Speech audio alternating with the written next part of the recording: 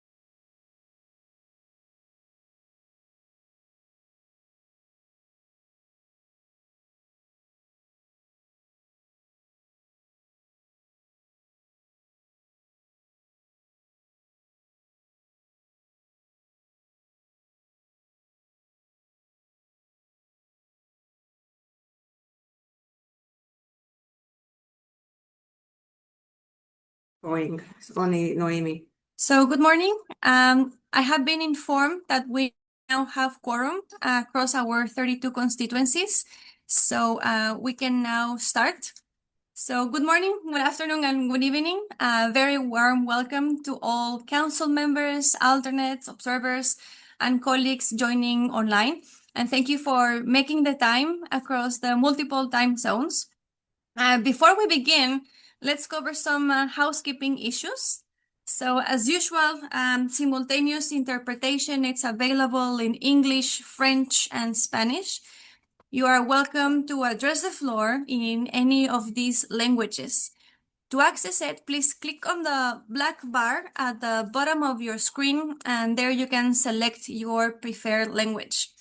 As in previous meetings, we do not have coffee breaks, so thank you in advance for bearing with us during this straight 4-hour session.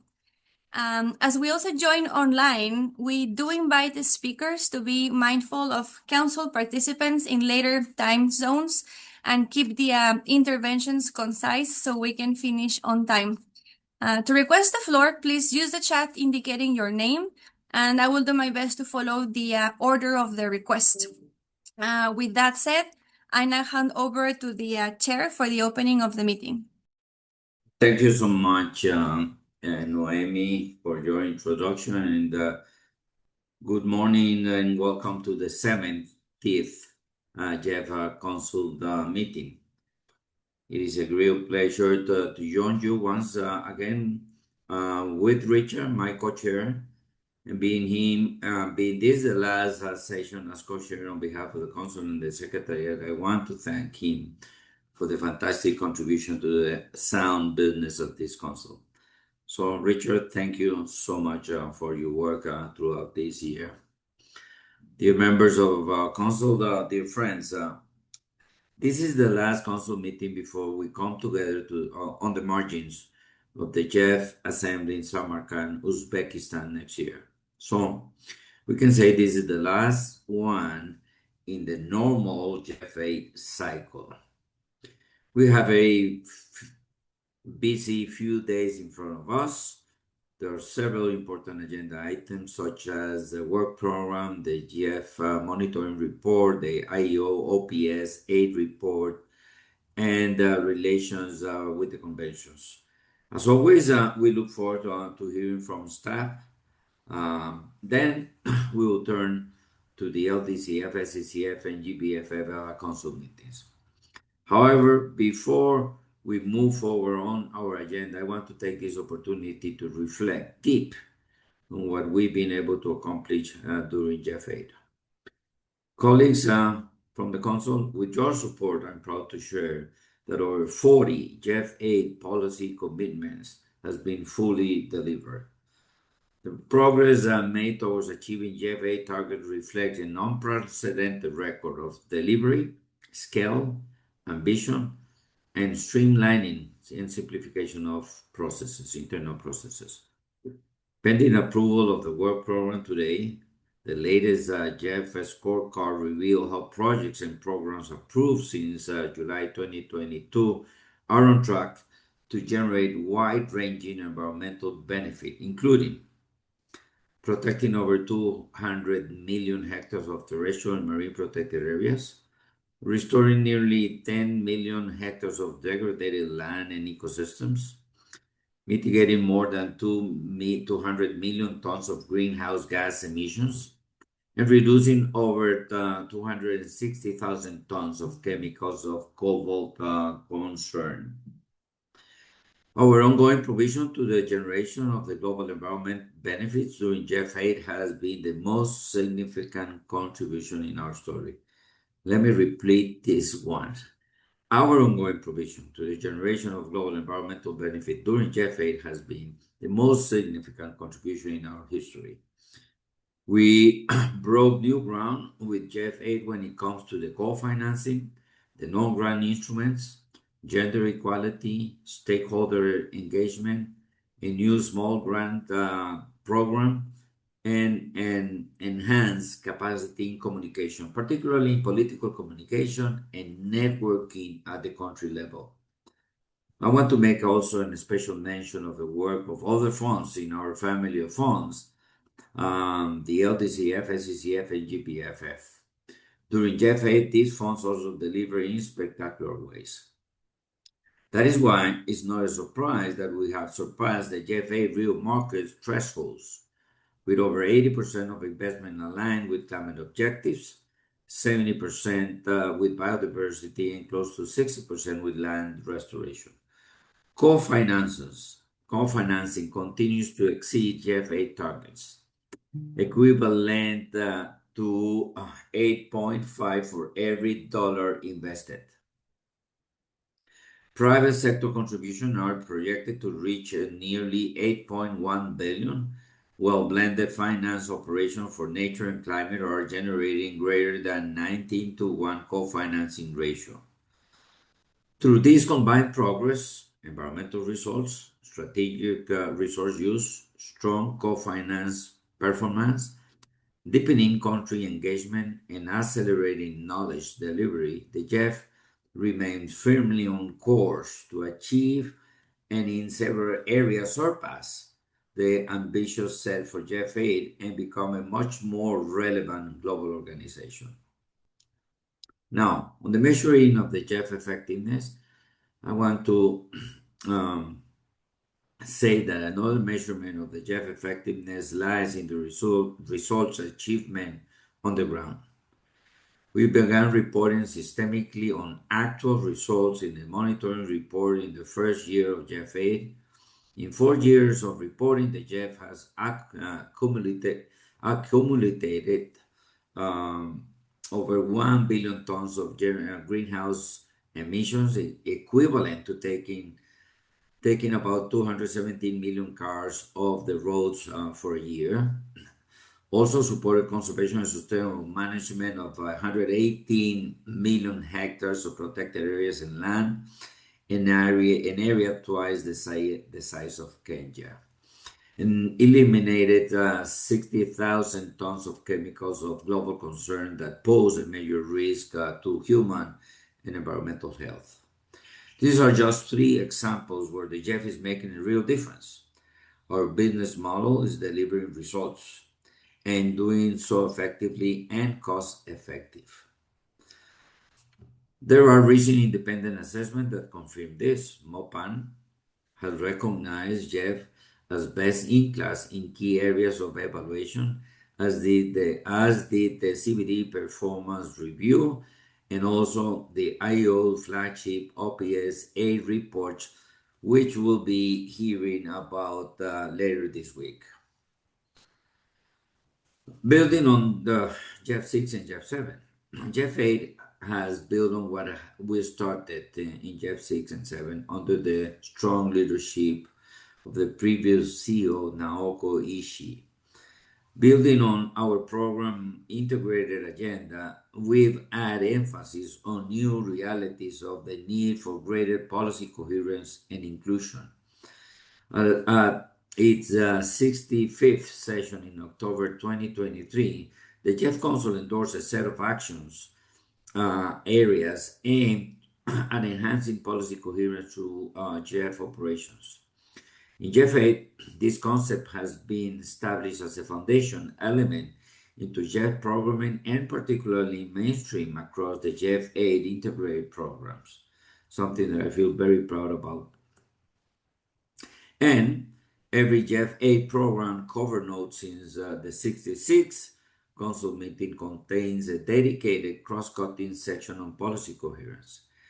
Dedicated funding activities such as the GEF 8 Star competitive window support the advancement of policy coherence in some of the GEF's largest recipient countries, as you all know. A project through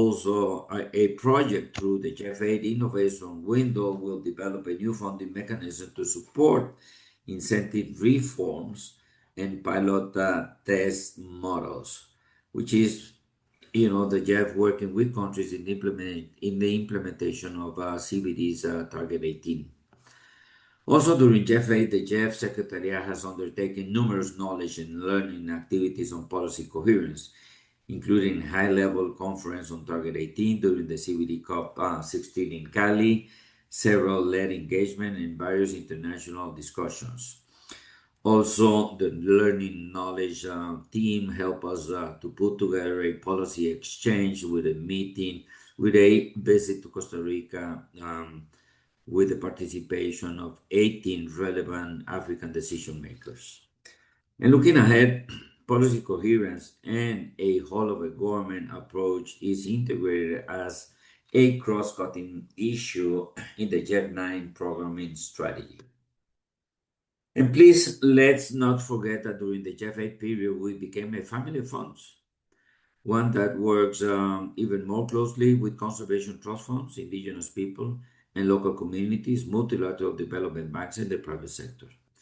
Some other noteworthy highlights from the GEF 8 period include strengthening country engagement through capacity development, learning exchanges, and partnership in support of strong environmental impacts. A shortened and streamlined project cycle. Today, project speeds increase and agency concentration is being addressed. No single agency accounts for over 30% of programming. And multilateral banks and IFAD now account for almost 20% of cumulative GEF 8 programming. In GEF 8, full-size projects are being seen endorsed faster than in previous cycles, 7 months faster than what we did in GEF 7. And this is incredible, the work that the Secretary has been doing to simplify and streamline processes. Also, the support for expansion of GEF unique role to serve more conventions such as BBNJ, and with additional funds, GBFF, that address evolving needs and priorities for the larger environmental community. Also, the expansion of this GEF small grant program in scale and scope will renew ambition and governance and delivery mode. We are now delivering financial support to civil society in 132 countries in comparison to 122 countries in GEF 8. But also, and very importantly, during GEF 8, we've been able to change the tendency of the grant-non-grant ratio with regards to the small grant program, and I'm confident that we are now in the right direction with this very important indicator of grant-non-grant ratio. Also, we feel very proud of the establishment of the Gustavo Fonseca Leadership Program to support the careers of conservationists focused on field research and empowered of the youth. Leadership on nature positive governance and policy coherence, in particularly on Target 18 of the Global Biodiversity Framework. Ensuring GEF 8 integrated programs cover a broader range of drivers of global environmental degradation and emphasize transformative changes in key systems. A total of 1.6 billion GEF resources allocated for 11 IPs were successfully programmed, leveraging an additional 11 billion in co-financing. The IP involved 98 countries, which is 68% of eligible GEF countries from all regions, 52 of which have multiple IPs, and with a strong participation of seeds, 68%, and LDCs, 67%. Improvement to how we manage knowledge, learn, and communicate about the impacts and lessons of GEF activity has been another area of high success. And organizational restructuring for enhanced delivery and efficiency savings. As you all know, during GEF8 and in our aspiration to fully deliver with the new additional elements in GEF8, we promoted a restructure of the GEF Secretariat that has gone quite successfully. As a matter of fact, I'm promoting in early next year a survey with staff with regards to where we are and where we should be with the restructuring processes. So, as we gear up for GEF9, we are confronted with global environmental challenges and geopolitical challenges that are having very real impact on international aid and multilateralism. The GEF9 cycle will build on lessons learned and gained from GEF8. This will include a continuation of a goal of society approach with CSO, IPLCs, informing local area and programming initiatives, enabling GEF investment to maximize impact in achieving and sustain global environmental benefits. Of course, we had a failed effort in the past, but we've been learning from them. And I want to really highlight the work of Adriana and Gabriela from the Partnership Division that together with the CSO network under the leadership of Faisal, we are once more very strong on track in our effort to really go from a whole of a society concept into very concrete actions in GEF9. We are also proposing substantive changes to achieve a greater results and impact. Those negotiations continue extremely productive and positively, and we look forward to the upcoming meeting in Bonn next January 19. Dear colleagues, the triple planetary crisis isn't about nature. It's an existential crisis. Last year, I attended 5 COPs from different conventions, and this reveals something the world keeps refusing to say out loud. We are not facing 3 environmental problems. Rather, we are facing one systemic collapse unfolding across 3 fronts: climate disruption, biodiversity loss, and pollution and environmental degradation. In GEF8, we determined that these are not parallel environmental crises, but interlocking, each one accelerating the other, tightening the feed-up loop that shapes every river, every city, every economy, every forest, and our future. Today, national investment portfolios are not in sync with the global crisis. Governance is fragmented, and countries continue to invest much more financial public resources in business as usual than in global economy, a circular economy. But the planet doesn't negotiate in silos, and so it is collapsing in synchrony. In Belém, countries debated emissions, finance, forests, indigenous rights, and loss and damage. Some signals of progress emerge, but the deeper truth remains untouched. You cannot stabilize climate on a dying biosphere that continues to receive unprecedented amounts of carbon emission from the use of fossil fuels. You cannot protect biodiversity in collapsing ecosystems where government finance the destruction of life in the system. You cannot restore ecosystems without governance capable of holding the line and being coherent across national planet and national budgeting. That is why the triple crisis isn't environmental. It is existential because it threatens the architecture that makes human life possible. This is the part the world still refuses to understand. Nature isn't the environment. It is humanity's operational system. And integrated challenges require integrated solutions. Dear colleagues, 4 years ago we had the goal to be bigger, bolder, and better equipped to confront the growing global environmental crisis. We're not there yet, but we come a long way together with your support, your leadership, and your vision in positioning the GEF to confront these very challenging global problems. That is why we're all here, why we are collectively working on GEF 8, and why are now increasing our ambition for GEF 9. The GEF demonstrated efficiency, effectiveness, and ambitious modernization efforts position us to the preferred vehicle to scale up funding and impact. Our record reveals the GEF values strength and efficiency as the only funding mechanism with a mandate to work across all major interconnected global environmental agreements and challenges. It also reflects the other comparative advantage of the GEF, its extraordinary partnership and systems of governance. We have a unique, strong, and inclusive partnership with tremendous technical and political range and expertise. Let's continue building on the solid foundation we have created together during the period GEF 6 to GEF 8. Let's send a strong signal to the world that the GEF, the Global Environmental Facility, is cost-effective instrument for the implementation of global commitment.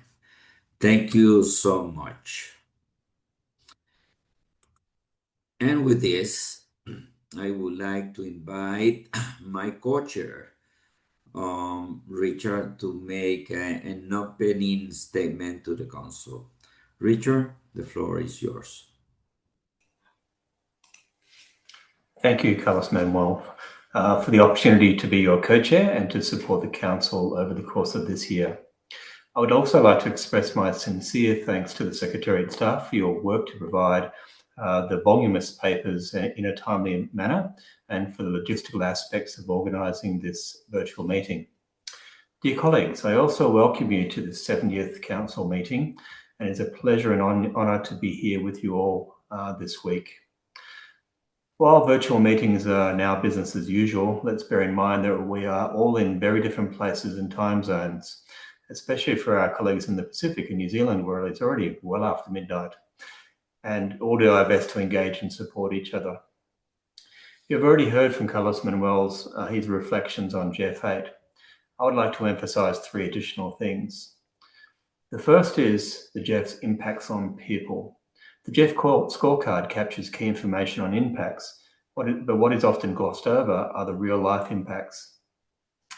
Nearly 31 million people have benefited from conservation and sustainable restoration of biodiversity, of which 17 million are women. Nearly 19 million people have benefited from climate change mitigation, of which over 10 million are women. And over 66 million people have benefited from reduced exposure to hazardous chemicals, of which 36 million are women. I could go on, but you get my point that the GEF is positively impacting on the real lives of hundreds of millions of people and also driving sustainable environmental outcomes. Underlying this, the GEF has made steady progress integrating inclusion into its policies, programs, and delivery mechanisms, along with engagement of women, Indigenous peoples and local communities, and youth, and has expanded across project types and regions. We have seen this through the Small Grants Program, the Inclusive Conservation Initiative, the LDCF, the SCCF, as well as progress in mainstreaming across the GEF focal areas and integrated programs. The second area I wanted to highlight was the risk appetite agreed last year. While it may seem an administrative process, it is important in driving a rethink in how the GEF operates and delivers results by accepting high levels of risk and driving innovation and deliver greater impacts on the ground, including through Indigenous peoples and local communities, as well as the private sector.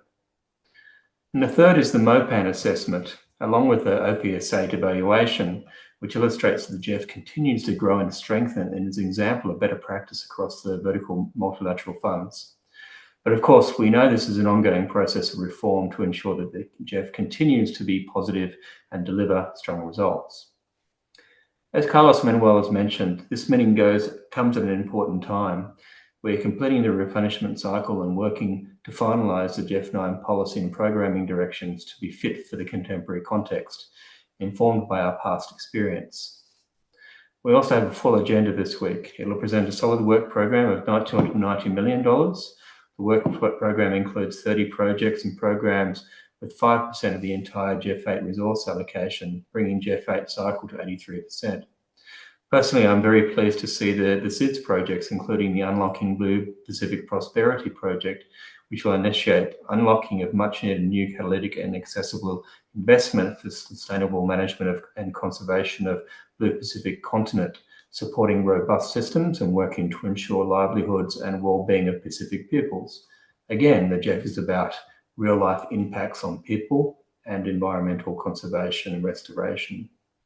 The 2025 monitoring report concludes that after 4 years of reporting on the GEF8, the results management framework.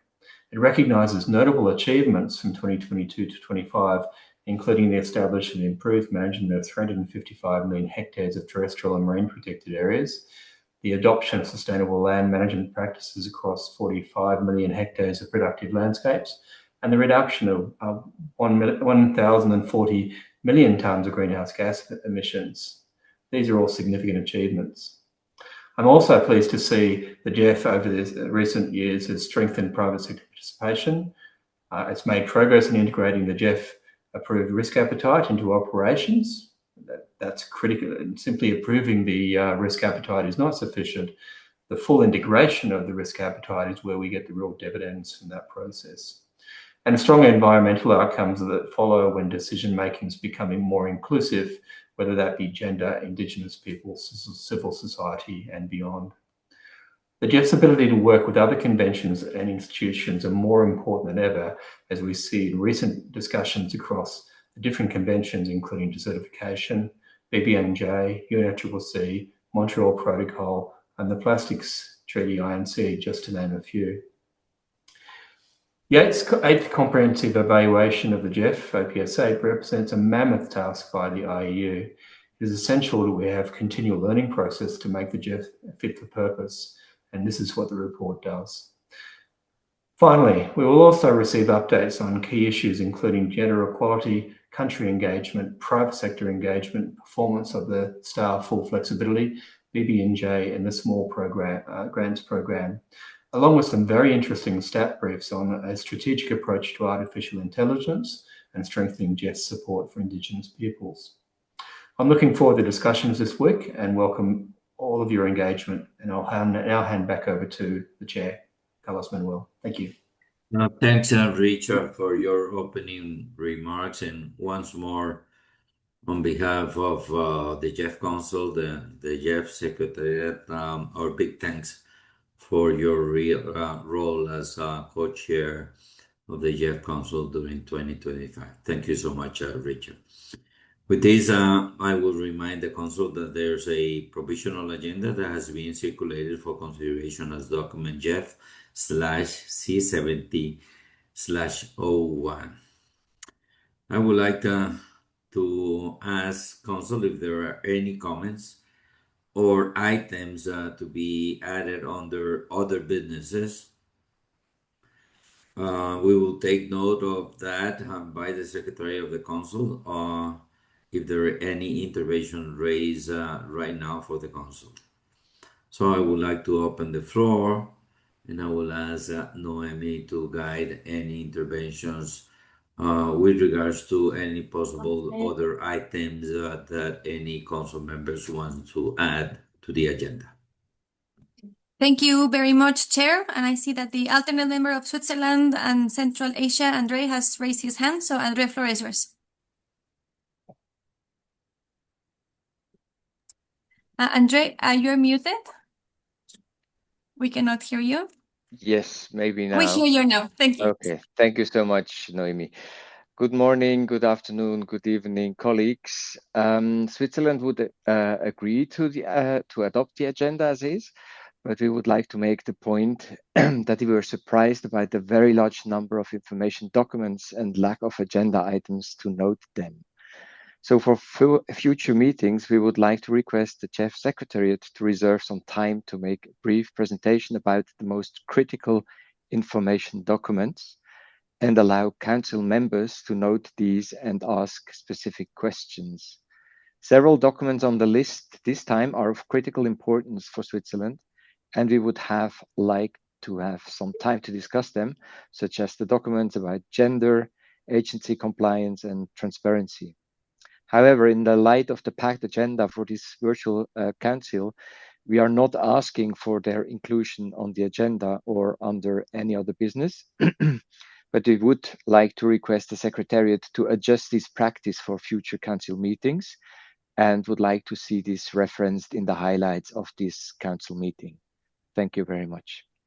Thank you so much, Andrea, for your intervention and bringing this important topic to the knowledge of the council. We will proceed as you has recommend us. Thank you so much, Andrea. Noemi, over to you. Thank you, Andre. Note well taken, and we will reflect accordingly. Anders, your hand is up. You have the floor. Just to also fully support Switzerland from Sweden. Thank you. Thanks, Anders. Thank you, Anders. And from our side, I will also suggest to include under any other business the decision for council co-chair for the next year, 2026. Floor is still open. Yes. I don't see any other hands, Chair, so back to you. Thank you so much. So as far as I understand, we will have a single item for all the business. That is what the Secretary of the Council will suggest, which is the election of the co-chair for 2026. With this, I would like to invite Council to adopt the agenda for the meeting. I see no objections. Agenda approved. Thank you so much. With this, we conclude our first agenda item of the 17th GEF Trust Fund Council meetings. With this, we now move over to agenda number 2, the GEF Monitoring Report 2025. For this, I would like to invite my co-chair to lead on this agenda item. Richard, the floor is yours. Thank you, Carlos Manuel. And with that, I would like to invite Mr. Cyril Blatt from the GEF Secretary to introduce document GEF/C70/02, the GEF Monitoring Report 2025. Over to you, Cyril. Thank you, Co-Chair. Good morning, good afternoon, good evening, everyone. So it's my pleasure to open this meeting with a review of what the GEF has achieved over the past year. The 2025 monitoring report is the fourth of its kind and the final installment under the GEF 8 results measurement framework. So it gives us an opportunity to look not only at 2025, but at progress across the entirety of GEF 8. This report is a central pillar of how the GEF manages for results and strengthen its risk architecture. During GEF 8, we shifted towards reporting on actual verified results, complemented by narrative reporting that deepens our understanding of effectiveness. The geospatial platform, launched at the Assembly in Vancouver, now provides full visibility of project locations. The corporate scorecard tracks progress against targets. And the risk appetite framework has been in implementation for now nearly 2 years. Accountability is supported by systematic bilateral exchanges with agencies on portfolio progress and on challenges. and by enhanced tracking of system change through newly introduced program progress monitoring reports. And we just received their first submissions. So today I will focus on 3 areas: cumulative environmental outcomes, operational performance, and the risk profile. The report is structured around the GEF 8 results measurement framework. Tier 1 covers project and program results. Tier 2 focuses on operational performance. And the monitoring report also includes the first full year implementation review of the GEF risk appetite across the context, innovation, and execution risk dimensions. The GEF 8 framework is anchored in about 10 core indicators. And what we can see on this series of slides is that it is delivering reliable evidence of outcomes, with more projects reporting actual results at MTR and TE stages. Trends show clear upward movement. And the co-chair, just in his opening remarks, mentioned some of these aggregate impact levels achieved by the close of the fiscal year 2025. What it means, in other words, is that support to protected areas now reaches the equivalent size of a country as large as Kazakhstan. Over 1 billion tons of CO2 emissions have been reduced. And that is the equivalent to taking 220 million cars off the road for a year. In international waters, fisheries results are pending further reporting. And in reducing pollution in chemicals and waste, we can notice high impacts that indirectly benefit the health of the people. And the project includes many project examples that the report, includes many project examples that highlights gains in livelihoods, community stewardship, health outcomes that reinforce environmental objectives. This year's report features tangible, verifiable impacts from projects as they adapt to complex implementation conditions.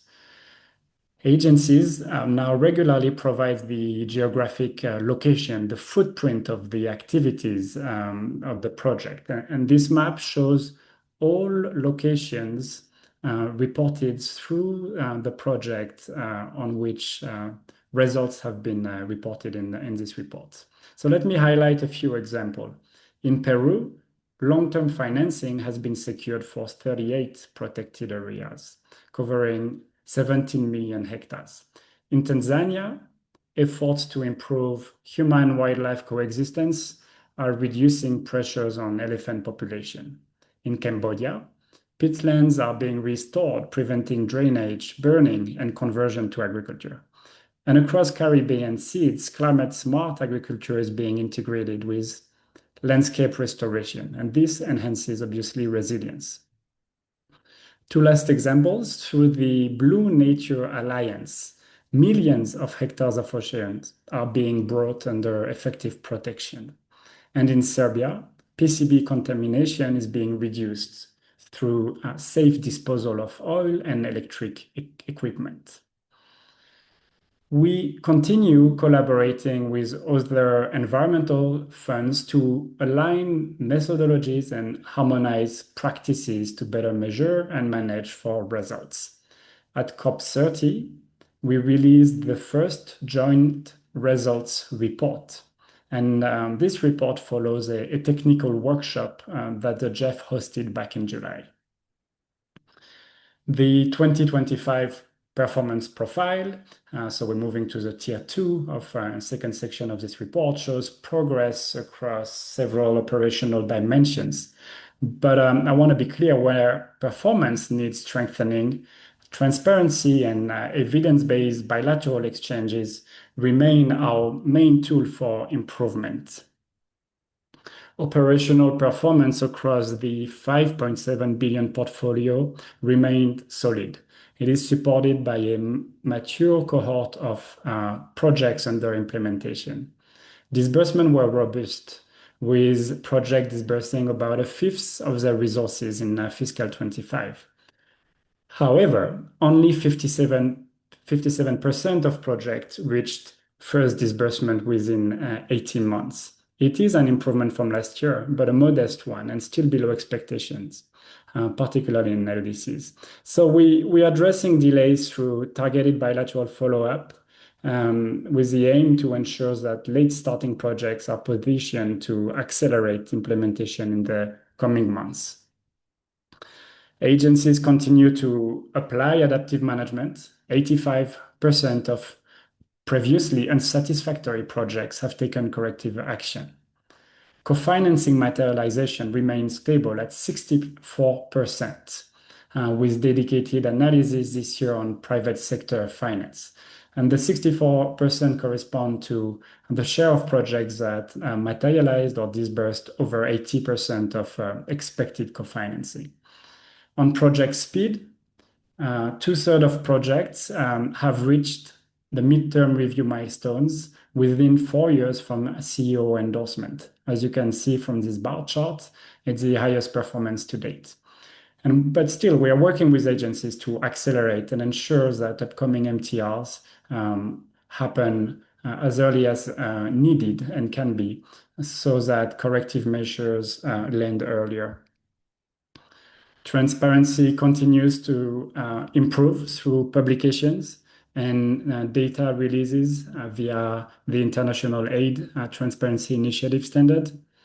The GEF was recognized this year by Publish What You Fund, a think tank, as a good performer, and remains the only environmental fund reporting through IATI. This report presents the first implementation review of the risk appetite covering a full fiscal year. We noticed 2 trends. First, risk levels tend to be higher at PIF and at CEO endorsement, which reflect stronger mitigation measures being identified during preparation and then implemented during implementation, leading to more moderate ratings. We also note that revealed risk remains below appetite on average, with higher risk in LDCs, in FCS settings, and in projects with complex or multi-country arrangements. These patterns call for differentiated approaches in managing risks in the portfolio, so as to ensure and maintain implementation momentum. Across regions, agencies and countries are implementing a range of mitigation measures. These include strengthening governance, stakeholder engagement, and execution capacity. In the monitoring report, we highlight some of these. On innovation, we are seeing improved reporting and a more realistic assessment of innovation risk. By that, we mean that agencies are focused on actual innovation risk stemming from actual innovations in their projects, which speaks to higher quality reporting compared to the cohort of projects that just started to report on the topic a year ago. So together, project risk profiles form a growing catalog of mitigation approaches adapted to diverse contexts.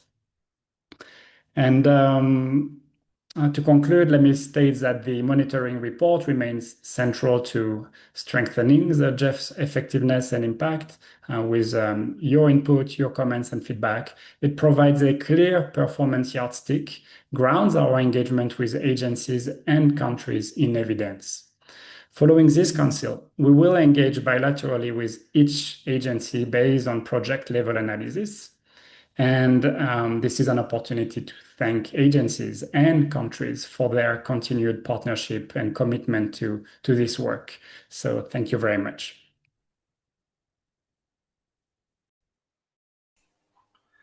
Thank you very much for that presentation, Cyril. Very much appreciated. I'd now like to open the floor for questions and comments. The floor will be offered in groups of 5 or 6 and answered by the presenter.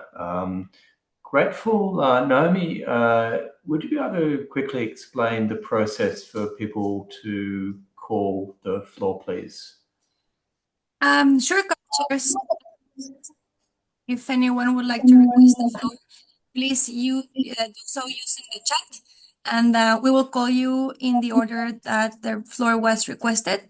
So with that said, the floor is now. Oh, I see that James Cato, representing the United States, has raised the hand. So James, floor is yours, followed by Anil.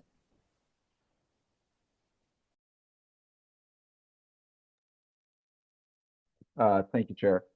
And yeah, happy to break the ice, and as it's my first time taking the floor, just want to say good morning and good afternoon and good evening to all the colleagues who are joining us for the meeting. I think appreciate the very clear presentation, so I can just offer brief comments. We thank the Secretariat for the continued work on tracking the GEF's the effectiveness and efficiency of GEF programming, which demonstrates the achievements across environmental priorities that the GEF-funded investments have enabled. We appreciate the efforts to ensure the timely delivery of midterm reviews, and we are encouraged to see progress in a number of projects that now are demonstrating timely midterm review submission.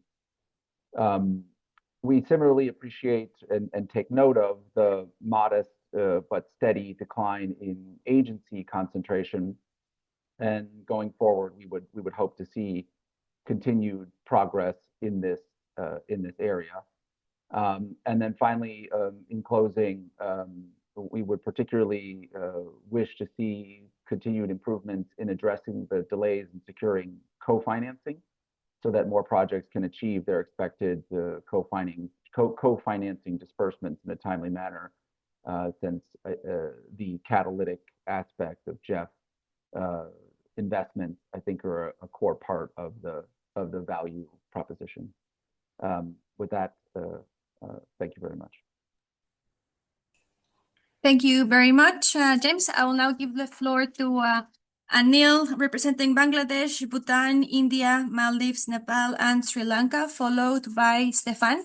Just as a reminder, please use the chat to request the floor. I will take note of the raised hand so we keep the order, but it will be easier to use the chat. Thank you, and with that said, Anil, the floor is yours.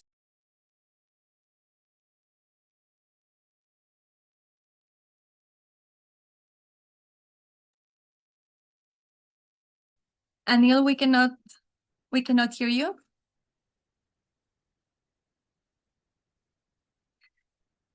We still can't. I see you. I see you in the screen, and I see that you're unmuted, but somehow we cannot hear you.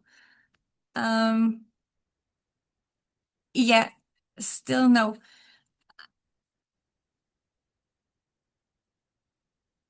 No, and maybe you could try maybe logging out and logging back in. Sometimes that helps, because I see that you're unmuted and you're speaking, but we don't hear you. So thanks, Anil, for the patience. So we will now continue with Stefan, and then we will go back to Anil. So Stefan, floor is yours. Merci beaucoup, Noémie. Bonjour, bon après-midi, bonne soirée, chers collègues. Merci beaucoup au secrétariat pour la présentation de ce rapport, comme d'habitude, très intéressant. Beaucoup de tendances très positives que nous souhaitons saluer. Alors tout d'abord, les indicateurs de résultats qui sont bien orientés, notamment sur des thématiques des aires focales, eau internationale et produits chimiques et déchets qui nous tiennent particulièrement à cœur. Un effort redoublé de transparence aussi que nous saluons. Cette initiative de rapport commun avec les autres fonds verticaux sur les indicateurs de résultats qui est également tout à fait à saluer. On connaît le rôle leader du GEF sur la coordination avec les autres fonds verticaux. Et puis également, comme l'ont souligné les États-Unis, une amélioration du suivi des projets avec un indice de proactivité en amélioration, une proportion de projets ayant soumis en temps et en heure leur revue à mi-parcours également en hausse. Alors, je me dois quand même de souligner les quelques évolutions négatives ou à surveiller qui nous semblent importantes. Alors, tout d'abord, sur les cofinancements, là aussi, les États-Unis en ont parlé. Les résultats sont en retrait par rapport au précédent cycle. On note que moins de la moitié des projets ont sécurisé le seuil attendu de cofinancement de 35%. Et c'est encore plus vrai en matière de cofinancement du secteur privé. Et on souhaiterait demander au secrétariat s'il n'est pas possible d'améliorer le taux de réalisation des promesses de cofinancement. Par exemple, je ne sais pas si des conditions suspensives au premier décaissement pourraient être ajoutées. Enfin, voilà, on serait preneur des réflexions du secrétariat sur ce point. Deuxième sujet de préoccupation, l'allocation géographique. Donc, à date, dans le portefeuille, on note 20% de financement allant aux pays les moins avancés, 12% dans les petits États insulaires en développement. En particulier sur les PMA, ça nous semble très inférieur à ce qui était envisagé par FEM8. Donc là aussi, on serait preneur des indications du secrétariat pour, le cas échéant, redresser la barre. Et enfin, deux autres points sur les retards au démarrage des projets. Là aussi, on note que la part des projets ayant démarré moins de 18 mois après l'approbation par le directeur exécutif est en recul très net, enfin en recul sensible par rapport à l'année dernière. Et on aimerait interroger le secrétariat sur la raison de ce recul et sur les pistes éventuelles pour y remédier. Et enfin, dernier point, la part des projets clôturés en temps et en heure a été divisée par 2 par rapport au précédent, par rapport à 2019-2021. Et enfin, la part des projets ayant terminé leur évaluation finale a été également sensiblement diminuée, 48% contre 87% en 2019-21. Donc là encore, un net recul par rapport à FM7. Donc on comprend qu'il y avait un backlog, comme on dit, à purger, mais on aimerait s'assurer que cela ne se reproduise pas et on serait preneur des explications du secrétariat. Merci. Merci beaucoup, Stefan. And now let's try to see if we can go back to Anil before continuing with the list of participants. Anil, are you back? Yeah, can you hear me now? Oh, yes, now we hear you very well, and we Thank see you you very well. much. Okay, floor is yours, Anil, followed Thank by... you. Sorry, okay. sorry for taking away your time. Yeah. Thank you, Carlos, Richard, and Cyril, and others too, and for updating the performances. Absolutely happy about the way it's progressing. I just have only one concern, which it's also open to the council members to comment on, is that the closure of the projects under the GEF 8. I think we should give a deadline before we kickstart the GEF 9 so that more efforts and concentration of the manpower is given to GEF 9 implementation in a much better and faster way. That is one reason. And I think probably I would also like, I know SIDS, there is a problem we have in SIDS that they have many constraints. So probably bifurcation of the projects in SIDS as against the others. If that could be shared, it'll be good for us, for the council members' information. And third is that it'll be good that if we could also deep dive a little bit and see which are those implementing agency, and you see if there is a pattern coming across all the other countries. If they're the same implementing agencies where there is delays in the implementation of the GEF 8 program, then I think we should also take a call on how to go about with this. So that will be really useful. And that's what I look forward to, because I'd like to have the GEF 9 starting on a very clean state. And so that all of the entire GEF Secretariat is totally, dedicated to pushing that forward and not be more concerned about completing the backlog from the previous replenishment. I'll stop there. Otherwise, thank you very much. Thank you very much, Anil. I will now give the floor to Andre, followed by Ben. Andre, floor is yours. Thank you very much. We would like to thank the Secretariat for the report, which reflects the maturity of the GEF's results measurement system and culture. The environmental outcomes and outputs are very encouraging. Operational performance is satisfactory with room for improvement, and the portfolio risk profile is low to moderate, possibly too much so. We understand that the results are based on data, specifically MTRs and TEs, submitted by agencies to the GEF portal for projects under implementation in 2025, including projects approved under GEF 6 as well as those approved under GEF 8.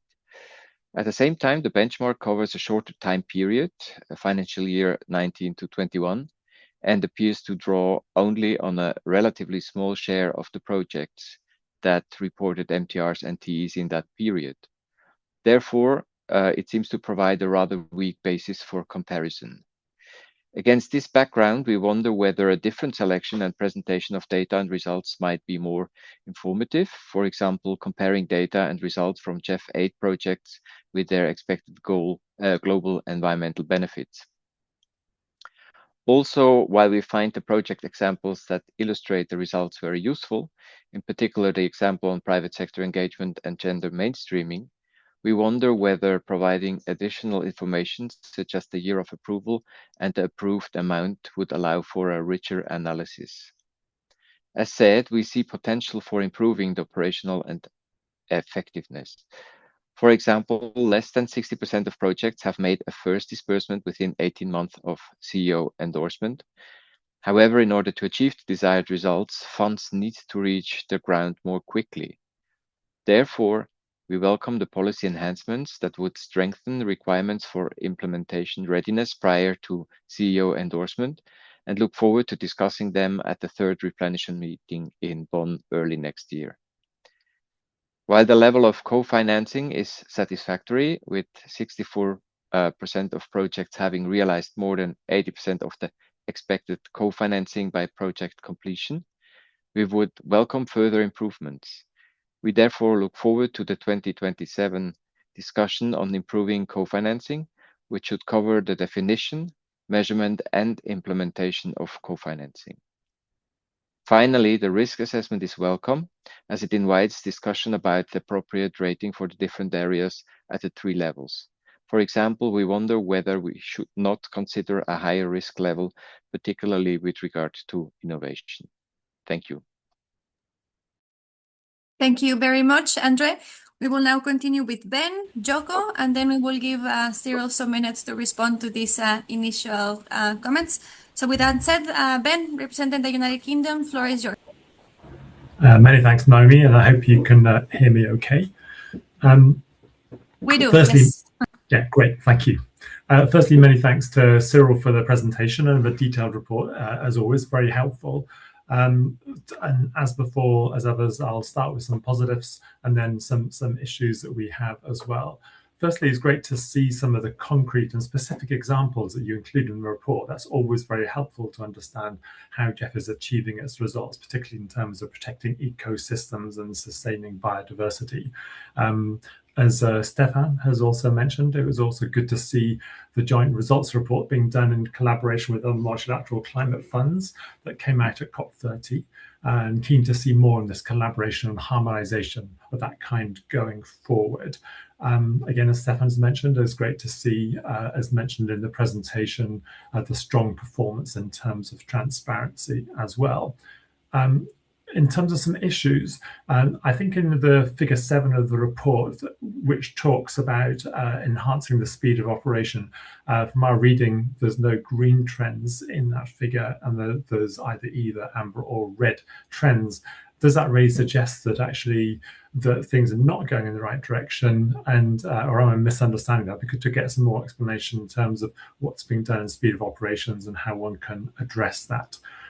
Again, building on Andre's point in terms of the risk appetite statement, that is very welcome, of course, and we still think that potentially that is too low. I think Andreas also mentioned about innovation risk being low. It mentions also that the innovation risk became slightly more salient, it says in the report, around mid-cycle.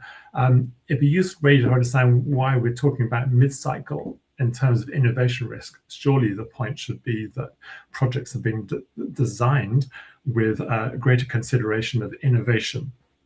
Cyril, you did mention that, but it'd be useful to understand exactly how one's interpreting this. That said, it was good to see some examples in terms of actual innovations being taken and some of the mitigation actions being taken on those within the report as well. I'll leave it there. Many thanks. Thank you very much, Ben. I'll now give the floor to Joko, and then we will jump to Cyril for some responses. Joko, representing Japan, floor is yours. Thank you, Noemi. Good morning, good evening to you all. Japan appreciates the GEF Monitoring Report 2025, which utilizes the result management framework and the risk appetite, while thoroughly covering the results of the projects and programs and their management effects. We would like to stress the importance of midterm review and terminal evaluation, and would like to remind that ensuring governance and institutional strengths remain critical in order to follow up the progress. In this regard, the decrease in trend in the completed projects with a timely terminal evaluation from 87 to 48%, as well as the projects financially closed on time from 75 to 32%, require some attention. The projects implemented in LDCs and SITs remain stable, but we would like to encourage more project formulations for those countries in the future. Since the ratio of implementing agencies such as UNDP and UNEP are still high, it requires some improvement, such as the diversification and the additional specialized agencies for the coming cycle. Thank you. Over. Thank you very much, Joko. I will now give the floor to Cyril to respond. Then we will return to the list of speakers, starting with Nicolas. So, Cyril, over to you. Thank you, everyone, and thank you first for the words of appreciation on the extent of high impact reported through projects and programs at MTR and terminal evaluation as reported in this report. This is indeed why this report exists in the first place, to provide this level of accountability and increase the understanding.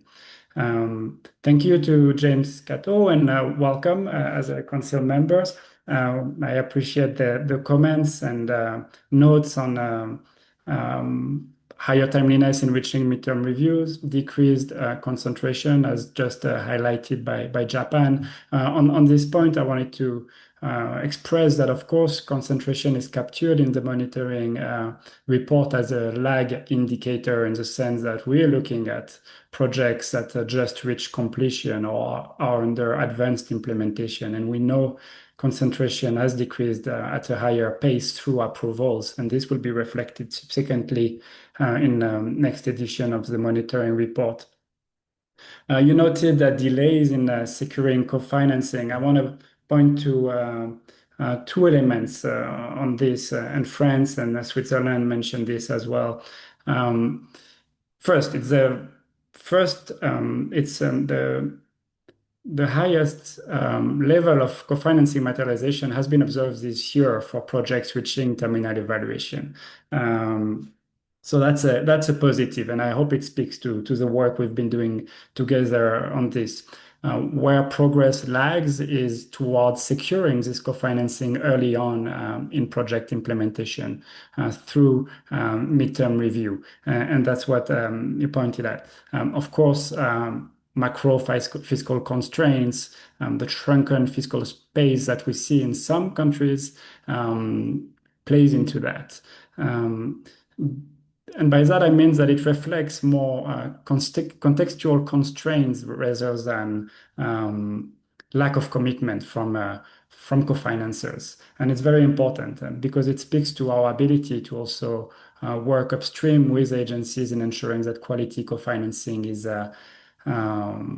registered during preparation.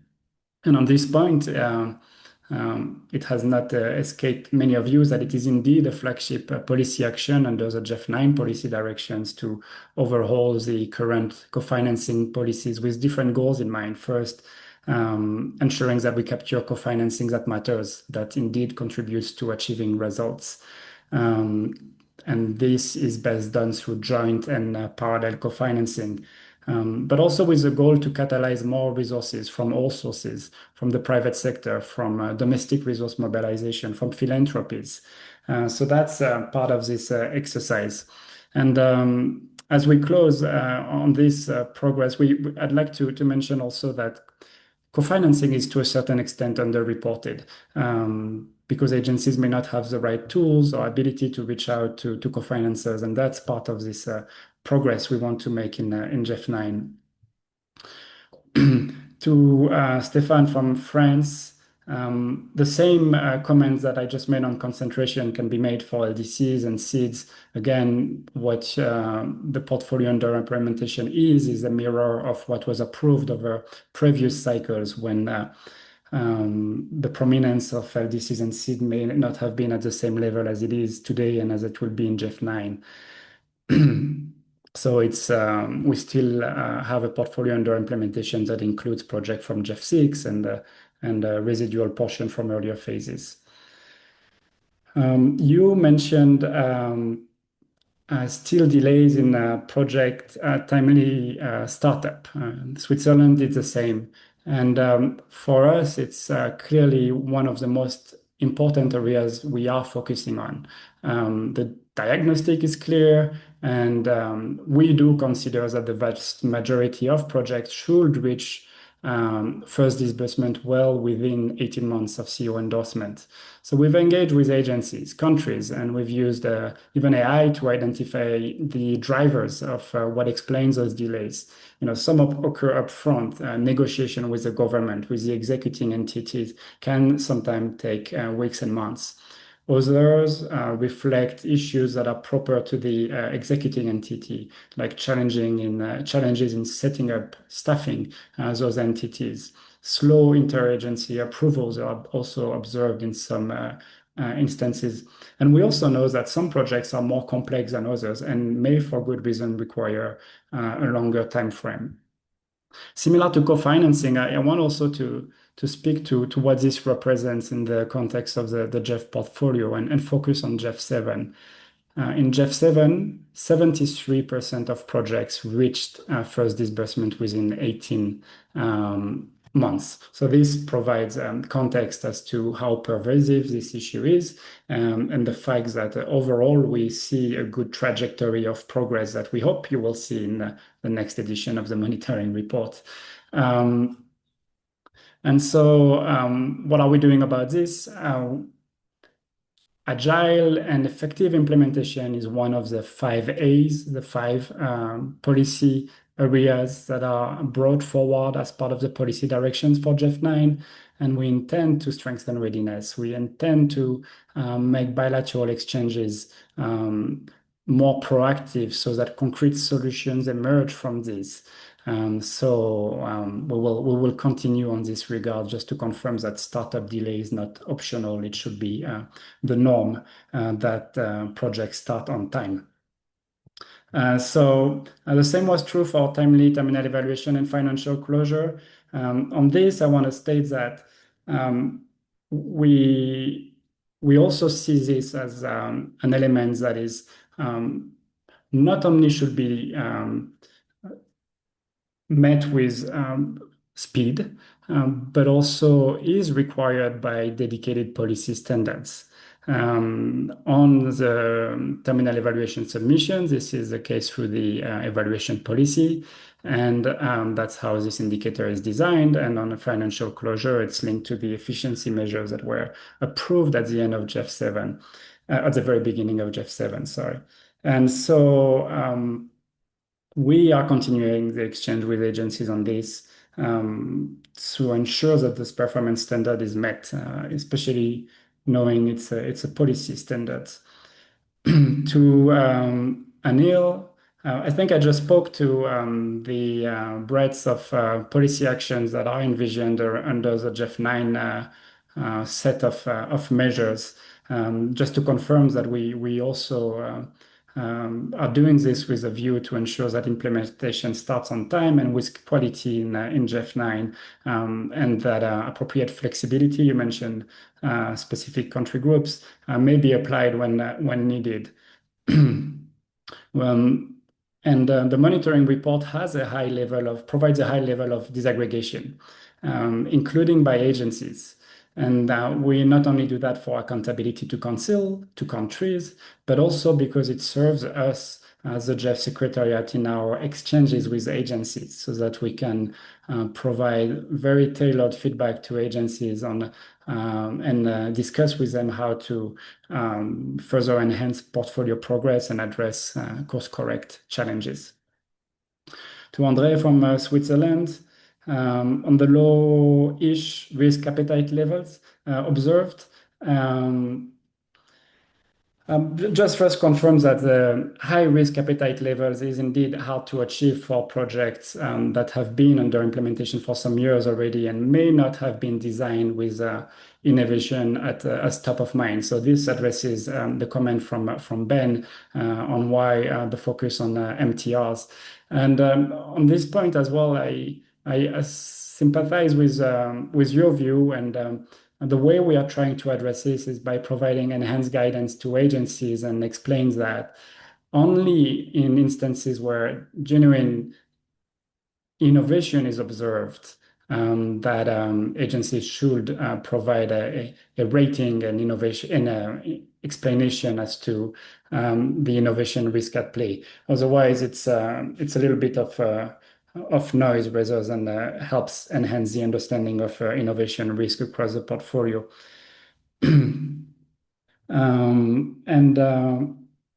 The specific comment on the benchmark used 2019-2021. This benchmark reflects well the actual portfolio progress when it comes to tier 2 indicators on operational performance, but less so when it comes to actual results. And the reason is not because of lack of impact or results observed during those years, but rather because the GEF results architecture as we know it today was just nascent, beginning at this time. So what we see is more the fact that only few projects were reporting on projects during those years on results. But the silver lining is obviously that this benchmark will be revised in GEF 9 for future edition of the monitoring report using values reported on during GEF 8.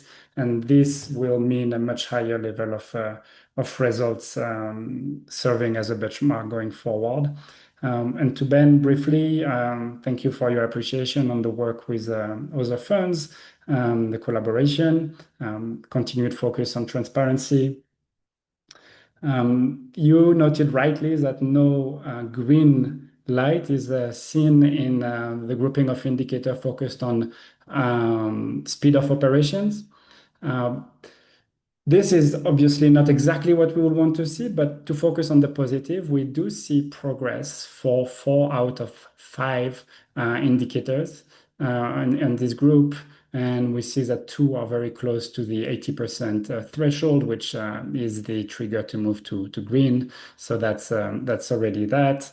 But indeed, speed is a core element we are focusing on through our exchanges. So thank you. Back to you, Noemi. Thank you very much, Cyril. And before we go back to the list of participants, the co-chair is suggesting that to stay in time, we invite everyone to be concise on their interventions. And with your support, we can conclude on schedule. So thank you again for your support. Going back to the list of participants, I will now give the floor to Nicolas representing Germany, followed by Andrea and then Anders. So Nicolas, floor is yours. Thank you very much, Noemi. And like last time, I'd like to excuse Annette, who unfortunately can't be with us for this council meeting, and I'm standing in with her once more, together with our alternate, Nicolas Schäfstoß. And Germany would also like to thank the Secretariat for this monitoring report 2024. It's always very good to have these results and see where we're headed, so the good work we've been doing. And we're especially happy, like Franz already mentioned, that the GEFs teamed up with the other climate funds at COP30 to present their joint results.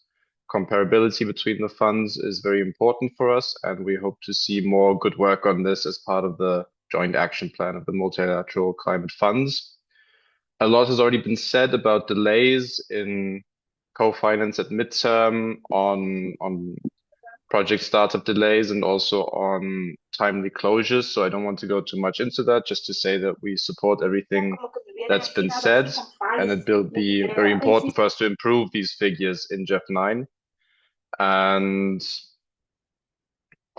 yeah, that's just something we'll have to work on. But thank you very much, Cyril, for explaining how we try to do that in GEF 9.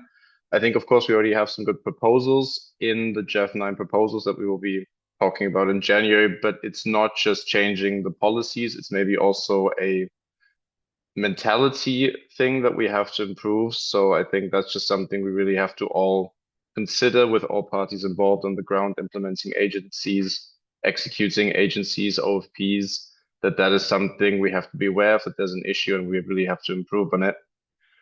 And other than that, I think we just finally like to congratulate UNDP and the World Bank for being top of the class this time with their midterm reviews, having handed in most of them on time. Thank you very much.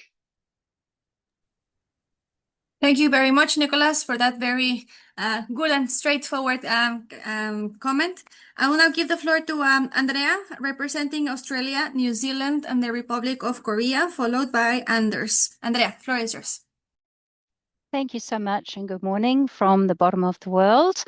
Thank you so much for providing the GEF monitoring report, which we welcome. We're particularly pleased to see the following: strong environmental outcomes and risk appetite approach, collaboration with the multilateral climate funds, as many have mentioned, significant improvements in marine protected areas and habitats, strengthened sustainable and climate resilient management of tuna in the Pacific, positive results on private sector participation, including through the Blue Nature Alliance, programs that embed women's voices in governance, and the continued decline in the share of the 3 largest implementing agencies. We note that the distribution of projects across LDCs and SIDS remains broadly stable, and we're keen to see even more support going to these groups going forward. On the pace of disbursement, we do note the continued challenges, and we welcome the proposed policy enhancements in GEF 9, as Cyril has outlined.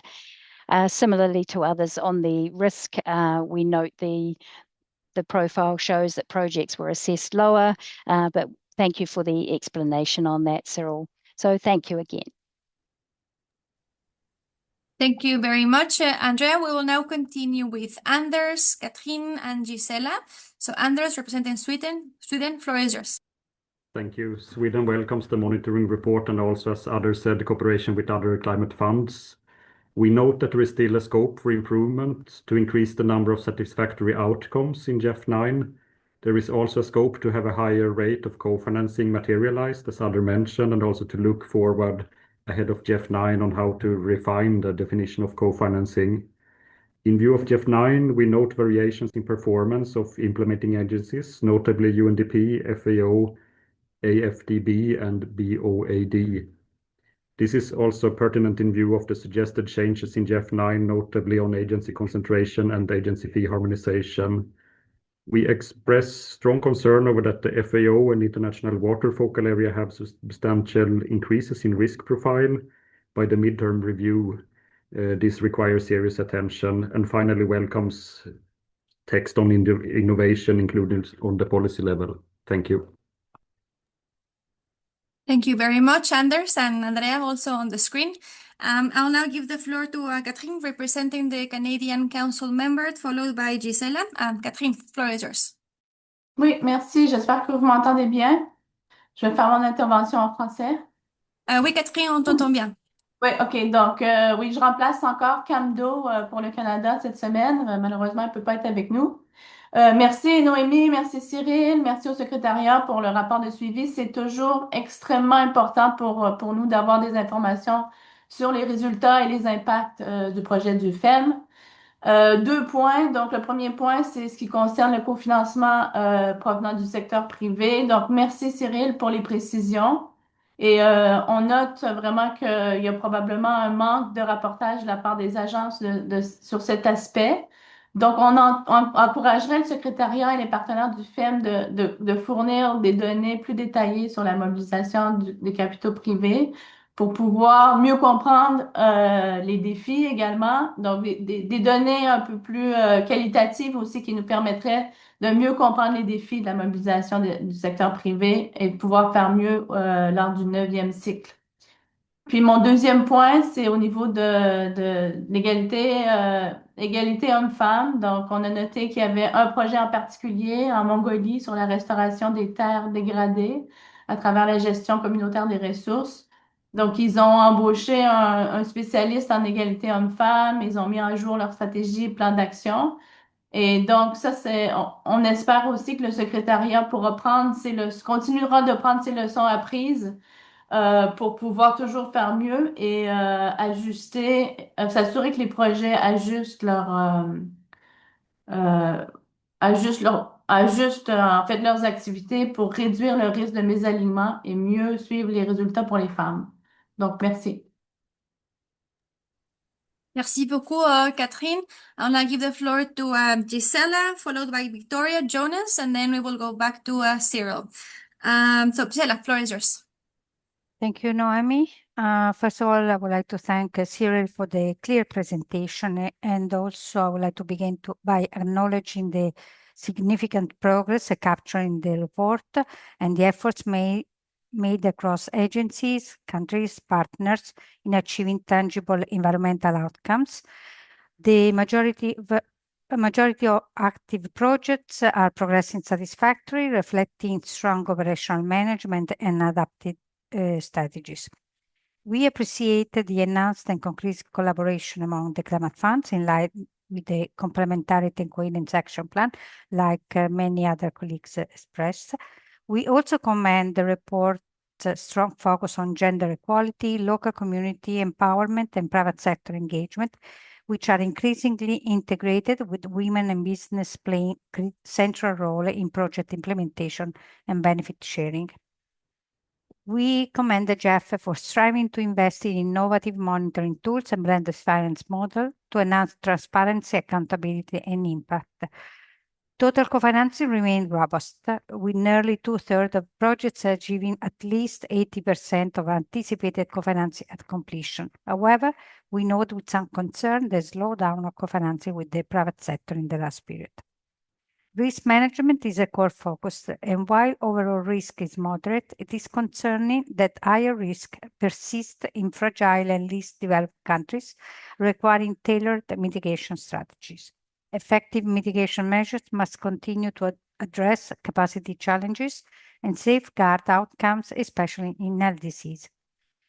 While the progress is commendable, the report highlights that challenges remain in project startup speed and timely financial closure, highlighting areas for continued improvement. Could the Secretariat and agencies explain the main structural causes of these delays across regional and focal areas? And to conclude, this monitoring report demonstrated that GEF integrated and adaptive approach serve as a model for international cooperation on environmental sustainability. However, there is still room for improvement in addressing operational delays and mitigating risk, and we look forward to the critical midterm review. Thank you. Grazie, Gisela. I will now give the floor to Victoria, representing Austria, Belgium, Czech Republic, Hungary, Luxembourg, Slovak Republic, Slovenia, and Turkey, followed by Jonas. Victoria, floor is yours. Thank you, Noemi. Our constituency would also like to thank the GEF Secretariat for the comprehensive monitoring report. Overall, we are very happy with the progress that has been achieved, but we have a few comments and questions on specific items. So first, on the midterm reviews, we are happy to see the improvements in the timely submission of midterm reviews, and we hope that this positive trend will continue. On project startup, we also note that the project startup is showing modest improvement. We commend this positive trend, but we would also encourage the Secretariat and agencies to continue and accelerate their efforts to improve the percentage of projects reaching the first disbursement within 18 months of CEO endorsement. On results concerning the global environmental benefits, we note that the results on the GEP indicator globally overexploited fisheries moved to more sustainable levels is still quite low. And we would like to hear what the GEF Secretariat intends to do to accelerate progress on this indicator. On agency performance, as in previous monitoring reports, we still find it concerning that the agency with the largest share of GEF projects has the second lowest rating on projects rated in the satisfactory range for both implementation progress and outcome. And we would like to hear from the GEF Secretariat what can be done to improve this performance. And finally, I would like to make a point on the information document annual report on grievance cases involving GEF-funded projects. I know this is not the agenda item, but I wasn't sure where else to include this comment, so I'll just make a brief comment here. So we find it concerning that more than half of all project grievance cases are reported from one agency, which is also the agency with the largest share of GEF projects. And when looking at cases under confidential review, that same high share seems to be there. So we would like to know specifically how this agency, which is UNDP, explains this high share of grievance cases. Last point on the grievance cases, in general, we would also be interested to maybe in the next version of the report see a trend analysis on grievance cases to know whether grievance cases for specific agencies have increased over time or decreased, so that we can better analyze the progress that has been made by individual agencies. Thank you very much. Thank you very much, Victoria. I'll now give the floor to Jonas, representing Denmark, Latvia, Lithuania, and Norway, and then we will go back to Cyril. So Jonas, floor is yours. Thank you so much, Noemi. Our constituency welcomes the 2025 GEF monitoring report, and we're very happy to see more systematic reporting on actual results against the core indicators. We look forward to similar reporting on the IPs and hope that the program progress monitoring report will contribute to this. We also expect that the agency's results for Tier 2 indicators are clearly communicated to countries so that they can take these into account when choosing which agencies to work with. Related to this, we note, as per the trustees' report, that UNDP has received the largest share of GEF funding since its inception, and we would like to be assured that UNDP will not exceed the 30% limit set for GEF 8. We appreciate the examples of how different risks are addressed in projects, but would still welcome reporting on challenges faced in projects. And what are the reasons for higher risk among 3 agencies? That in the report is mentioned as FAO, IFAD, and the World Bank. Lastly, as Austria also used this opportunity, since we don't have time to discuss the information documents, we just have 2 comments on issues raised in those. Regarding the country engagement strategy, we note from the latest report that a lot of funding is still available. What is the reason for this, and are you confident that it will be used within the GEF 8 period?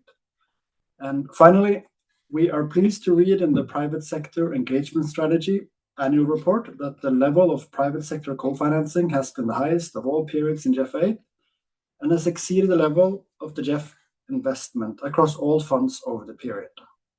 We also appreciate the considerations for GEF 9 mentioned in the report. Thank you so much. Thank you very much, Jonas, and your team on the screen. Now let's give Cyril some minutes to respond, and then we will continue with the list of speakers, starting with Zhang from China, Mamsanda from the CSO Network, and Regina from Mexico. So Cyril, back to you. Thank you to council members for the comments, many of which echo already made comments. On collaboration across funds, on disbursement, on co-financing. So on these implementation challenges, in short, about when water keeps coming in, at one point you need to fix the plumbing, and GEF 9 will provide just this. And to echo what Nicolas was saying. It's more than that is needed and that we intend to help deliver on. It's a change of mindset towards enhanced efficiency, results and risk culture that we hope will also extensively facilitate effective implementation, backed by the country engagement strategy, which has a role to play with agency in mapping a country's own processes.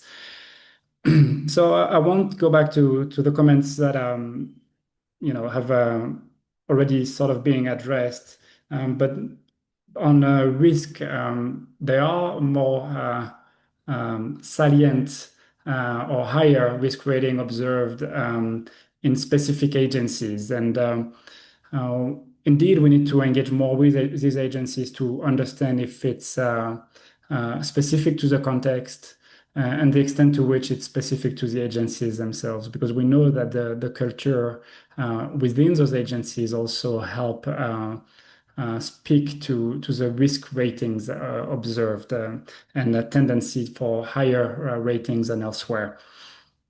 For international waters, we'll look into this specifically and try to make it a part of those bilateral exchanges we have with agencies where feasible. From Canada, thank you for your comments on co-financing, private co-financing. Just want to clarify, we don't necessarily see under-reporting on private sector co-financing more than elsewhere. And we provide, in fact, more extensive reporting on the matter through this report. But I think one of the elements we will do in GEF 9 is reporting through the various co-financing sources that exist, so that we provide a clearer picture to council members on the sources and the type of co-financing that helps projects achieve results. Thanks also for your good example on the Mongolia project on gender equality, and for Italy on the same. I think I spoke already, Gisela, about the causes of delay in reaching first disbursement. Project negotiation takes time, challenging in setting up executing entity and reaching the contracts for the first procurement may lead to these delays in addition to context-specific elements.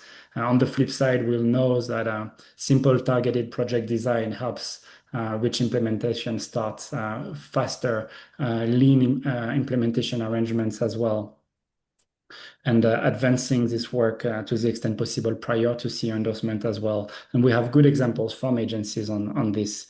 From Austria on fisheries and the lack of results reporting. I want to clarify that it does not convey underachievement, but rather that very few projects reporting on these indicators have reached MTR or TE. It's a smaller portfolio of projects reporting on this indicator rather than, say, on GHG emission reduction. And this is about to change, because there are 23 projects under implementation that aim to report on this indicator. And in fact, one project, ID 10622, just submitted its MTR less than 2 months ago, so after the end of the reporting period, and will report over 600,000 hectares of fisheries under better sustainable management. So that's to say that the trajectory is likely to be more upward in future. On the agency performance and varying performance across agencies, we are trying to work through different angles in enhancing that. I mentioned elements that spoke to agile and effective implementation under the policy directions, but to mention another one that speaks more to the incentive for agencies to implement faster. We will revisit during GEF 9 the fee trenching structure, so as to promote more fees towards steps of the project cycles that speak to implementation progress, so first disbursement, MTRs. And we hope that it will incentivize overall progress.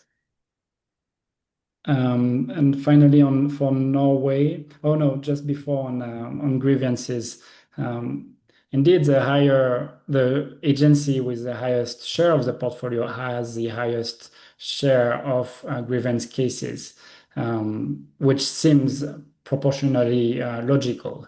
Of course, we would like to see a lower number. But to go in your direction, the next edition of the grievance report may provide disaggregated information by agency as a way to deepen our analysis and in turn to our engagement with these agencies specifically to minimize grievance cases wherever within the control of agencies. And to Norway, Jonas, you spoke about reporting on integrated programs. And the monitoring report does that through various project examples, which speak to the broader progress of programs. And this will be done a lot more in GEF 9 now that we will be moving towards systemic indicators that will speak to overall progress along specific systems. But I also want to speak about an innovation that was endorsed by Council just a year ago and enshrined in the monitoring policy in June, which is a program progress monitoring report. It's a new annual implementation progress specific to programs, and these are now available through the GEF website. And I'll just take the value of this is that now, and you can look for one yourself on the project page of program page of the website, now provide a structured reporting template for program progress, looking at progress by component, cross-cutting issues like gender, private sector, knowledge, the levers for change. And it adds to that a layer of data generated from the GEF portal on results and implementation progress. So I invite you to take a look at these, and I'll put in the chat one example. Thank you. Thank you very much, Cyril. So we're starting to run behind schedule. We have 11 remaining speakers under this agenda item, and still the GEF work program and the staff report ahead of us today. So thanks in advance for helping us all to stay in time with brief interventions. With that said, I will now hand it over to Zhang representing China, followed by Mam Samba from the CSO network. Zhang, floor is yours. Thank you, Chair. First of all, we'd like to join our colleagues to welcome this informative monitoring report, and the notable increase in the timely submission rates of MTR this year fully reflects the tangible progress the Secretariat has made in strengthening portfolio supervision and the implementation oversight. Meanwhile, we are concerned about two key indicators: the decline in the on-time project completion rate and the delays in financial closure. We hope the Secretariat will proactively address the impacts of phased adjustments by accelerating the resolution of backlog projects and tightening up project closure management to improve compliance with timely financial closure standards. Finally, we look forward to the Secretariat continuing to leverage its coordinating role, further streamline project management process, reducing disbursement timelines, and enhancing support to executing entities. Let me stop here and thank you. Thank you very much, Zhang. I will now give the floor to Mam Samba, followed by Regina and Mauricio. Mam Samba from the CSO network, you have the floor.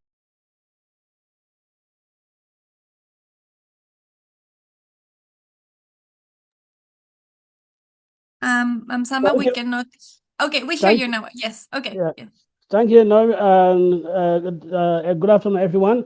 I also would like to join my colleagues to thank, GEF for the great work he's doing in addressing environmental problems across the world, and in particular in the least developed countries, and for also giving me the opportunity, this is their opportunity to address the Council for the first time. I am making a statement on behalf of the GEF CSO network. The GEF CSO network welcomes the GEF Monitoring Report 2025 and the positive environmental achievements highlighted. The report also documents significant progress in involving women and targeting them for project benefits. For instance, out of the 2.6 million beneficiaries, 1.2 million women were women. Women were also directly involved and benefited from land restoration and sustainable management of production, although only 20% of livelihood benefit reach women. The report, however, gives virtually no information on the involvement of project design and implementation of civil society organizations, youth, and people with disability.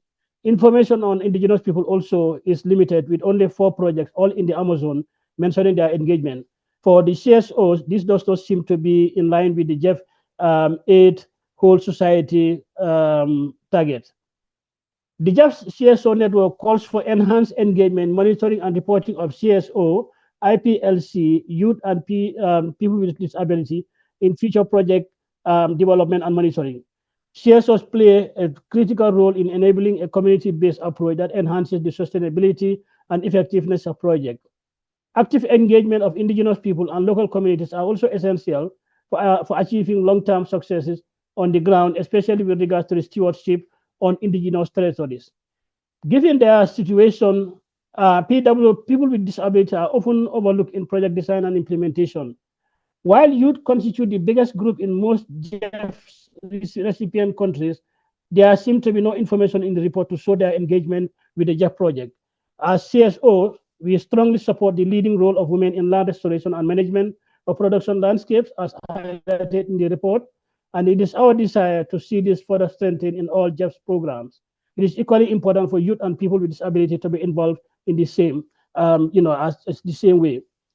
However, the lack of active participation of youth and people with disability in land ownership results in significant socioeconomic exclusion, perpetuate poverty, and can lead to broader societal instability and conflict. Some of the potential risks associated with the exclusion of youth and PWDs in land restoration and management may include economic marginalization, forced rural urban migration and unclothed urbanization, lack of participation in decision-making or voice in governance, heightened vulnerability for PWD that keep them in perpetual poverty, exclusion and discrimination, as well as inaccessible policy and services. We hope that for the balance of GEF 8 and for GEF 9, there can be better tracking of engagement of key stakeholders to achieve the whole of society targets. Thank you very much.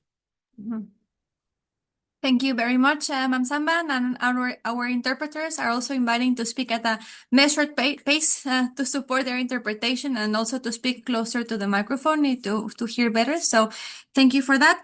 And we will now continue with Regina, Mauricio, and Aliu from IPAG. Regina, representing Mexico, Venezuela, and Central America, you have the floor. Thank you, Chair.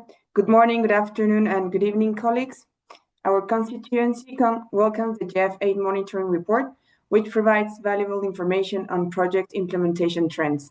For the members of our constituency, the challenges identified, such as delays in project implementation and the completion of co-financing, are consistent with our experiences. These issues should be taken into account during the GEF 9 negotiations, as their impacts tend to be more significant for countries that are still strengthening their national capacities. In addition, for future reports, the constituency members recommend increasing regional and country-level disaggregated information for Latin America and the Caribbean, as well as for biodiversity-rich, middle-income, and high-income countries. We also suggest linking results more explicitly to global frameworks, such as the Kunming-Montreal Global Biodiversity Framework, the nationally determined contributions under the Paris Agreement, and land degradation neutrality targets under the UN Convention to combat desertification. Additionally, we propose strengthening the risk analysis by incorporating indicators of climate and biodiversity vulnerability and institutional capacity, clarifying co-financing expectations according to country context and the nature of the intervention, and continuing to improve tools for operational focal points, particularly by enhancing access to aggregated country-level data, in progress monitoring reports, and country sheets. Thank you, Chair. Muchas gracias, Regina. I will now give the floor to Mauricio, representing the South Cone, followed by Aliu, Wampi, and Navan. Mauricio, floor is yours. Muchas gracias, Noemí, y buenos días y buenas tardes a todos. La circunscripción sur de Latinoamérica aprueba la decisión planteada y asimismo quiere señalar los siguientes puntos. Punto 1. Destacar los resultados positivos alcanzados en la región, tales como la eliminación de más de 3.000 toneladas de PCBs en Argentina, el fortalecimiento del marco jurídico para la gestión de químicos en Bolivia, los avances de Chile en coordinación interinstitucional en biodiversidad, las prácticas sostenibles implementadas en Uruguay en más de 33.000 hectáreas, con reducción de 458.000 toneladas de CO2, y el mecanismo innovador de sostenibilidad financiera para 38 áreas protegidas bajo el programa de Amazonía en Perú. Estos ejemplos reflejan la capacidad de ejecución y el compromiso de los países de la circunscripción sur con la generación de beneficios ambientales globales. Punto 2. Queremos mencionar que la principal limitación de los Core Indicator radica en su incapacidad para reflejar fielmente el progreso e impacto real de los proyectos, un problema particularmente evidente en iniciativas a largo plazo, como la restauración de tierras, cuyos resultados clave no se manifiestan dentro de los plazos típicos de ejecución de proyectos de 4 o 5 años. Por lo tanto, es fundamental insistir en la incorporación de indicadores a corto plazo y de carácter local, que sean más sensibles y permitan medir los avances de manera oportuna, así como en la necesidad de que los países y los equipos de proyecto puedan diseñar sus propios indicadores específicos que capten de forma auténtica el impacto generado. Punto 3. Expresar nuestra preocupación por los desafíos identificados en los tiempos de inicio de los proyectos. Enfatizamos que dichas demoras pueden ser consecuencia directa de factores estructurales inherentes al ciclo operativo del GEF o de las agencias implementadoras.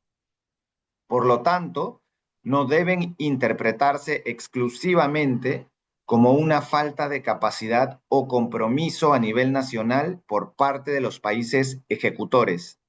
Punto 4. Destacar que, tal como indica el documento, es importante que se avance en mejoras de políticas que tengan como objetivo fortalecer la preparación para la implementación antes de la aprobación final del CEO o el CEO endorsement. Punto 5.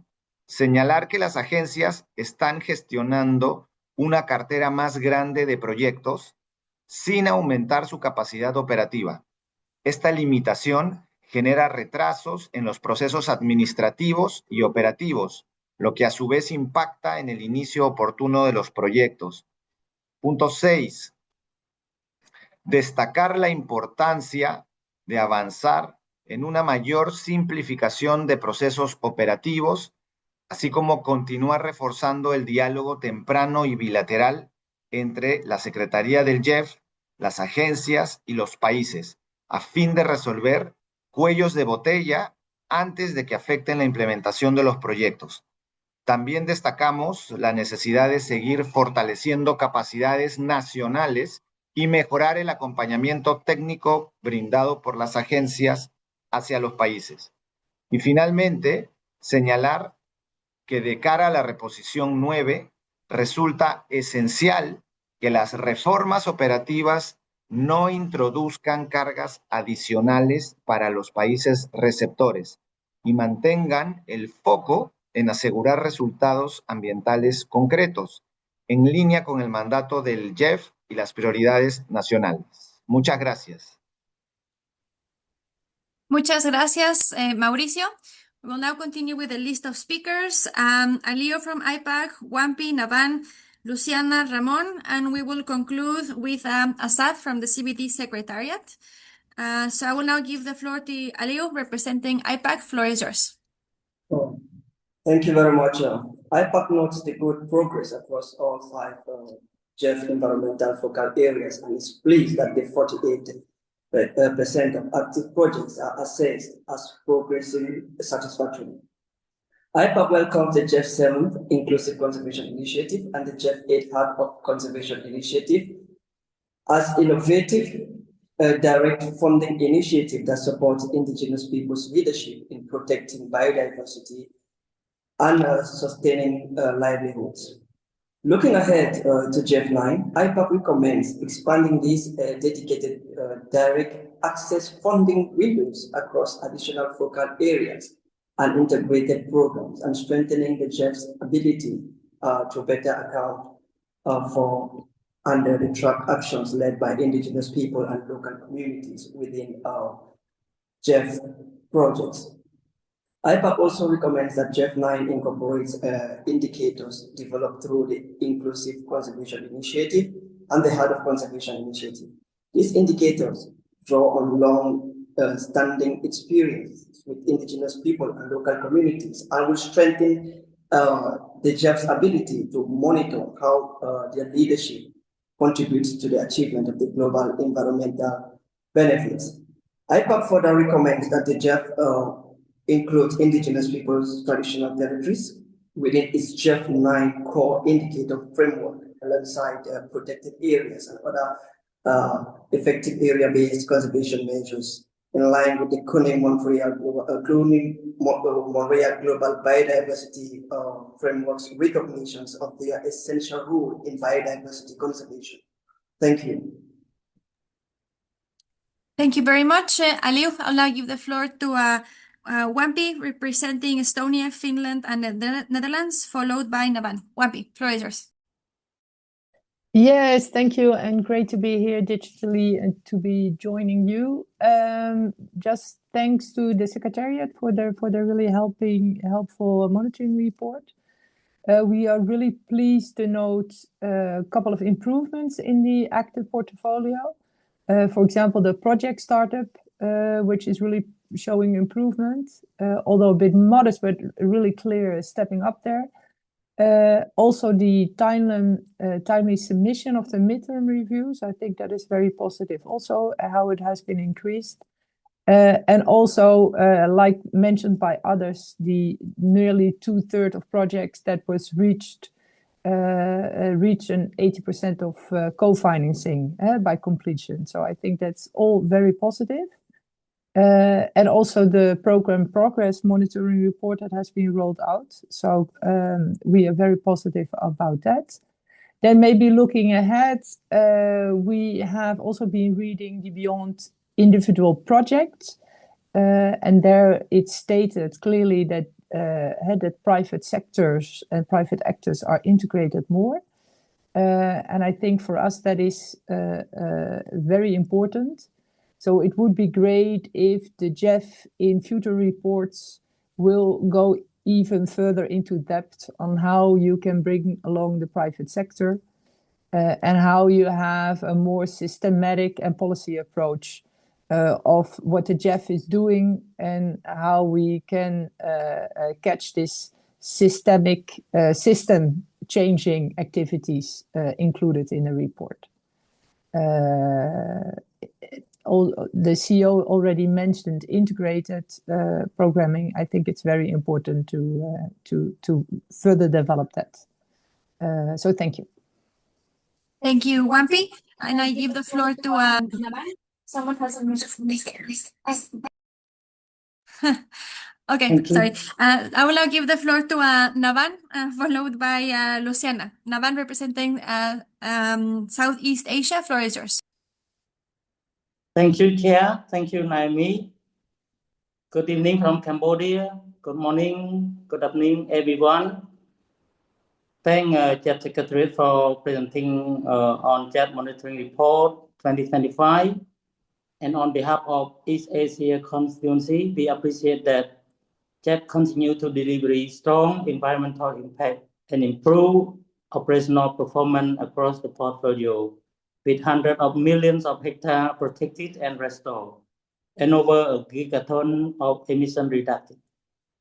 There is a need to reinforce, strengthen the following during the GEF 8 final phase, like quality of implementation, financial disbursement, adaptive management, and systematic information need to address climate change, biodiversity loss, and land degradation and pollution. This positions the partnership to deliver the high ambitious outcome demanded by the global environmental agenda and expected by the country and the community it serves. On private sector engagement, we recognize GEF effort in strengthening the involvement of private sector entities, thereby fostering a whole of society approach in GEF implementation. Specifically, the private sector engagement is embedded into GEF projects through the following: infusing private capital and co-financing and utilizing their technology and market know-how, leveraging policy incentive and green bond to attract private investors for instant and renewable energy, and involving private sector and implementing environmental solutions across the portfolio, supported by technical and financial incentive. In this regard, we suggest further enhancement private sector participation in succeeding GEF replenishment cycle through the following: expanding the adoption of land finance, including private investment supporting the development and scaling up of natural resource-based enterprise and circular economy approach through the multi-stakeholder network like the Blue Nature Alliance. Developing incentive program to encourage greater private sector contribution, including for those sectors requiring significant investment, such as renewable energy, low-emission transport and mobility solution, and sustainable production and manufacturing. And establishing knowledge and technology transfer mechanism include the adoption of green technology, system and practice, and developed through private sector effort and investment, including this initiated by academic and research institutes. Thank you. Thank you very much, Naman. We will now continue with Luciana representing Brazil, Colombia, and Ecuador, then Ramon and Asad. Luciana, floor is yours. Thank you, Noemi and Cyril, for the presentation. Our constituency, Brazil, Colombia, and Ecuador, welcomes the monitoring report and acknowledges the strong environmental results and operational performance achieved under GEF 8. These findings reaffirm the catalytic role of concessional resources in countries that generate a significant share of global environmental benefits. We recognize the reference to institutional capacity issues and necessities identified in several countries, including Brazil, Colombia, and Ecuador. We appreciate the report's acknowledgement of the proactive measures already underway, such as targeted recruitment, strengthened monitoring, reporting, and verification systems, clear workflows, and enhanced technical training, which demonstrates that capacity gaps are being addressed effectively. We also emphasize the Tier 2 indicators, including speed of implementation, risk ratings, and co-financing performance, must always be interpreted and applied within national contexts.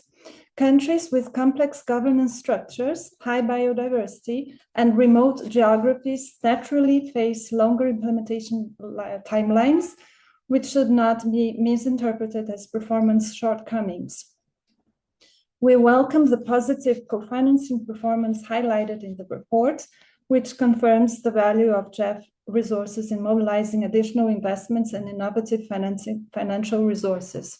However, these achievements should not lead to more rigid or prescriptive co-financing requirements under GEF 9.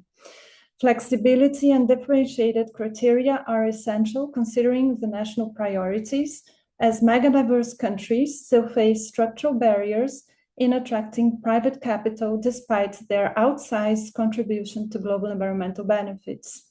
Our constituency stresses that co-financing must be voluntary, non-binding, and fully inclusive of all forms of contributions, including in-kind support and parallel investments, elements specifically significant for Latin America and other undervalued, even though they represent real, measurable, and accessible project contributions. We underline that the risk appetite framework is a management tool, not an allocation or ranking mechanism, and should never disadvantage countries operating in complex environmental and social territorial conditions. Continued investments in capacity building for national institutions and implementing agencies are essential for sustaining results under GEF 8 and ensuring readiness for GEF 9. We therefore welcome the Secretariat's ongoing efforts to streamline support for institutional strengthening across implementing agencies and national counterparts. Thank you so much. Muito obrigado, Luciana. I will now give the floor to Ramon, representing Greece, Ireland, Portugal, and Spain. And then we will go to our last participant, Asad. So, Ramon, floor is yours. Gracias. Voy a intervenir en español. En primer lugar, quería dar las gracias a la Secretaría por este informe de 2025 y gracias a Cyril por las respuestas que ha dado a los comentarios y preguntas de mis compañeros. Queremos destacar que con esta edición concluimos 4 años de reporte bajo el marco de resultados del GEF 8, integrando el seguimiento de los resultados ambientales, la gestión y la operación. Y la información que vemos sobre la cartera actual pues demuestra avances en la consecución de los resultados medioambientales.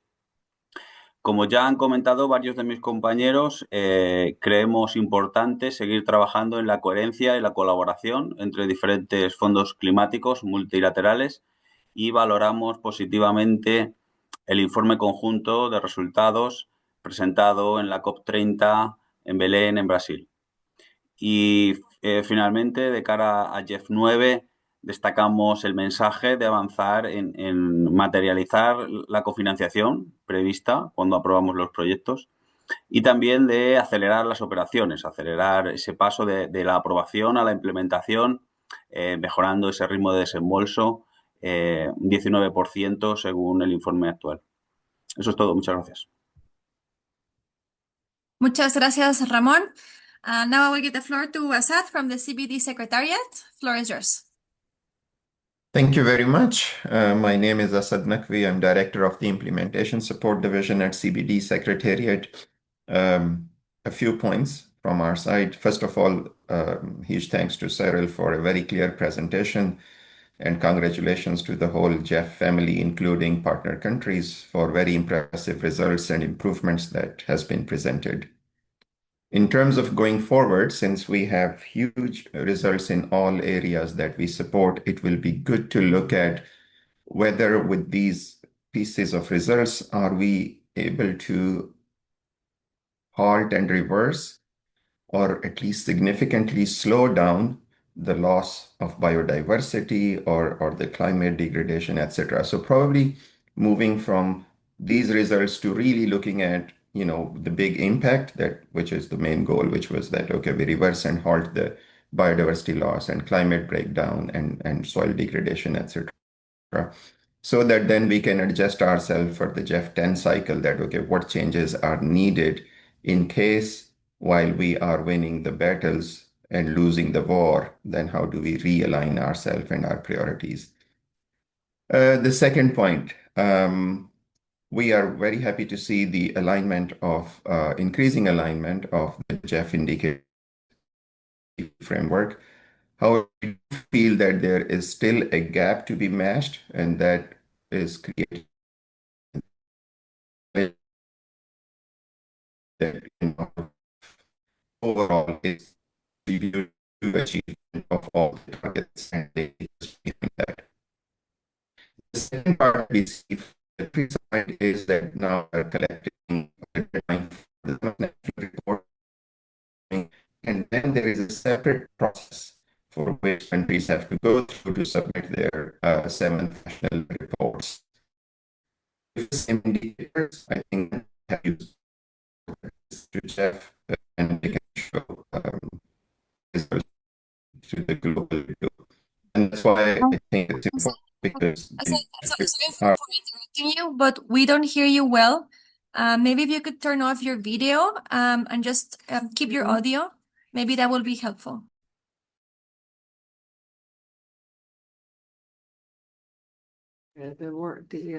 Asad, I think that maybe we lost you. Yeah, I think that. Let me just confirm if he's online. Yes, Asad, I still see you online. If you can hear us, feel free to unmute yourself and maybe just don't use your video because your voice was breaking. Yes, we hear you well. Okay, thank you. So I don't know where did I drop out. But anyway, so that was the second point, which is like better alignment of the indicators with the GBF so that the countries can use the same reports for when they are contributing to the global review, because for the global review, the core contributions or the sources of information are decided by the COP to be the national reports. And that leads to my third point, which is that since we have separate projects and separate support for countries to prepare their national reports, not all the countries seem to be indicating to us that by the end of February, they will be able to submit their reports, and which has an impact on the global review, which the COP17 will be undertaking. The aligned to that is to look at how the support for the development of NBSAPs is going. We have received, I think, about 55 or 58 new NBSAPs from the countries. And that is after 1 year of passing the deadline, which was the COP16. So I think if we can look into, and some colleagues have already mentioned, whether these are systemic issues, whether there is a need for improving something so that, the countries are able to submit their national reports, national targets, and the NBSAPs on time, that will be very helpful to see, okay, how do we enter the GEF 9 cycle? A few suggestions. So the first of all is how we can break the silos. So it's the reports that we have seen in the monitoring reports are all impressive in all the areas that we support. But the science and economics is very clear that especially the 3 planetary crises and then the associated economic and employment crises are somehow interconnected. So how do we move forward into GEF 9 in breaking those silos? And in my view, that silos will start to break down at the national level when the planning, national sustainability planning, and aligned with national economic planning starts to come together. We have done different workshops and research now, which shows that at the national level, the focal points are still not coming together of different MEAs, etc. I think that's one point that we need to take forward and create projects where we are able to really bring them together. My dreamy vision is that GEF 9 cycle could be the last one when we have these separate NBSAPs and NDCs and NAPs and everything else. And then we have something which is one where we all contribute and we see the co-benefits really emerging from that vision. And then my last point is on looking at the root causes and the key drivers, I think. And when we are doing now the review of NBSAPs and the national reports, we do feel that there are some forgotten targets. And most of these targets of the GBF are those which address the root causes, which will, in the long term, should reduce our investment in tackling the crisis because then the root causes have been taken care of, but they are not happening. For example, I think Carlos Manuel was already mentioning Target 18 is one of those where we have very little progress seen so far. So a renewed attention to the forgotten goals and forgotten targets will help us to enter 2030 in a more successful way. So thank you very much for your time, and I look forward to hearing back. Thank you very much, Asad. And I see no further requests for the floor. I believe that the hand is not lowered, but the intervention was made. So we will now close the floor and hand it over to Cyril for final responses to Council. So Cyril, back to you. Thank you, Noemi. Thank you, Council members, observers. In the interest of time, I'll respond to the remaining comments from Council members separately via the chat. And thank you for your understanding with this. Back to you, Noemi. Thank you, Cyril. So with that said, Co-Chair, I don't see no further interventions requested. So we'll go back to you. Thank you, Noemi, and thank you also, Cyril. With that, I think the questions have now been concluded, and I would like to invite the Council to adopt the draft decision that is included in the document GEF/C70/02, which reads, the Council, having considered document GEF/C70/02, the GEF Monitoring Report 2025, welcomes the report and continued implementation of the GEF 8 Results Management Framework and GEF Risk Appetite. Unless there's any objections, we'll consider the decision approved. Thank you. Approved. I'll now hand back over to Carlos Manuel, who will chair the next item. Thank you, Richard. Thanks. And thanks everyone for the lively discussion on the scorecard. Thanks, Cyril, Jonathan, and everybody who has been able to put together this very good report. With this, we entered agenda item number 3, which is the work program for GEF Trust Fund. Allow me to invite Dr. Fred Boltz from the GEF Secretariat to introduce document GEF/C70/03 work program for the GEF Trust Fund. Fred, you got the floor. Thank you, Co-Chair. Good morning, good afternoon, good evening, esteemed GEF Council and members of the GEF Partnership. Noemi, Esther, may I please have the slide deck?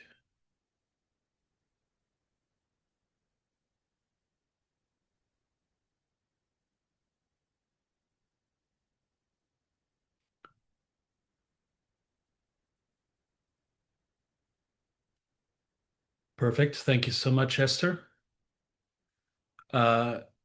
Dear Council, members of the GEF Partnership, it's my honor to present the December 2025 work program for the GEF Trust Fund, the 7th work program of the GEF 8 cycle.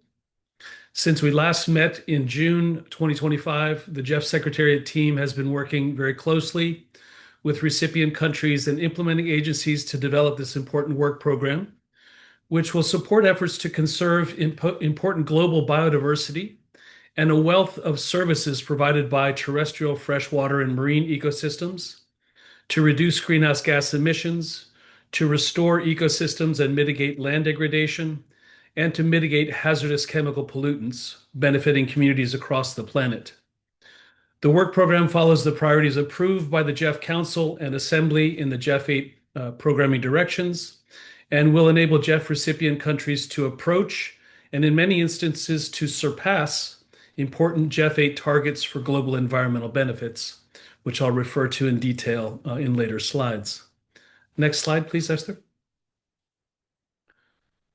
The December 2025 work program requests $266 million of program and project financing and $24.6 million of agency fees, for a total of $290.6 million from the GEF Trust Fund.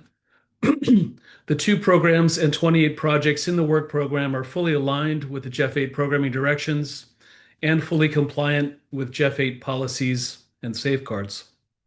Over half of the projects in this December work program are integrated across multiple focal areas and/or trust funds in alignment with the GEF 8 integration approach.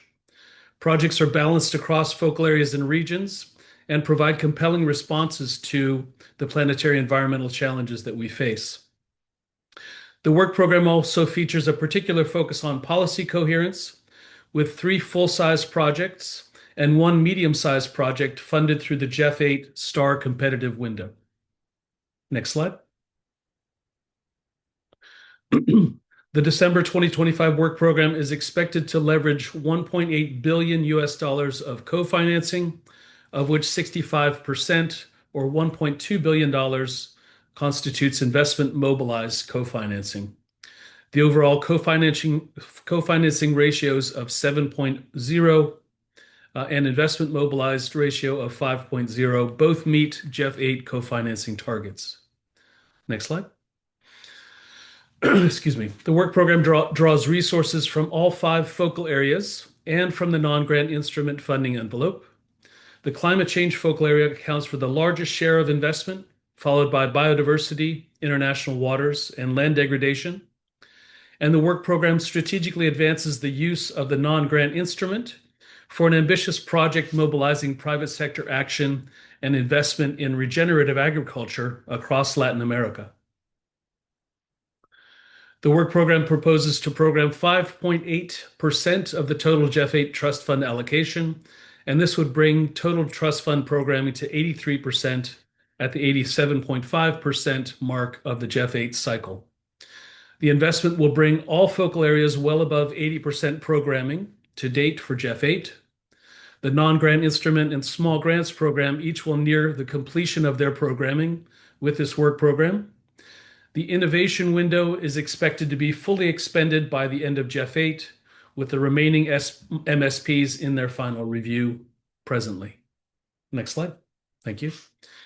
Asia has the highest proposed level of resources programmed, followed by Africa, Latin America, and SIDS, which collectively comprise about 80% of the work program. Global programs represent 8% of the work program, including a project addressing illegal, unreported, and unregulated fishing of global tuna stocks, and a Caribbean SIDS project addressing the reduction of mercury emissions from the cement industry. Next slide. The work program will support work to achieve globally significant environmental outcomes in 56 of 144 GEF recipient countries, or over 1/3 of the countries that the GEF supports. The work program also supports work in half of least developed countries, nearly half, 46% of LDCs, and over half of small island developing states, or 55%. Among the SIDS projects are two important multi-trust fund projects in Kiribati and the Marshall Islands that provide nature-based solutions for enhanced resilience of these vulnerable island nations. 8 of the 18 GEF implementing agencies are responsible for supporting recipient countries to deliver the ambitious work program. UNDP is responsible for managing the highest share of financing for the work program, followed by important shares for FAO and UNEP.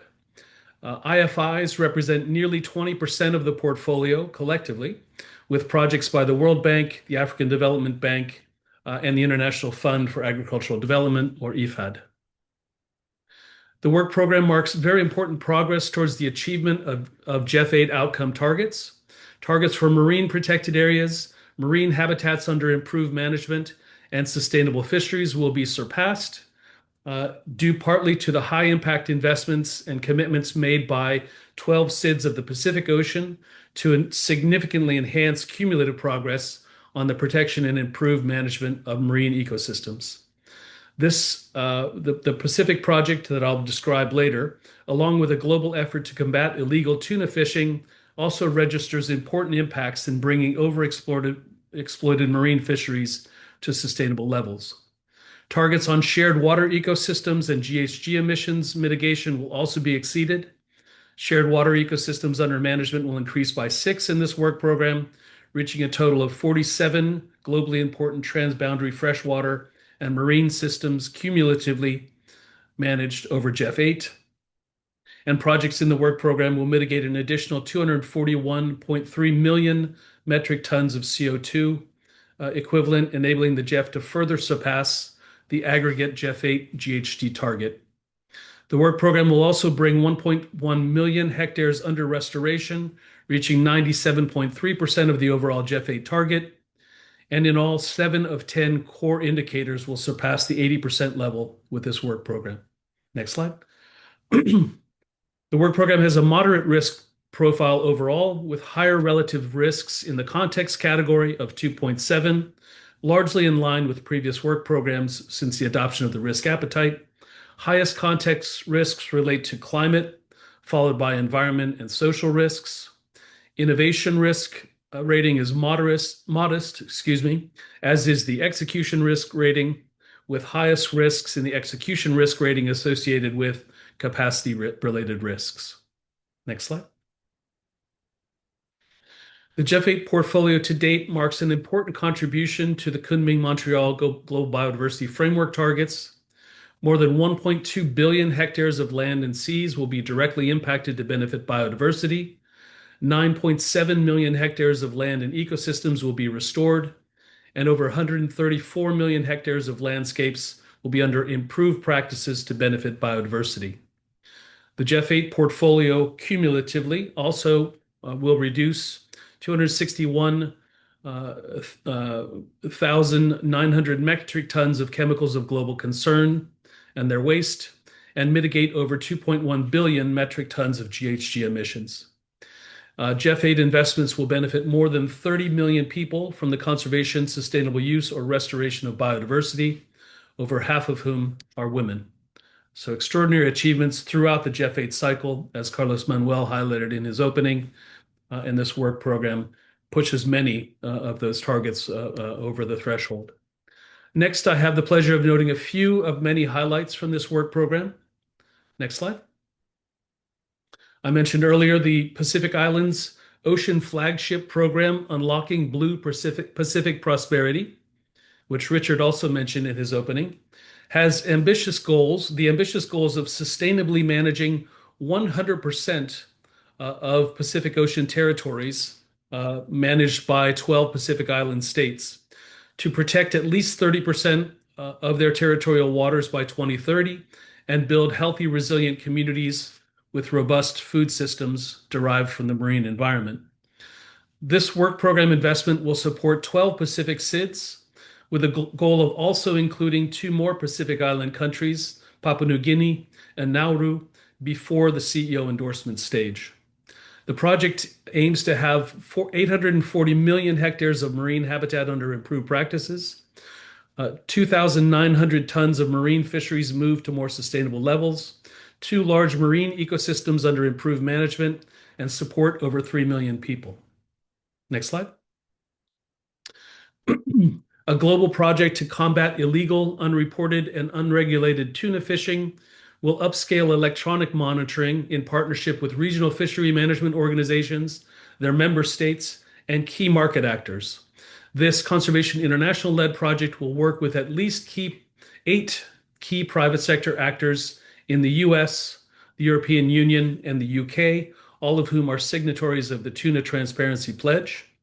And it expects to improve management in at least 3 large marine ecosystems and move at least 442,000 metric tons of globally overexploited tuna fisheries to more sustainable levels, benefiting directly at least 8 coastal nations harboring these fisheries.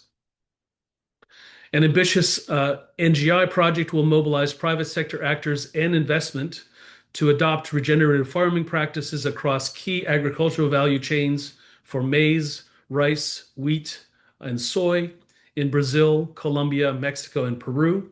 The project will leverage blended concessional finance, combining GEF resources with funds from the IFC and co-financing from commercial financial institutions to de-risk investment and incentivize the adoption of regenerative agriculture practices. Next slide. The Resilient Ukrainian Forest Landscapes Project will restore forest and agroforestry systems through integrated landscape management. It aims to restore more than 10,000 hectares of forest, place 50,000 hectares of landscapes under improved management, and mitigate 7.8 million tons of CO2 equivalent to strengthen Ukraine's environmental and economic recovery and to build landscape and social and economic resilience. Next slide. Lastly, a multi-trust fund blue-green atolls project in the Republic of the Marshall Islands aims to build environmental and economic resilience through improved coastal zone planning, drought-resilient water systems development, and land restoration. It aims to restore coastal ecosystems, improve the management of over 5,000 hectares of land, and additionally avoid over 4,000 tons of CO2 emissions. Thank you for your attention and consideration, dear Council and members of the GEF Partnership. We look forward to your good comments and questions. Back to you, Co-Chair. Or perhaps to Noemi. It is me. It is me, Fred. Thanks to you for the presentation. And as we normally do it, we open the floor for questions and comments.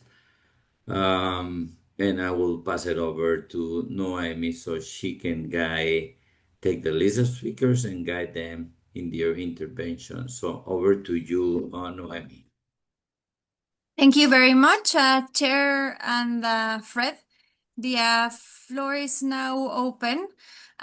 Please just request the floor using the chat. If a hand is raised, I will do my best to monitor them and place the request in the chat. Also, another reminder that we are running behind schedule. So again, we invite to keep the interventions concise so we can stay on track. So with that said, the floor is now open, and we'll start with Nicolas, followed by Zhang, and Faisal from the CSO network. Nicolas, floor is yours. Thanks a lot, Noemi. So we would first of all like to thank the Secretariat Focal Points and also the agencies for this work program. It's very good to once more see that we're making good progress towards meeting our GEF 8 targets and deliver for the global environment. However, one thing we did notice is that at this late stage of GEF 8, we are slightly lagging behind with our programming targets. And we were just wondering if the Secretariat is confident that all funding can be allocated timely until June. And this is specifically true for the NGI. Despite its relatively small size, its funding has still not been fully programmed. And since it is our aim to substantially increase the NGI window in GEF 9, for this we will need more capacity from the Secretariat, and also the agencies need to improve their appetite for blended finance to make sure that we can really program the NGI fast. Other than that, we're happy to see much stronger representation for LDCs and SIDS in this work program in comparison to the last one. Unfortunately, there's still no absolute and relative figures on funding allocated to LDCs. And I think we've asked for this before, and it would be great if the Secretariat could include these in any future work programs. We appreciate that there has been some progress on concentration, with no agency being allocated 20% or higher. At the same time, unfortunately, MDB commitment has decreased again from June, and we're also dissatisfied with the fact that out of the regional MDBs, only AFDB has a project to show for in this work program. It's a major goal of ours to increase MDB participation towards GEF 9, and therefore we ask the Secretariat and the MDBs to cooperate closely on this. We're happy that co-finance exceeds targets, and we can be rightly proud of that. It's especially good to see that private co-finance stands at 37% with the NGI project, achieving a great ratio of 1 to 14.7. However, the overall co-finance ratio has dropped significantly in comparison to the last work program, and we were wondering if the Secretariat has an explanation for this. Now, finally, Germany has technical concerns about the following GEF projects and requests that the Secretariat sends final project documents for Council review prior to CEO endorsement. This concerns the projects with GEF ID 12086, then 12074, third 11904, and finally 11905. We will share detailed comments on these projects and the whole work program in writing. Thank you very much. Thank you very much, Nicolas. I'll now give the floor to Zhang, followed by Faisal and John. Zhang, floor is yours. Thank you, Chair. First, we appreciate the Secretariat for its efforts in advancing the project plan. The project planning of this round has expanded its scope compared to previous editions, greatly promoting the GEF 8 process. Second, this work program has effectively supported the projects of LDCs and SIDS. More than half of LDCs and SIDS have participated in project plan, with 8 implementing entities involved in this planning process. Such efforts encourage the Secretariat to continue strengthen communication and coordination with all recipient countries and the implementing entities, motivate greater participation from more of them, and thereby further enhance the efficiency of GEF fund utilization. Finally, we also have some concerns on certain projects. China notes that the risk rating of the Republic of the Marshall Islands Blue-Green Atolls project with the GEF ID 12087 is moderate to substantial, and it lacks a specific and operable monitoring framework and an emergency response plan. And the second one is unlocking blue Pacific prosperity through the Ocean Flagship Project with the GEF ID 12069, which has set the ambitious targets of sustainably manage 100% of Pacific Ocean waters, but it lacks a clear, phased, and measurable implementation roadmap. So we request the above-mentioned projects be resubmitted to the Council for secondary consideration after completing and improving their design, and our comments be recorded in the summary of this meeting. Thank you, Chair. Thank you very much, Jack. I will now give the floor to Faisal, followed by John and Mauricio. Faisal from the CSO Network, you have the floor. Thank you very much, Naomi. The GEF CSO Network welcomes the proposed work program for the GEF Trust Fund. The work program with 266 million of project financing, or 5.8% of the GEF 8 amount, brings total utilization to 83% of the GEF target. We support, in particular, the engagement of the 12 Pacific SIDS through the Unlocking Blue Pacific Prosperity Initiative to expand on sustainable use of Pacific Ocean waters, enhance establishment of marine protected areas, and build healthy, resilient communities with robust food systems. We also welcome the integrated management of permafrost peatlands in northern China for biodiversity conservation and climate action. Peatlands globally store 30% of soil carbon on 3% of the land area, and permafrost peatlands store about half of this. This project would support measures to enhance management of permafrost peatlands in China by modifying land use and landscape management. It will provide important lessons for other montane and circumpolar permafrost peatlands. We would like to see a little bit more detail in the final design on the CSO and Indigenous people local community engagement in the implementation. We support the project in South Africa, securing nature's contribution to people, advancing Indigenous and local community livelihoods, cultural practices, and sustainable land management. We believe the project will foster inclusive socioeconomic growth and environmental sustainability in South African communities and be a model for other GEF projects and initiatives. Finally, we note that 17% of the GEF 8 budget remains to be programmed, with only 6 months remaining. We urge all GEF donors with outstanding contributions to expedite their payments, and for GEF recipients and agencies to finalize and submit suitable proposals for the remaining funds.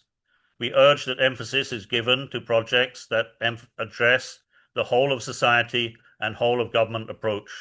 As we reflect on this GEF 8 work program, we need to also think of the GEF 9 replenishment. We need all the GEF donors to meet their commitments to scale up their funding, which have been made under CBD and UNFCCC frameworks. In addition, we encourage more recipient countries to also become GEF donors and contribute to the common vision to safeguard our planet. After the meeting, we will be submitting additional written comments on selected projects in the work program. Thank you very much. Thank you, Faisal. I will now give the floor to John, representing the United States, followed by Mauricio and Regina. John, you have the floor. Thanks, Noemi, and thanks to the GEF Secretariat and the implementing agencies for all the efforts that have gone into the work program. We're pleased to see projects in the program directly addressing environmental challenges that affect Americans in commercial sectors, such as mercury pollution and IUU fishing. The United States is committed to combating IUU fishing. We're encouraged to see that this work program is expected to contribute to efforts to end these harmful practices through global international waters projects that aim to expand electronic monitoring programs to increase transparency in and remove IUU from global tuna supply chains. We also appreciate the continued use of innovative non-grant instruments to drive private finance towards projects with broad public benefits. As we have previously noted, we would like to see the GEF and its agencies move away from the use of buzzwords like SDGs and focus on using plain language to articulate clear objectives like women's economic empowerment that describe the value delivered by its programming. We're opposed to funding in the GEF 8 envelope for projects in connection with the implementation of the Paris Agreement, specifically Project 12077. We have serious concerns with the design and level of concessionality of the projects in China, including those subsidizing large Chinese industries in the shipping and cooling sector, and are strongly opposed to the diversion of scarce resources towards subsidies for state-owned enterprises in the world's second largest economy. On the green shipping project, the net zero framework proposal does not enjoy consensus at the IMO, and GEF projects should not promote the use of hypothetical, expensive, and unproven fuels at the expense of existing and proven technologies that fuel global shipping fleets. The project on the cooling sector is redundant with projects we've seen in the Montreal Protocol, including an existing training center. In addition, the Multilateral Fund continues its deliberations on the financial sustainability and the business model for centers of excellence. Regarding the project on peatland conservation, we are skeptical that this incentive-based project will adequately demonstrate improvements in poor infrastructure planning, agricultural expansion, and international water diversion and drainage. Due to these strong technical concerns, we request a second review of projects 12076, 11885, and 11989 in China, as well as project 12086 in South Sudan, where we have concerns on implementation feasibility. And I would ask that this request be specifically registered in the summary of the co-chairs. In addition, the United States requests that the following statements be reflected in written record of the Council meeting. The United States, in light of its policies for certain development projects in countries whose governments are not addressing trafficking in persons, have engaged in a pattern of gross violations of internationally recognized human rights, or do not have in place a functioning system for reporting to civilian authorities audits of receipts and expenditures that fund activities of the armed forces and security forces. And in light of its policies related to development projects in China, opposes and therefore does not join a council decision that would support GEF Project 11885, Project 11989, Project 12076 in China. The United States, in light of its policies for certain development projects in countries whose governments are not addressing trafficking in persons or have engaged in a pattern of gross violations of internationally recognized human rights, opposes and therefore does not join a council decision that would support GEF Project 12086 in South Sudan. The United States, in light of its policies for certain development projects in countries that are state sponsors of terrorism, in light of its policies for certain development projects in countries whose governments are not addressing trafficking in persons, opposes and therefore does not join a council decision that would support GEF Project 11882 in Cuba.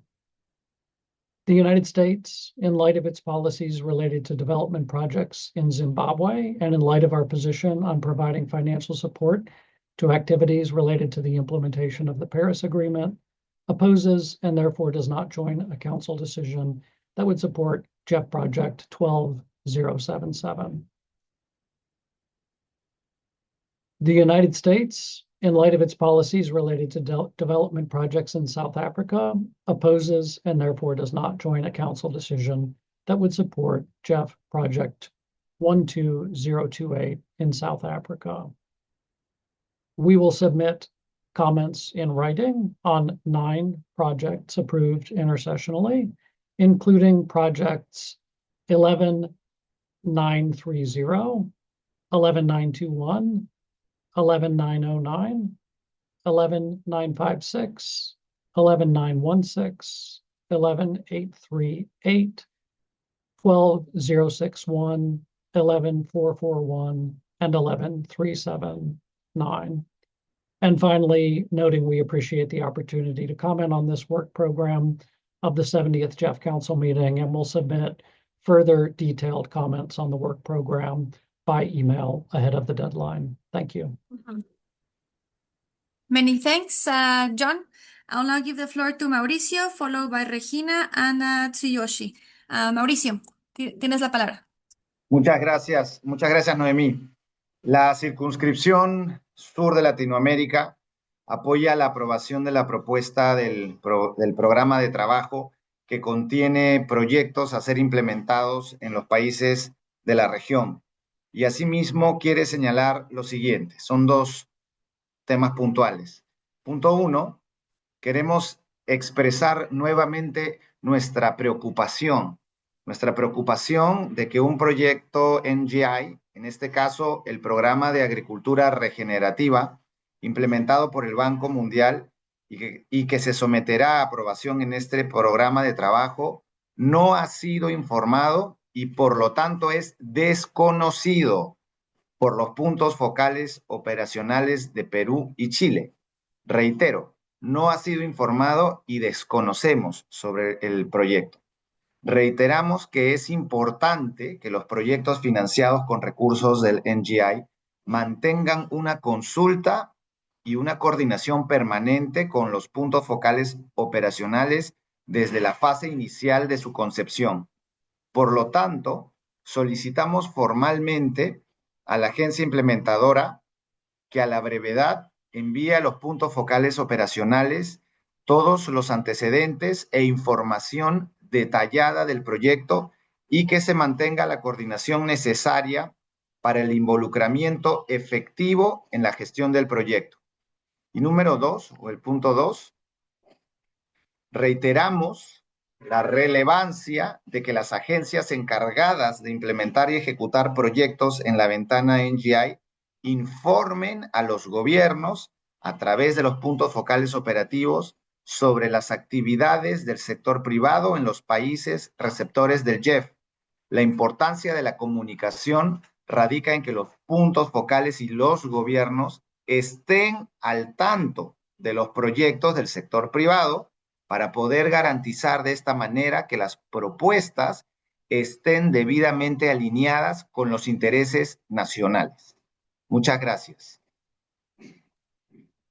Muchas gracias, Mauricio, y continuamos en la región. Ahora le doy la palabra a Regina. Gracias, Noemí. Thank you, Chair. Our constituency welcomes the December 2025 GEF 8 work program and recognizes the Secretariat's effort in assembling a balanced and ambitious set of projects. We are particularly pleased with the strong focus on policy coherence, which is essential for delivering long-term environmental and climate outcomes. Particularly, Mexico appreciates the inclusion of our project to develop the country's first national policy for a deforestation-free and low-emission livestock sector. This initiative fills a critical policy gap and will help align federal and subnational planning, public incentives, and private sector investments. In addition, our constituency recommends requesting differentiated co-financing criteria so that high-income countries with significant environmental vulnerability face more realistic expectations. Finally, it is proposed that integrated frameworks explicitly include countries with very high biodiversity and substantial national challenges, regardless of their income level. Thank you, Chair. Many thanks, Regina. I'll now give the floor to Tsuyoshi-san from Japan, followed by Andrea, and then we will give Fred some minute to address these comments. So Tsuyoshi-san, floor is yours. Thank you very much, Noemi, and also the good evening from Tokyo. First of all, thank you very much for the explanation about the work plan. We welcome the activities for the private capital mobilization. And also we are thinking the further improvement about these activities. And also, I'd like to say that we have consistently stated in previous meetings that the GEF should utilize its limited funds as effectively as possible. Specifically, we believe that GEF should leverage its expertise to structure project in a way that GEF has a unique role for the project, and where GEF support is most effective. This is a role. We think that this is a role expected of the GEF. Furthermore, we think that the timing of implementation is crucial for effective support. We believe it is important for GEF project to deploy funds at an effective time, taking into account international discussion and consideration on climate change and global environmental issues. For this, the perspective, Japan would like to echo the basic views expressed by the United States, and also that we would like to request for a second review, especially the project number of 11885 and also the 12076. Japan has absolutely no intention of halting project for specific countries. However, regarding the individual project in this work plan, we believe it is necessary to re-examine them to determine whether the project cannot proceed without GEF involvement, and GEF's involvement would be the most effective form of support. Furthermore, whether present is the most effective timing for implementation, considering international discussion and other factors. Also, we will provide written comment, including the request for second review, with mentioning a specific project number again. Thank you very much. Back to Co-Chair. Arigato, Tsuyoshi-san. We will now continue with Andrea, and then we will pause to hear from Fred. Andrea, floor is yours. Thank you so much. And thank you for the paper. We're pleased that the work program, which we support, includes a significant increase for shared water systems, strong support for SIDS and LDCs, and contributions to greenhouse gas mitigation. Agency concentration remains a concern, but we see an improvement and we appreciate efforts to address the current imbalance. On the Pacific, we're especially pleased to see the marine project unlocking blue Pacific prosperity, along with projects in the Republic of the Marshall Islands on the restoration of agricultural land and mangroves, and in Kiribati on the green economy.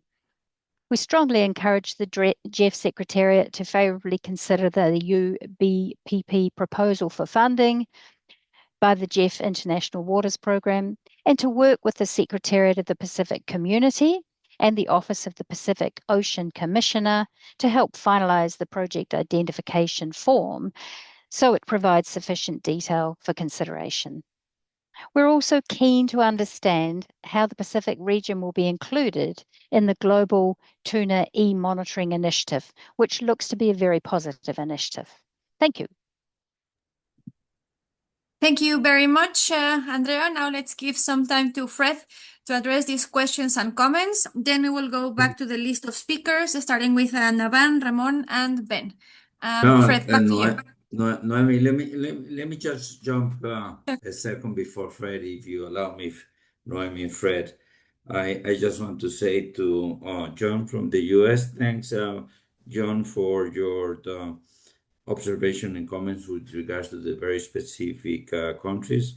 We will reflect all of your views in the summary of the chair. And as we normally do it, there will be a footnote in the work program reflecting your statement totally. So thank you so much, John, on that one. With regards to Mauricio's point, Mauricio, very well taken your point with regards to the NGI, the role of the agency, and the operational focal point. For years, and I can give and I can verify this as I used to be the political focal point of Costa Rica. Many times the agency work with the NGI without that close collaboration with the central government. But at the end of the day, it's the government the one that does the endorsement of what the agency may come with the NGI. My recommendation is to turn it all upside down and be the government the one that sets the priorities and use the agency for their engagement with the NGI. So I really encourage, because many central governments do have a very active conservation, climate, environment, pollution agenda with the private sector, and that is why the NGI mechanism is there to supply resources in that private sector government dialogue. So I really encourage to work with the operational focal point and be at the head of the process and use the agencies as support and experts in the development of projects. Thanks, Noemi. Over to you, Fred. Thank you, Co-Chair. Thank you, Council members, for your very important and excellent comments. I will take them in a summary rather than responding to each individual, as there were several similar comments that were made. Importantly, the note on GEF 8 programming being at 83% presently, and do we intend to fully expend the remaining programming by the end of the cycle? We do have in the pipeline sufficient projects to expend 94% of the GEF 8 resource pledge. We are working with remaining donors to mobilize their outstanding pledges, which, if fully paid, would enable us to program 100% of the GEF 8 Trust Fund resources. And we do have sufficient pipeline to program to 100%. On the NGI programming particularly, we're also on track to program NGI. In fact, the total funds requested by the 9 NGI projects that were submitted recently and considered for this work program oversubscribed by 4 times the amount of funding available in the blended finance program. Of the 9 projects reviewed, 3 were positively screened, but only 1 was ready to be technically cleared for this work program. The remaining 2 projects are being improved and will be considered for future work program. The remaining available amount would be about 13 million, which we believe we can easily program by the end of GEF 8 with those 2 NGI projects that are already in the queue. On co-financing, excuse me, as I noted in my presentation, our co-financing level met GEF 8 targets, but indeed it is a lower overall ratio relative to the June 2025 work program. And that's in part because the June program was significantly boosted by a global microfinance initiative that's expected to mobilize about 1.5 billion in co-financing. So the June work program was a happy or a fortunate anomaly, if you will, getting us way beyond the expected ratios. But the GEF 8 targets for co-financing are indeed met in this work program. Related to the technical concerns and requests for second review that were raised by Germany, China, the US, and Japan particularly, noted, dear council members, and we will send those for a second council review without issue, and we welcome your further detailed comments on those. To the US, John also clearly noted your statements on specific projects and related footnotes that we will include in the work program, in addition to those projects that we noted will be held for a second review. On the tracking of LDC star utilization, that utilization is tracked in the GEF scorecard. It isn't presently included in the work program cover note, but we can do so going forward. Not a problem. That's a very good idea. I think it was Nicholas that suggested that. On SIDS, indeed, SIDS are on track to program all of the funds allocated to them in GEF 8. Again, presuming that we're able to successfully mobilize the remaining outstanding payments from all donors. To the CSO network, Faisal, thank you for your important comments on the permafrost peatland project, which is a very significant project, as you very well know, related to land-based and nature-based approaches to mitigating greenhouse gas and emissions, methane and carbon dioxide. Indeed, further consultations with civil society and indigenous peoples will be part of the project design phase and will ensure that stakeholder consultation is robust and fully aligned with safeguards for free, prior, and informed consent, ensuring that IPLCs act as co-designers and decision makers throughout the project cycle.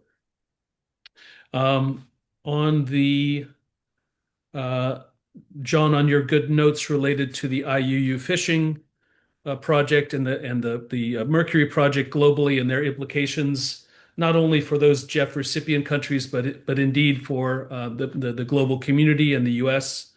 Thank you for those notes. Indeed, we do recognize that these projects are truly generating global environmental benefits of significance for all nations.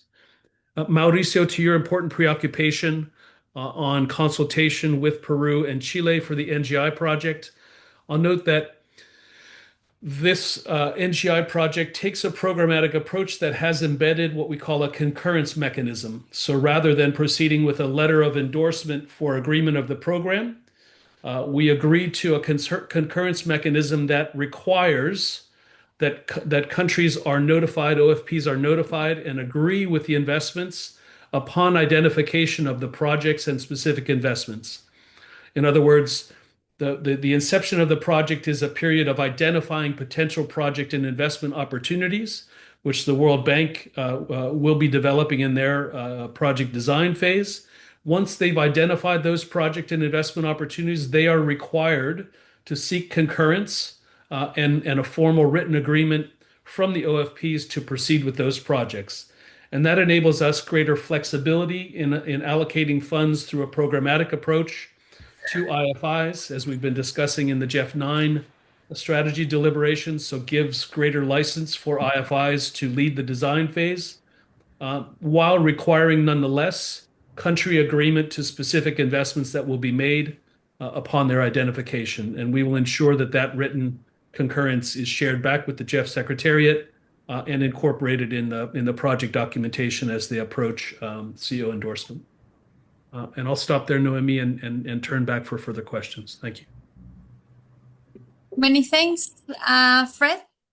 We still have 13 remaining speakers, so if agreeable, I will go through the next 7 and then break to Fred, and then we will go to the remaining ones. So with that said, I will now give the floor to Navan, followed by Ramon and Ben. Navan, floor is yours. Good evening again from Cambodia. Thank Naomi. Thank Fred for good presentation on work program for GEF Trust Fund. On behalf of East Asia constituency, we support the approval of the 290.6 million GEF work program as it mobilized 1.6 billion on co-financing and delivery 30 high-impact projects across 56 countries with strong support for SID and LDC. It achieved major global gain in climate mitigation, ocean governance, land restoration, and biodiversity protection, which accelerate delivery of Kunming Montreal Global Biodiversity Framework target through high-impact initiative, positioning country to advance climate and nature goal with a measurable result. The program shows strong policy coherence, innovation, and private sector leverage with an overall moderate risk profile. As we are moving toward the completion of the GEF 8 cycle, and in order to achieve a higher rate of resource utilization, we recommend an expedite review of all proposals submitted by the country in time for the next council meeting June 2026. On the approval of the work program, we support the endorsement of the proposed work program, noting its alignment and responsiveness with the GEF 8 programming direction and policy requirement. The program specifically cut across GEF priority for core areas such as biodiversity, chemical and waste, climate change, international water, and land degradation. In the succeeding GEF program document, the Secretariat may consider addressing the following issue and concern: exploring the diversification of co-financing resource by scaling up private capitalization, mobilization, and enhancing contribution from multilateral development bank, such as Asian Development Bank. This is also to help address the potential strain on government capacity to provide sustainable co-financing commitment for ongoing and forthcoming projects across GEF deployment cycle. Enhancing empirical evidence on the impact of gender mainstreaming in GEF project by moving beyond the basic 6 disaggregate reporting of project beneficiary. For instance, the Secretary may pursue the inclusion of additional indicators that would track the change in income source and other socioeconomic benefits resulting from nature-based intervention for better assess how this intervention meaningfully improve quality of life of women and other marginalized groups. Address the overcrowding of GEF resources across the integrated program for various Kunming-Montreal GEF targets, particularly considering the little to no proposal submitted to the target 6. Invasive Asian species. 12. Access of benefit sharing and target 17. Biosafety measure. Given this, the Secretariat should actively advocate and facilitate capacity building support for member countries to develop and submit their respective proposals to bolster the implementation of the Nagoya and Cartagena Protocol. It will also be strategic to highlight the interlinkage and co-benefit of this underutilized integrated program for sustainable gain made in major ones. Thank you.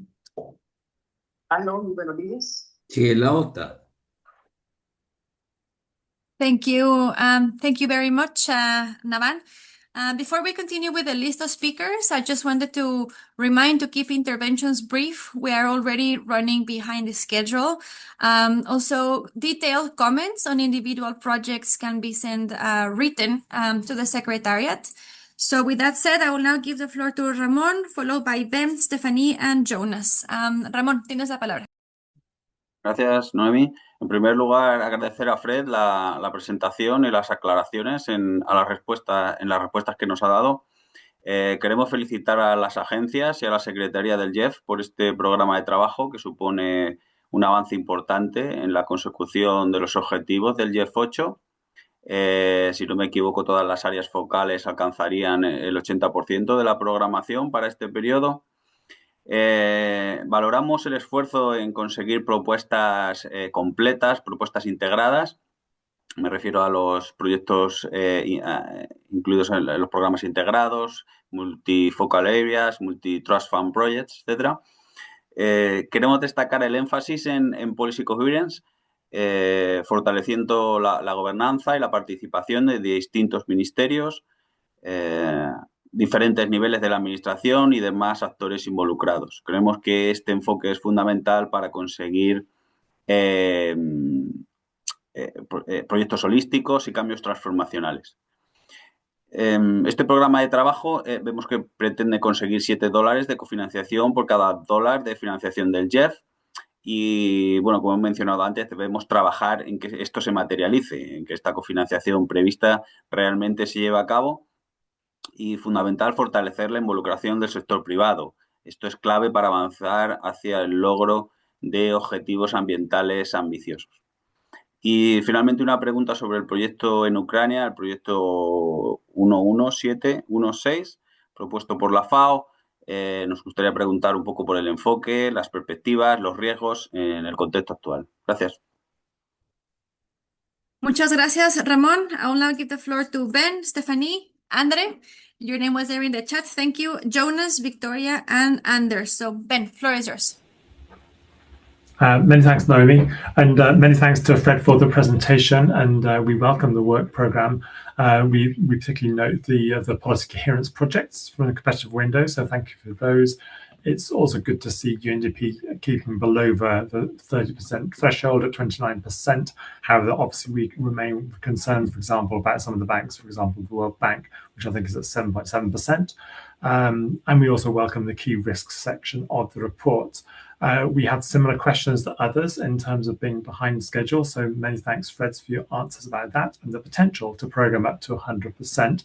It'd be useful if you can clarify whether that will then address some of those results areas which are lagging, for example, terrestrial protected areas and landscapes under improved practices, which I think are like 64% and 71%, so they're particularly lagging. Thanks to Fred for pointing out the significant oversubscription of the NGI. That's helpful to understand. We would like to see, as others, 3 projects again before they are fully approved. While I recognise this as repetitions of others, I think it's important to note those projects we have concerns with. So for projects 11857 and projects 12074, while we support the project's goals overall regards food systems and blue economy, we believe that they need a more thorough risk assessment to ensure thorough assessments of risks that could impact programme delivery. On the South Sudan project 12086, we have some concerns regards the details and the content note. While the project's ambitions for land tenure, natural resources management and climate resilient livelihoods are welcome, the application of a conflict-sensitive lens is essential given South Sudan's complex dynamics. This needs significant strengthening. We will send written comments in writing with more details on those areas before we particularly improve the latter of those projects. Many thanks. Many thanks, Ben. I'll now give the floor to Stephanie, followed by André. Stephanie, à toi la parole. Bonjour à tous, je vais m'exprimer en français. La France remercie les points focaux, les agences et le secrétariat pour la préparation de ce programme de travail. Nous apprécions en particulier la part importante des projets sur les sujets de pollution, produits chimiques, déchets dangereux, qui sont un enjeu à la fois pour l'environnement mondial et pour la santé publique et qui méritent un engagement fort du GEF. Nous apprécions également le programme sur la préservation des habitats marins par des pratiques de pêche durable dans le Pacifique regroupant 12 îles. Et enfin, l'effort notable porté sur la restauration des terres. Nous nous interrogeons néanmoins sur le taux de consommation de l'allocation du GEF, de GEF 8, d'après nos calculs de 83%, alors que le document indique qu'il passerait de 82 à 87%. Et nous aimerions avoir des précisions sur les perspectives d'allocation avant la fin de GEF 8 ou de report sur GEF 9 en montant. La France note également qu'à ce stade, une seule agence gère plus de 29% des engagements financiers de GEF 8, 3 agences gèrent plus de 62%. Et les 15 autres agences représentent moins de 8% individuellement. Cette répartition est donc toujours anormalement déséquilibrée. Enfin, comme l'Allemagne et d'autres pays, nous souhaitons attirer votre attention sur le projet Management of Mercury and Persistent Organic Pollutants in Burkina Faso for a Safe Living Environment. Si nous pouvons saluer l'engagement du pays à lutter contre toutes les formes de pollution, nous ne considérons pas que la situation locale permette la pleine mise en œuvre de ce projet. Tout d'abord, les risques sécuritaires sont extrêmement élevés, ne permettant pas de garantir la sécurité des personnes qui mettront en œuvre ce projet. Par ailleurs, les risques fiduciaires sont tout aussi élevés et nous ne pouvons pleinement être assurés que les financements parviendront aux personnes qui en ont besoin. Ainsi, nous souhaitons demander une seconde revue de ce projet avant engagement, avant endorsement, solliciter une évaluation des risques afin que la situation sécuritaire soit pleinement prise en compte avant l'endorsement. Et enfin, à ce stade, nous dissocier de l'approbation de ce projet par une note de bas de page à la décision. Par ailleurs, sur les projets en faveur de la Tanzanie, nous soutenons la demande de seconde revue et nous apporterons des commentaires écrits sur ces projets, éventuellement d'autres, avant la fin de l'échéance d'un mois. Merci. Merci beaucoup, Stéphanie. I'll now give the floor to Andre, followed by Jonas. And the floor is yours. Thank you very much, Noemi. We welcome the work program, which brings us to the home stretch in programming GEF 8 resources and in achieving the results on the GEF 8 with many of the expected global environment benefits met or even exceeded. We also welcome its aquatic focus, for example, through the regional Unlocking Blue Pacific Prosperity project, or through the project focused on the Okavango River Basin, or through the regional project involving Bolivia and Peru and focused on the joint management, sustainable use and conservation of the Lake Titicaca. We also appreciate the work program's important contribution to reducing greenhouse gas emissions and addressing pollution through several projects in the chemical and waste focal area.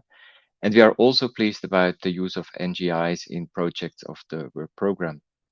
But we also noticed that no funds are being programmed under the innovation window and would like to know whether the GEF Secretariat expects to reach the targeted allocation in GEF 8 or not.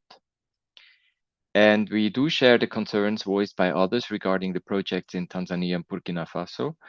We are assessing the situation and are not yet there to take a final position, but we support the suggestions made by other council members requesting a second review, including a risk assessment. And finally, we will also submit more detailed comments for selected projects in written to the GEF Secretariat. Thank you. Many thanks, Andre. We will now continue with Jonas, Victoria, Anders, and then we will hear back from Fred before we go back to the list of participants. So Jonas, floor is yours. Thank you so much, Noemi. So thank you to the GEF Secretariat for preparing this work program. It's very positive that most projects address several focal area goals and are pursued in an integrated manner. It is also encouraging to see that no single implementing agency has over 20% of the projects in this specific work program, while we share the concerns raised by France and others about the GEF 8 as a whole. It's a step in the right direction to have a wider distribution of implementing agencies in this program. We note that the innovation risk could have been higher in line with the GEF risk appetite framework. We have a few comments on specific projects, but I'll try to be brief. Our constituency especially welcomes investments across the Pacific SIDS in unlocking Blue Pacific prosperity through the Ocean Flagship. We can note that the proposed IFAD project in Malawi is in practice very similar to the ongoing IAAM project funded by Norway through the Cooperation Development Fund. So we note there's a strong need for clear coordination mechanisms between IFAD and the CDF to avoid overlap and ensure complementarity. Regarding the project in Tanzania, we have technical concerns, and like Germany, the UK, and France, we would like to request a second review before CU endorsement. We will send in our written comments before the January deadline. Thank you so much. Many thanks, Jonas. Now we'll continue with Victoria. You have the floor. Thank you, Noemi. Our constituency welcomes the work program. I just have two very quick comments. The first one is that we find it very positive to see another project in Ukraine with FAO. So that's great to see that project included. And the second comment I would like to make is in the work program on page 8, the GEF concurrence mechanism is mentioned, and that term wasn't clear to our constituency when we discussed the work program. So we think the document could maybe benefit from a footnote explaining that mechanism. Thank you. Thank you very much, Victoria, for being brief and concise. We heard you loud and clear. And thank you, Canada, for putting in the chat that you will send written comments. I'll now give the floor to Anders, and then we will go back to Fred. Anders, floor is yours. Thank you. Sweden is overall supportive of the work program. We particularly welcome project 11716. We find it important to increase attention on the non-grant instrument ahead of GEF 9, and positive with sort of the strong interest we have seen from implementing countries in terms of the oversubscription to the NGI, which gives a good basis for GEF 9.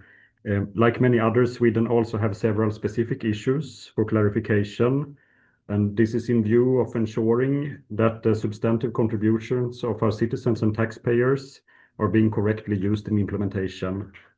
On project 11904, while agreeing on its substantive value, we need assurances that taxpayers' money would not be channeled in illegitimate ways, and wonder if there is an updated risk assessment and a clarification in this regard. On project 12074, we fully share the concern raised by others, and in light of recent developments, we would find it feasible with a renewed risk assessment or risk matrix, because such a risk assessment would also help to ensure that there would not be any risks of incorrect use to our taxpayers or contributions, or if there would be, would advise in that regard for steps ahead. In relation to projects 11885, 11989, and 12076, we note that these projects actually make rather positive contributions to overachieving GEF 9 results, GEF 8 results, and that they are scalable, and we find them substantively justifiable. Thank you. Thank you very much, Anders. Now let's give Fred some minutes to address these comments and questions, and we will go back to the list of speakers, starting with Laura, Gisela, Luciana, and Arun. Fred, back to you. Thank you. Excuse me. Thank you, Noemi. Thank you, council members, again for another round of very good comments. Again, I won't address them country or constituency by constituency, but in aggregate. The important note raised on the diversification of co-financing, mobilizing MDBs and the private sector, indeed very cognizant of that effort. And we are very pleased to feature the NGI project in Latin America on regenerative agriculture, which will mobilize co-financing ratio of 1 to 14.7, mobilizing $202 million in co-financing, of which 50 million will be from the private sector, also significant co-financing from the IFC and from local development finance institutions, as I mentioned when I presented that project. A number of you have mentioned with particular appreciation that we have a series of policy coherence projects in this work program. Indeed, that's the culmination of a process of vetting projects submitted through the competitive window. We're also particularly excited about these projects, not merely because it's a fine conclusion to that competitive window, but it really gives us an example of how policy coherence can be embedded in the GEF's work, aligning environment and development objectives in recipient countries. And as you all know, that's an important cross-cutting area for GEF 9. So these projects really demonstrate how to do that. And we're similarly very excited about that portfolio of work.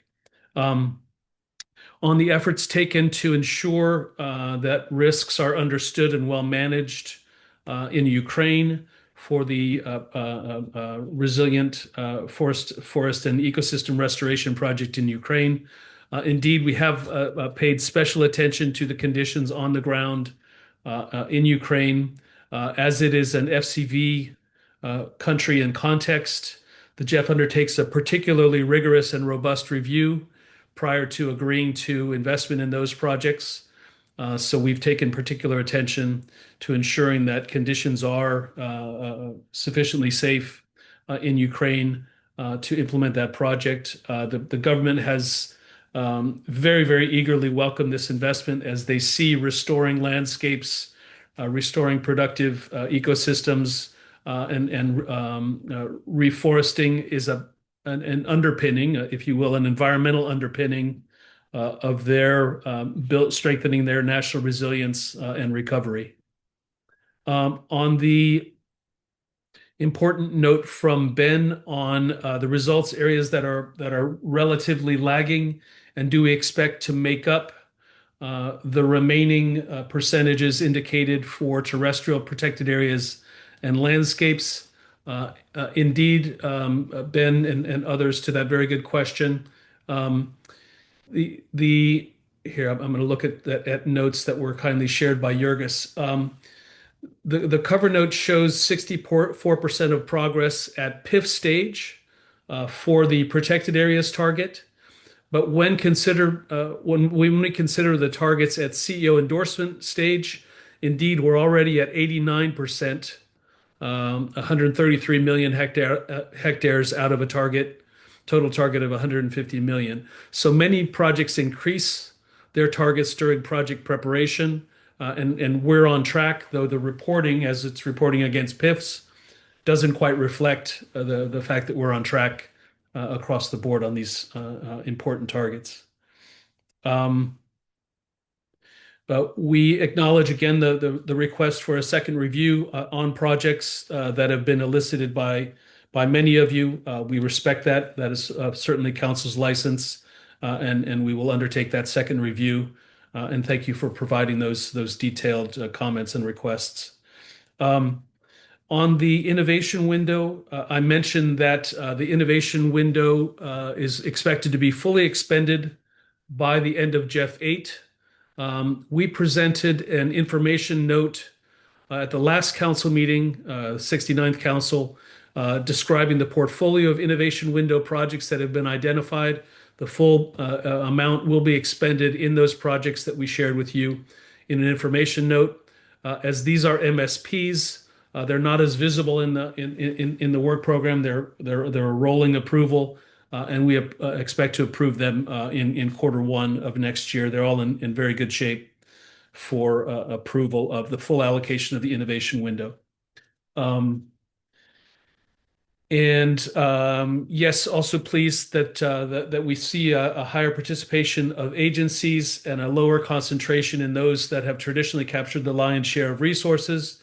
Particularly pleased to see an uptick or a relative balance achieved by the IFIs, which is about 20% of this work program. I'll note as well to Victoria on the concurrence mechanism for NGI. We will be very explicit in describing how that will be addressed to ensure that countries do have the opportunity to concur on the investments being made, while we also achieve that greater flexibility in a programmatic approach, allowing the World Bank to proceed with the overall development of the portfolio and identify those specific investments, and then trigger a concurrence mechanism. A concurrence mechanism, not to belabor the point, but just if I can explain briefly, it's different from a letter of endorsement in that we do allow the agency to proceed in identifying specific projects prior to receiving country agreement to investment in those projects. So it's a slightly different mechanism and not as well understood. We will certainly be, make the necessary efforts to explain that clearly and to ensure, as I noted, that each country agrees on the investments before we proceed with CEO endorsement. I think that covered them, Noemi. So back to you, back to the co-chair, please. Many thanks, Fred. I'm going back to the list of participants. We still have six to go. So we have Laura, Gisela, Luciana, Arun, Giovanni, and we will conclude with Rashid. So with that said, Laura, representing Estonia, Finland, and the Netherlands, the floor is yours. Yes, thank you, Nomi, and thank you, Fred. Good evening from Finland. Our constituency would also like to thank the Secretary for putting together this second last work program for the GEF 8. We comment especially the strong inclusion of projects that advance integrated approaches as well as focus on policy coherence. We strongly support the work program's commitment to gender equality and women's empowerment. We encourage continued innovation in gender-responsive governance and financing mechanisms, as is written that many projects have moved beyond compliance to introduce innovative measures. This is very welcome. Also, our constituency has been requesting in the past more transformative approach to women's empowerment, and we were very delighted to see that this has been the case in several projects in this world program. So thank you so much.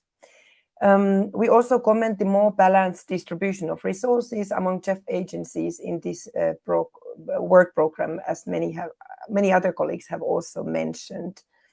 And it is also encouraging that ever bigger share of co-financing comes from the private sector, 1/3. And as the annual report on the private sector engagement strategy states, it is highly encouraging that the private sector's role in GEF projects has expanded during this replenishment period, with co-financing from business now surpassing GEF's own investment, driving transformative action and value chains.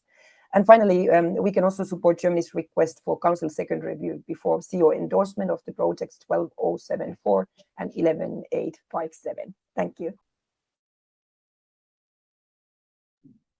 Many thanks, Laura. We will now continue with Gisela, then Luciana. Gisela, floor is yours. Thank you, Noemi. First of all, I thank Fred for the clear presentation, and we work on the work program, and while quite modest, we appreciate the integrated approach, ensuring the GEF investment to deliver a systemic and lasting impact. We listen carefully to Fred's responses, but allow us to flag also our concern on the 83% of the total GEF 8 resources programmed. While the leverage achieved is still significant, the co-financing ratio decreased. Could you please elaborate a little bit more on that? And we also commend the ambition of NGI global program investment for regenerative agriculture across Latin America, leveraging IFC financing and private sector investment. We believe these approaches should be further replicated and scaled up, particularly in LDCs. We also commend for the increased balance in agency distribution, where no agencies exceed 20% of the work program allocation. However, we would like to express our concern about the still modest share allocated to NDBs, less than 20% in total. We strongly believe that NDB's value added would enhance the sustainability of GEF activity, avoiding the project implementation and financial risk. I stop here and I thank again. Grazie, Gisela. We will now continue with Luciana, Arun, Giovanni, and Rashid. Luciana, floor is yours. Thank you, Noemi and Fred, for the presentation. We welcome the work program and its strong alignment with national and regional priorities, including ecological transformation, food systems, and integrated landscape management. Our constituency reiterates that concessionality must remain the backbone of the GEF, even as blended finance instruments expand. Blended finance can be used as a complement, but not substitute concessional resources or become an implicit expectation for access, especially in focal areas that do not naturally mobilize private capital, such as biodiversity conservation. Latin American countries require flexibility and differentiated criteria, recognizing that not all have the same ability to structure blended finance or attract private investments, and also considering national realities in the implementation of programs and projects under the GEF reposition cycle. We caution against the consolidation of co-financing as a rigid evaluation criterion, which could restrict access to star allocations or penalize middle-income megadiverse countries that carry substantial global conservation responsibilities, yet face asymmetrical investment flows. On behalf of our constituency, we would like to express our appreciation for the inclusion of the regional NGI projects, regenerative agriculture and food supply chains. We welcome the leadership of the World Bank in advancing this initiative and note with satisfaction that several countries in our region are identified as priorities. But as highlighted by the representative of CONESUR, it is important that OPFs are always informed of projects regarding NGI. The RASC above project represents a timely and strategic investment in strengthening regenerative agriculture across key value chains such as maize, rice, wheat, soy, and other essential crops by promoting reduced fuel use, lower chemical inputs, improved soil health, and enhanced carbon sequestration. This initiative supports our region's commitment to climate action, sustainable land management, and restoration of productive landscapes. We also wish to highlight in a positive manner the inclusion of the Brazilian project under the competitive window of policy coherence. This initiative is fully aligned with Brazil's ecological transformation plan and enjoys our strong support as it advances the bioeconomy as a strategic pathway for achieving sustainable development and strengthening national capacities.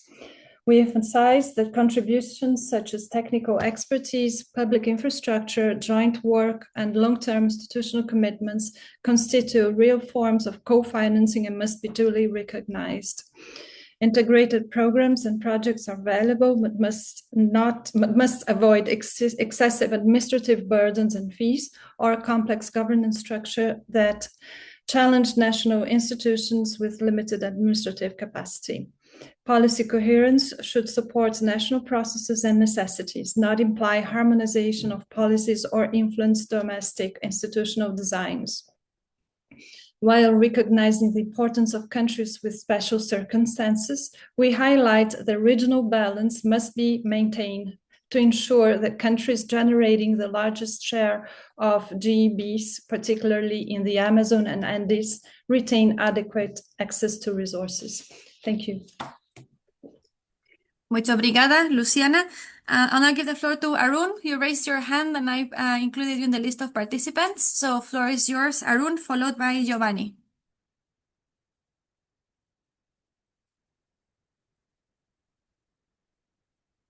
Arun, are you joining us online? Okay, so maybe while Arun rejoins, I'll now give the floor to Giovanni and then go to Rashid. Giovanni, representing IPAC, floor is yours. Thank you, Noemi and Chair.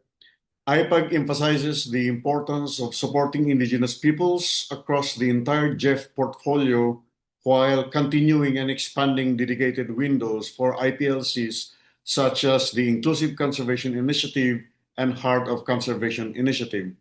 We acknowledge some of the work of Planet Gold Project and Inclusive Conservation Initiative on mercury issues which indigenous peoples and recommend that the chemical and waste focal areas support more work along indigenous peoples on mercury issues, even as development processes should build on the full implementation of free, prior, and informed consent. IPAC further notes opportunities within the international waters focal area for improving access and support for indigenous peoples as they also often cross national borders, and thus the transboundary international waters approach can provide the opportunity for coordinated and coherent management. Finally, moving forward, we recommend including ways to account better on what actions or projects have involved indigenous peoples and local communities. Thank you. Thank you very much, Giovanni. I'll now give the floor to our last speaker, which is Rashid, representing Algeria, Egypt, Libya, Morocco, and Tunisia. Rashid, floor is yours. Merci beaucoup, Noémie. Bonjour, bonsoir tout le monde. Au nom de la circonscription de l'Afrique du Nord, je tiens à remercier le secrétariat pour la présentation de ce programme de travail. Nous accueillons favorablement la présentation de ce programme ambitieux qui comprend 30 projets et programmes pour un total de plus de 290 millions de dollars. Nous notons avec satisfaction que ce programme de travail contribue de manière significative aux objectifs du FEM8, en particulier dans les domaines de la restauration des terres, de la gestion transfrontalière de l'eau, de l'atténuation des effets du changement climatique et de la conservation de la biodiversité.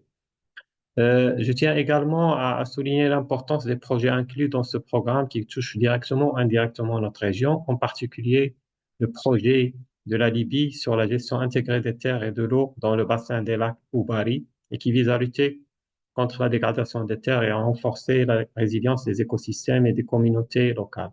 Ce projet est un exemple concret de l'approche intégrée promise par le FEM. Nous encourageons le secrétariat et les agences à veiller à ce que la mise en œuvre de ces projets soit inclusive, participative et adaptée aux contextes locaux, en particulier dans les zones fragiles et vulnérables. Par ailleurs, nous notons les risques modérés et substantiels associés à ce programme de travail, notamment dans le contexte actuel et en considérant la phase finale de la 8e reconstitution du FEM. Nous appelons également à un suivi renforcé des mesures d'atténuation de ces risques, en particulier pour les projets dans des environnements fragiles. En conclusion, la circonscription de l'Afrique du Nord soutient l'approbation de ce programme de travail. Nous réitérons notre engagement à travailler collectivement pour une mise en œuvre efficace, transparente et axée sur les résultats, conformément à l'instrument du FEM et à ses politiques. Je vous remercie pour votre attention. Merci beaucoup, Rachid. So with no further request for the floor, let's hear from Fred on final responses. Thank you. Excuse me. Thank you, Noemi. Thank you, council members, again for these important comments, many of which were repeated comments, and so I'll go through them hopefully briefly. To the question on programming, again, we're at 83% programming for the GEF 8 cycle. We do have sufficient projects in the pipeline to reach 94% of GEF 8 programming by the final work program in June. If we are successful in mobilizing the final donors who have not yet fully paid their pledges to get us to GEF 8 resource levels of 100%, we are also in a position to expend those additional resources. So we're looking very good going into the closing of GEF 8 to program all resources available. As noted on co-financing, the ratios meet the GEF required targets. The June co-financing levels were somewhat inflated in a very good way. We're happy that they were inflated because of the significant commitment to mobilizing 1.5 billion in microfinancing associated with the Global Microfinance Initiative through the SGP. Very ambitious target that significantly raised the co-financing for June, which was, as I mentioned earlier, a happy anomaly. We're pleased that the MDBs have gotten to 19% overall allocation in this work program, or IFIs, I should say, World Bank, African Development Bank, and IFAD, 19%, and we certainly encourage them to continue to put in good proposals and get beyond 20%. They offer such an important part of the partnership in being able to mobilize both concessional and private finance. So we're eager also to increase that number. That said, very important to note that the GEF recognizes and is consistent in respecting its mandate to mobilize grant-based concessional financing to its recipient countries. And we understand that grant financing is a privileged form of capital that enables us to unlock private sector investment by intelligently investing in strategic risks, in innovation, and in blending out the risk of private sector investment, which enables us both to mobilize additional investment and get the GEF's overall allocation to countries much higher and commensurate with the resources needed to address these important environmental challenges that countries are facing. It's also a very effective, excuse me, mechanism of not only mobilizing private sector investment, but private sector action and private sector transformation. Because through the GEF's grant-based financing, we're able to get corporate entities to experiment in things like regenerative agriculture and to inform how they can make the transition to more sustainable practices, things that they would otherwise not do, given the potential risks to or impacts on their bottom line. So by deploying GEF grant financing strategically, we can both leverage additional private financing and, importantly, influence private sector change. In all cases, our NGI investments will require country approval before we proceed. As I noted earlier, through the programmatic approach, that is a concurrence mechanism as opposed to a letter of endorsement. But the concurrence mechanism nonetheless requires that countries, through their operational focal points, agree to the project prior to GEF investment, and we'll make that very explicit in the CO endorsement request. A further note on policy coherence, important note raised by Luciana, thank you for that. And we recognize fundamentally that national sovereignty is paramount. Recipient countries make the decisions on how to use GEF resources, and recipient countries are leading the way to demonstrate the value and importance of policy coherence within their own national contexts. And we fully defer to the designs and the sovereign decisions of recipient countries in determining what types of policy coherence investments are appropriate, the timing and the nature of those investments. We fully respect that. And we're very pleased that in the current work program, we have 4 examples of how countries have seen how embedding environmental aims in their national development strategies and ensuring that policy coherence leads to wins across the board for environment, society, and the economies of those countries. On the mention of the importance of mercury for indigenous peoples and local communities, indeed, Giovanni and colleagues, we recognize that very, very prominently. We've made significant investments in Latin America and Africa, particularly in artisanal and small-scale gold mining. We also note that the recent Minamata decisions affirm the importance of that engagement, and we are committed to and enthusiastic to further scale that up. And a last note on the request for second reviews, again, just to reiterate, we respect and welcome your comments on those projects that you believe merit a second review. We understand the sensitivity of context in many of those countries, in many of the countries that we invest in, and we respect that. That will be reflected in the summary of the co-chairs and the footnotes requested by the US, and for that matter, any other country. We're happy also to add those clear footnotes to the work program prior to its agreement. Thank you, Noemi, and back to you and the co-chair. Thanks, Fred, and thanks, Noemi, for helping assisting us on this very important agenda item. And I would like to thank every single council member that was able to address the floor. I won't repeat what Fred just mentioned with regards to the footnotes and the summary of the chairs. As a matter of fact, by the end of the day, we may be in a position to share some draft text for the knowledge of those who make comments on the second reviews and the need for the reflect those statements in the summary of the chairs and in the footnote of this agenda item. So I feel that we have finished the discussion of this agenda item. With this, I would like to invite Council to adopt the draft decision that is included in document GEF/C70/03. I don't see anyone asking for the floor, so agenda item approved.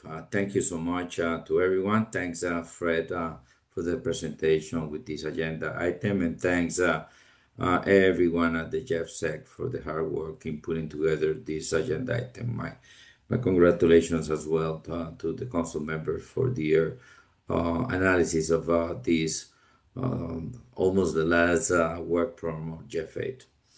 With this, we will get into our last agenda item for today, the first day of the GEF Trust Fund Council.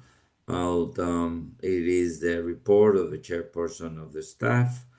I will pass it over to my co-chair, who will be introducing Rosina Bierbon, head of the staff.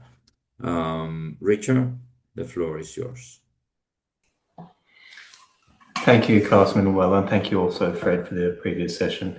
And now for the last agenda item for today, I'd like to invite Ms. Rosina Bierbon to present the staff report. Rosina, over to you. Thank you so much, Co-Chair. Sorry to keep everyone late. And thank you, Esther, for running my slides for me. Good morning, good afternoon, good evening. And let me, as usual, start with a wonder of nature. But today, this is a lioness named Gamma in Namibia, looking to the distance on a pebbled beach in Namibia. Normally, these are desert lions, but she is one of a group of 12 that made their way to leave traditional hunting grounds to the coast a decade ago, now enjoying seals for a meal.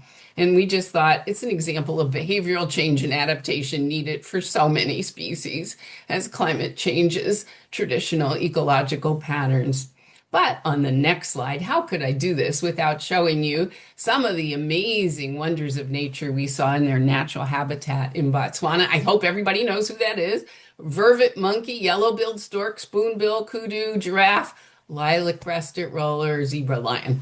Okay, and while you're thinking about that, I just want to mention a few changes that staff has made in response to OPS 8 and council comment. So our papers were posted much earlier, and I included a proposed work program in my official report. We now produce briefs, summaries of key issues and recommendations from our longer reports.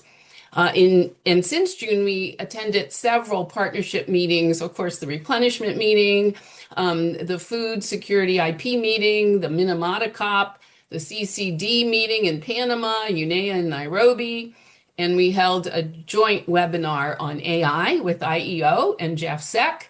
And as well, 3 panel members attended a constituency meeting last week with Brazil, Ecuador, and Colombia. So we're very happy to do more of these should you wish.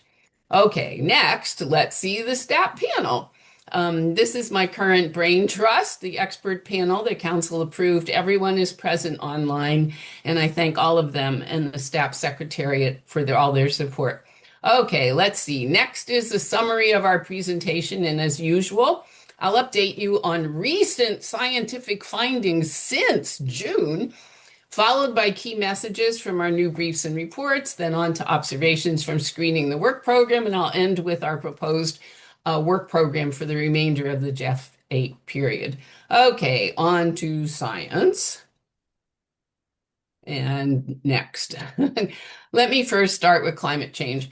As you can see in the bar chart on the left, global temperatures have risen steadily. And so far, 2025 averaged 1.48 degrees Celsius above pre-industrial levels, and probably will make this year co-tied for second with 2023 as the second warmest year, just behind 2024, even though the El Nino has ended.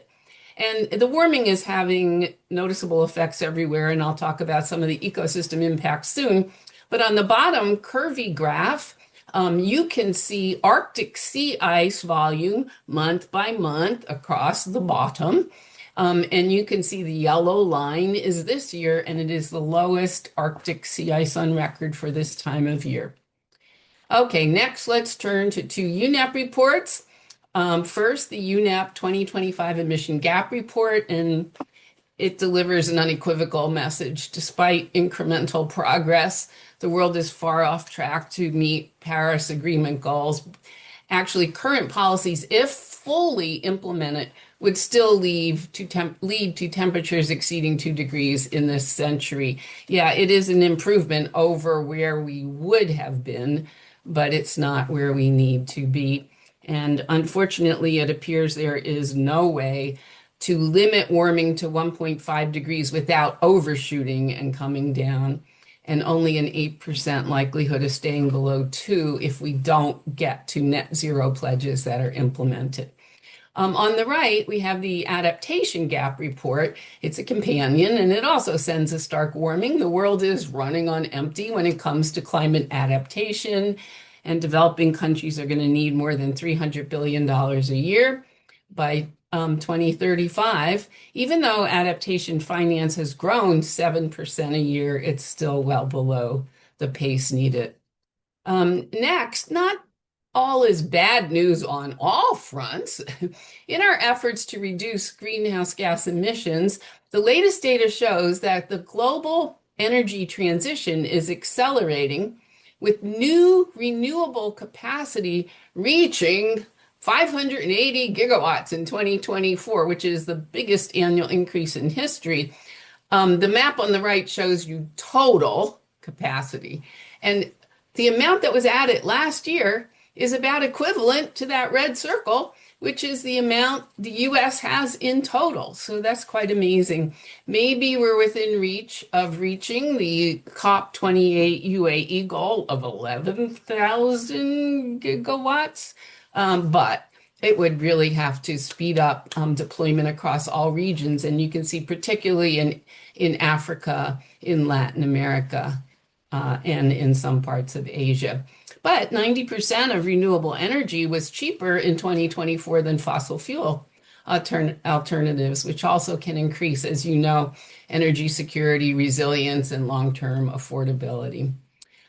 Next, we have this study that came out in July, and it reinforced the importance of supporting Indigenous people and local communities in conservation management. And it looked at the impacts of dams, deforestation, fires, mining, oil and gas extraction, and roads on 4 landscapes: in the Amazonian Andes, in lowland forest, in wetlands and rivers.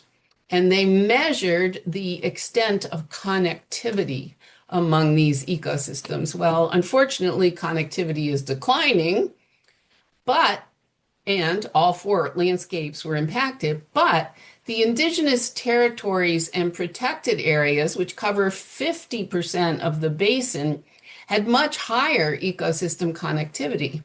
And so it actually provided some recommendations in this study, some of which STAP also touches on in 2 of our papers for this council. And these include strengthen governance in indigenous territories and protected areas to safeguard connectivity, and partner with indigenous people and local communities, and prioritize those areas in conservation plans. The photo is of a ceremonial staff of indigenous guards in the Amazon. They are unarmed, but they carry this as a symbol of their authority.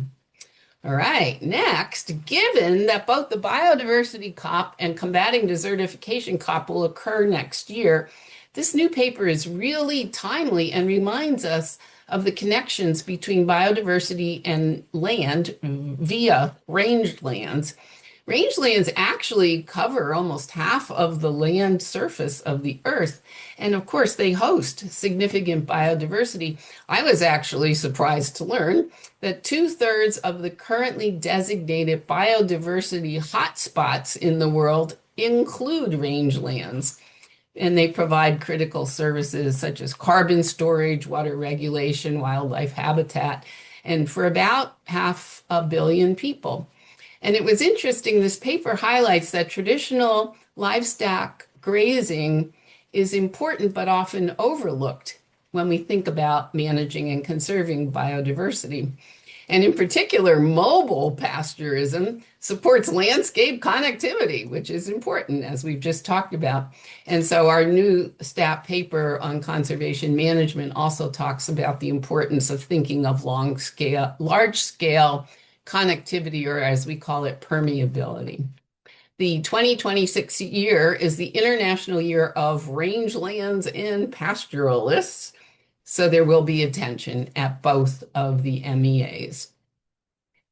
Forests under pressure. 2 recent studies in Science focused on tropical forests in the Americas and the pressure they are under.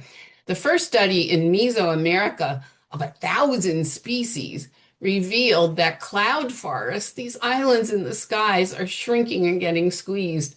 Rising temperatures are forcing hundreds of tree and plant species to move uphill at about 2 meters a year.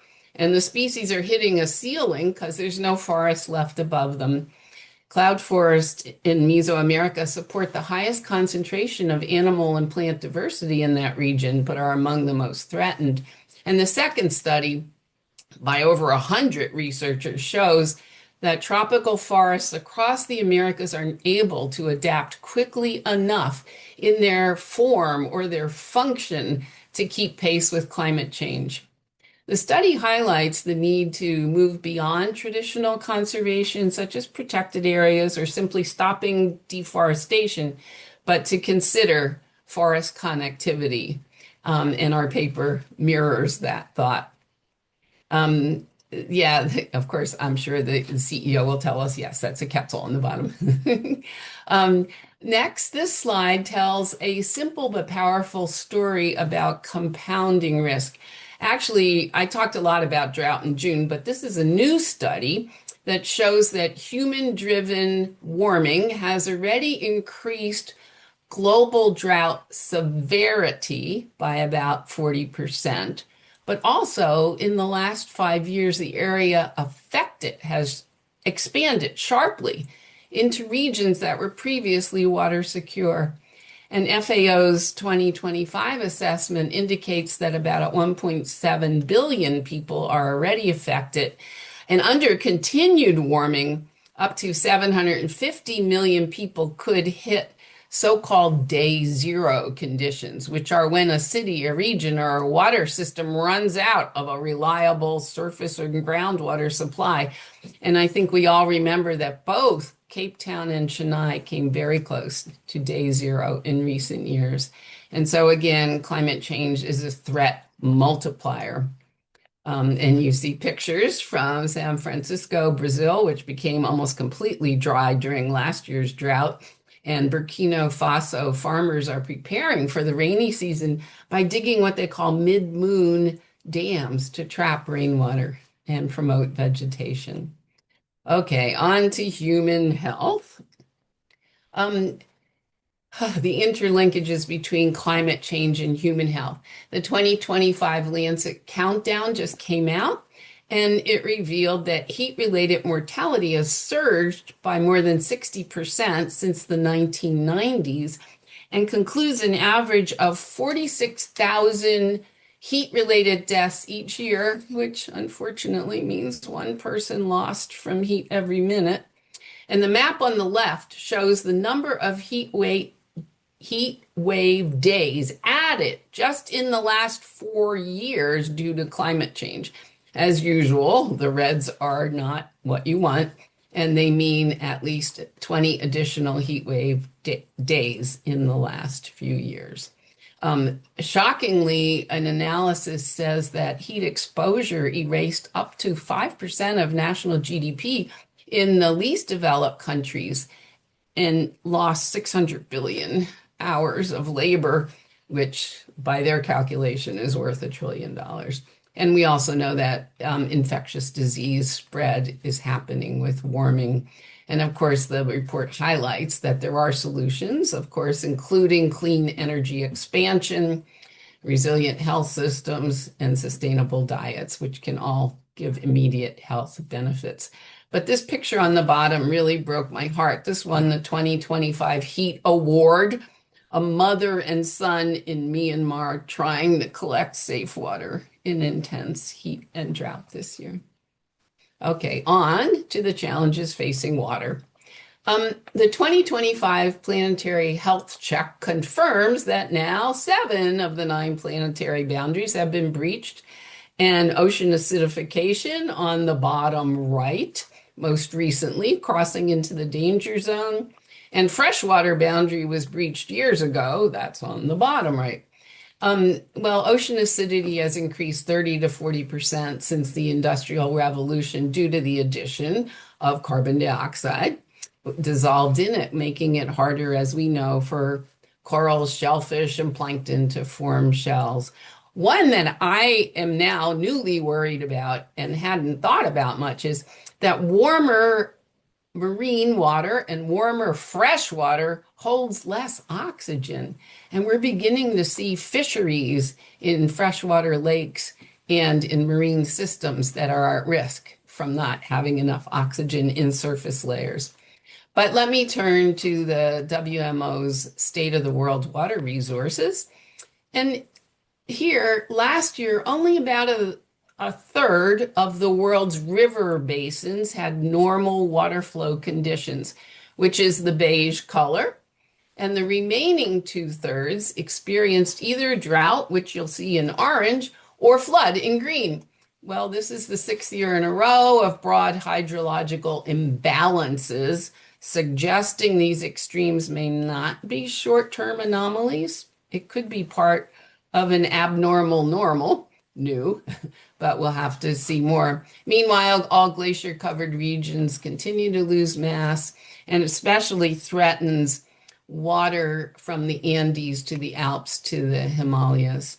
These drought to deluge swings are causing shocks across all sectors. So combating water insecurity is really urgent. Now, coming back next to some of the topics that have already been raised, new papers show human activities have radically altered the global mercury cycle since the Industrial Revolution, turning rivers into significant pollution conduits to the ocean, and driven by mining, industrial discharge, wastewater, soil erosion, and rapid land use change. And again, artisanal and small gold mining is one of the largest contributors in South America, Southeast Asia, and parts of Africa. And elevated mercury affects human health, either drinking it directly or through fish consumption. But as I said, we did participate in the Minamata Convention, and as we've heard, parties adopted decisions to strengthen global controls. And antibiotics are showing up in river pollution and a rising threat to ecosystem and health. And of the roughly, 30% of all the antibiotics consumed worldwide are entering the river systems, and poor water management systems, treatment systems can exacerbate this. So on both of these issues, STAP's future work program will examine it more. And on the map on the bottom, the redder the map, the higher the risk from antibiotic resistance, because antibiotics in ecosystems can accelerate the evolution of antimicrobial resistance, which the WHO, World Health Organization, said is one of the world's top problems. On to marine megafauna. This is an amazing study that involved 500 scientists and three decades of telemetry info on 120 species to provide the most comprehensive assessment of how marine megafauna use the oceans. And the pictures show you what marine creatures they studied. Well, they concentrate their movements in what we now know are migration corridors and residency hotspots. And so that's all the kind of brownish and green areas. But existing marine protected areas are those purple spots on the map on the right, which only cover 5% of the prime territory. However, the green areas will, which is another 35%, will be protected if we get to 30 by 30.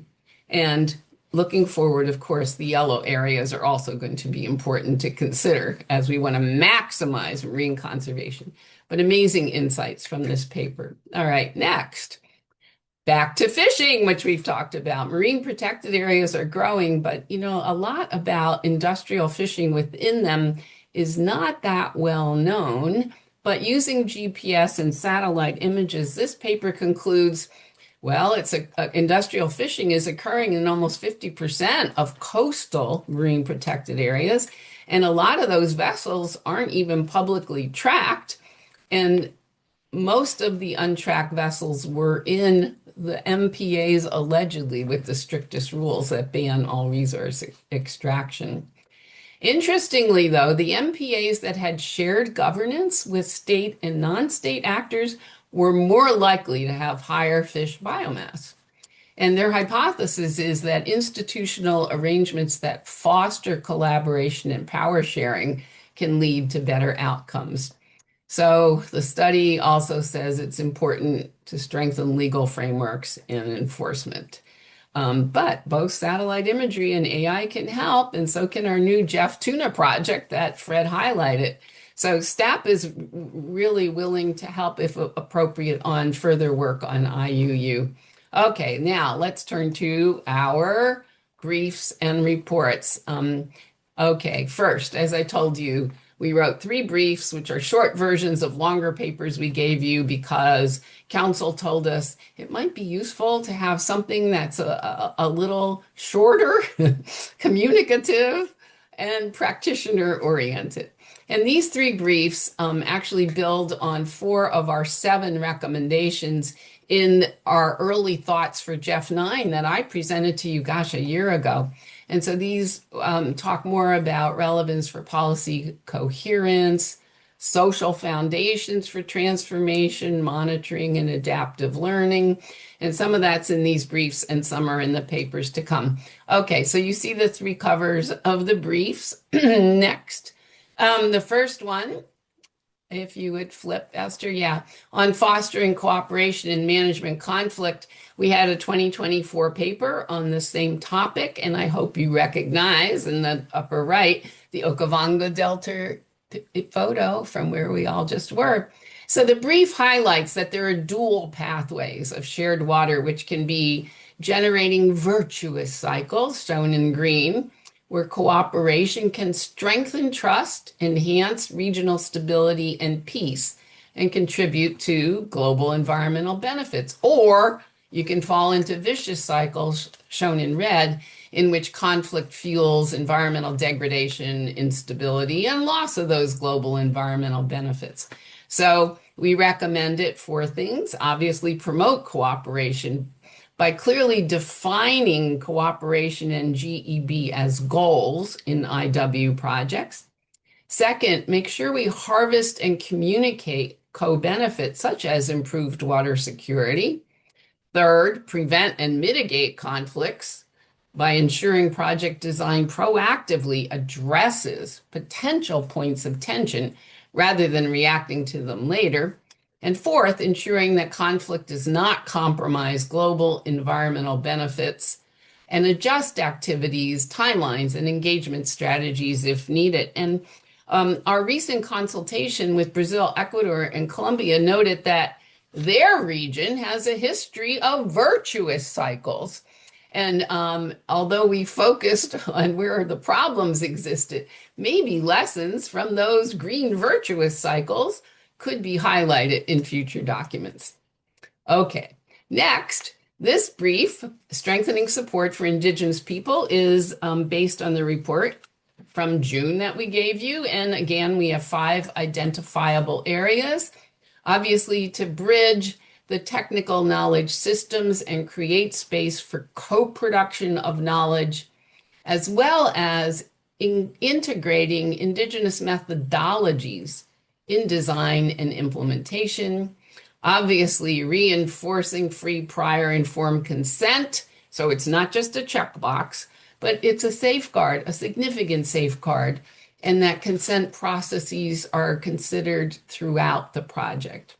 Third, recognize that an Indigenous peoples benefit in governance because, as we've already talked about, their lands appear to be more connected and ensure that they have influence, resources, and space to continue to influence decision-making. Fourth, co-design projects with them in ways that respect their worldviews, territorial priorities, and long-term community visions.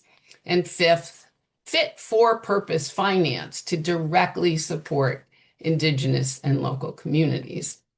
And the third brief on MEL highlighted good examples, if you would switch, Esther, to good examples from the Moore Foundation, Jeff's Falur IP, Jeff's Global Wildlife Program, and the Global Snow Leopard Program. And based on what we think are good examples of MEL practices, we suggested some. You won't be surprised that one was we should use the theory of change as a core MEL tool to support early evidence-based learning. Second, we suggest we might want to have learning questions whose answers could help inform a robust MEL framework. You know, just one that we put in there was, for example, how do GEF projects address flows, supply and demand of energy, materials, and ecosystem services between urban and rural systems? Third, as we all want to do, strengthen regional and thematic platforms for learning. Fourth, encourage adaptive planning that remains responsive to changing circumstances, new evidence, and communicate feedback throughout the lifespan of the project. And of course, fifth, identifying key indicators that can track what is working and what needs further refinement. Okay, we have a new big report on artificial intelligence. We all know AI is being used across many domains, so we thought we'd look at the relevance of this fast-moving technology to Jeff's work. And we held, as I said, a workshop jointly with the IEO and JeffSec and included practitioners and researchers. And our early analysis highlights that AI has transformative potential across every Jeff focal area if adopted responsibly, deliberately, and equitably. AI is already enhancing conservation and climate action in ways that were previously impossible, in species detection, in coral reef assessment, in precision agriculture, monitoring of poaching and deforestation, mapping waste flows, and improving recycling efficiency. So AI can improve how the Jeff itself operates, both in project design through rapid scenario evaluation, but it can also facilitate adaptive management by enabling earlier detection of risks or failed implementation. And MEL with automated data capture can support real-time insights. And these, I think, capabilities are especially important given Jeff's focus on integrated systems-oriented programming. But AI is also a double-edged sword with, as we know, significant environmental, social, and governance risks, including, as listed here, high energy and water use, mineral and rare earth demands, e-waste, unequal access, and the digital divide, which can lead to marginalization of vulnerable groups. So intentional governance and safeguards are essential to AI adoption. On the next slide, you might question why I put a picture of an elephant. I don't know why there's a word across them, and a penguin here, but elephants are linked to AI as both beneficiaries of its protection and as subjects whose deep intelligence is actually being unlocked by these technologies. And I put my penguin there not only because they're beautiful, but because AI can actually identify different penguin species very easily due to their distinctive patterns. Apparently, some humans are harder to differentiate still. Anyway, STAP offers a set of recommendations for Jeff's engagement with AI.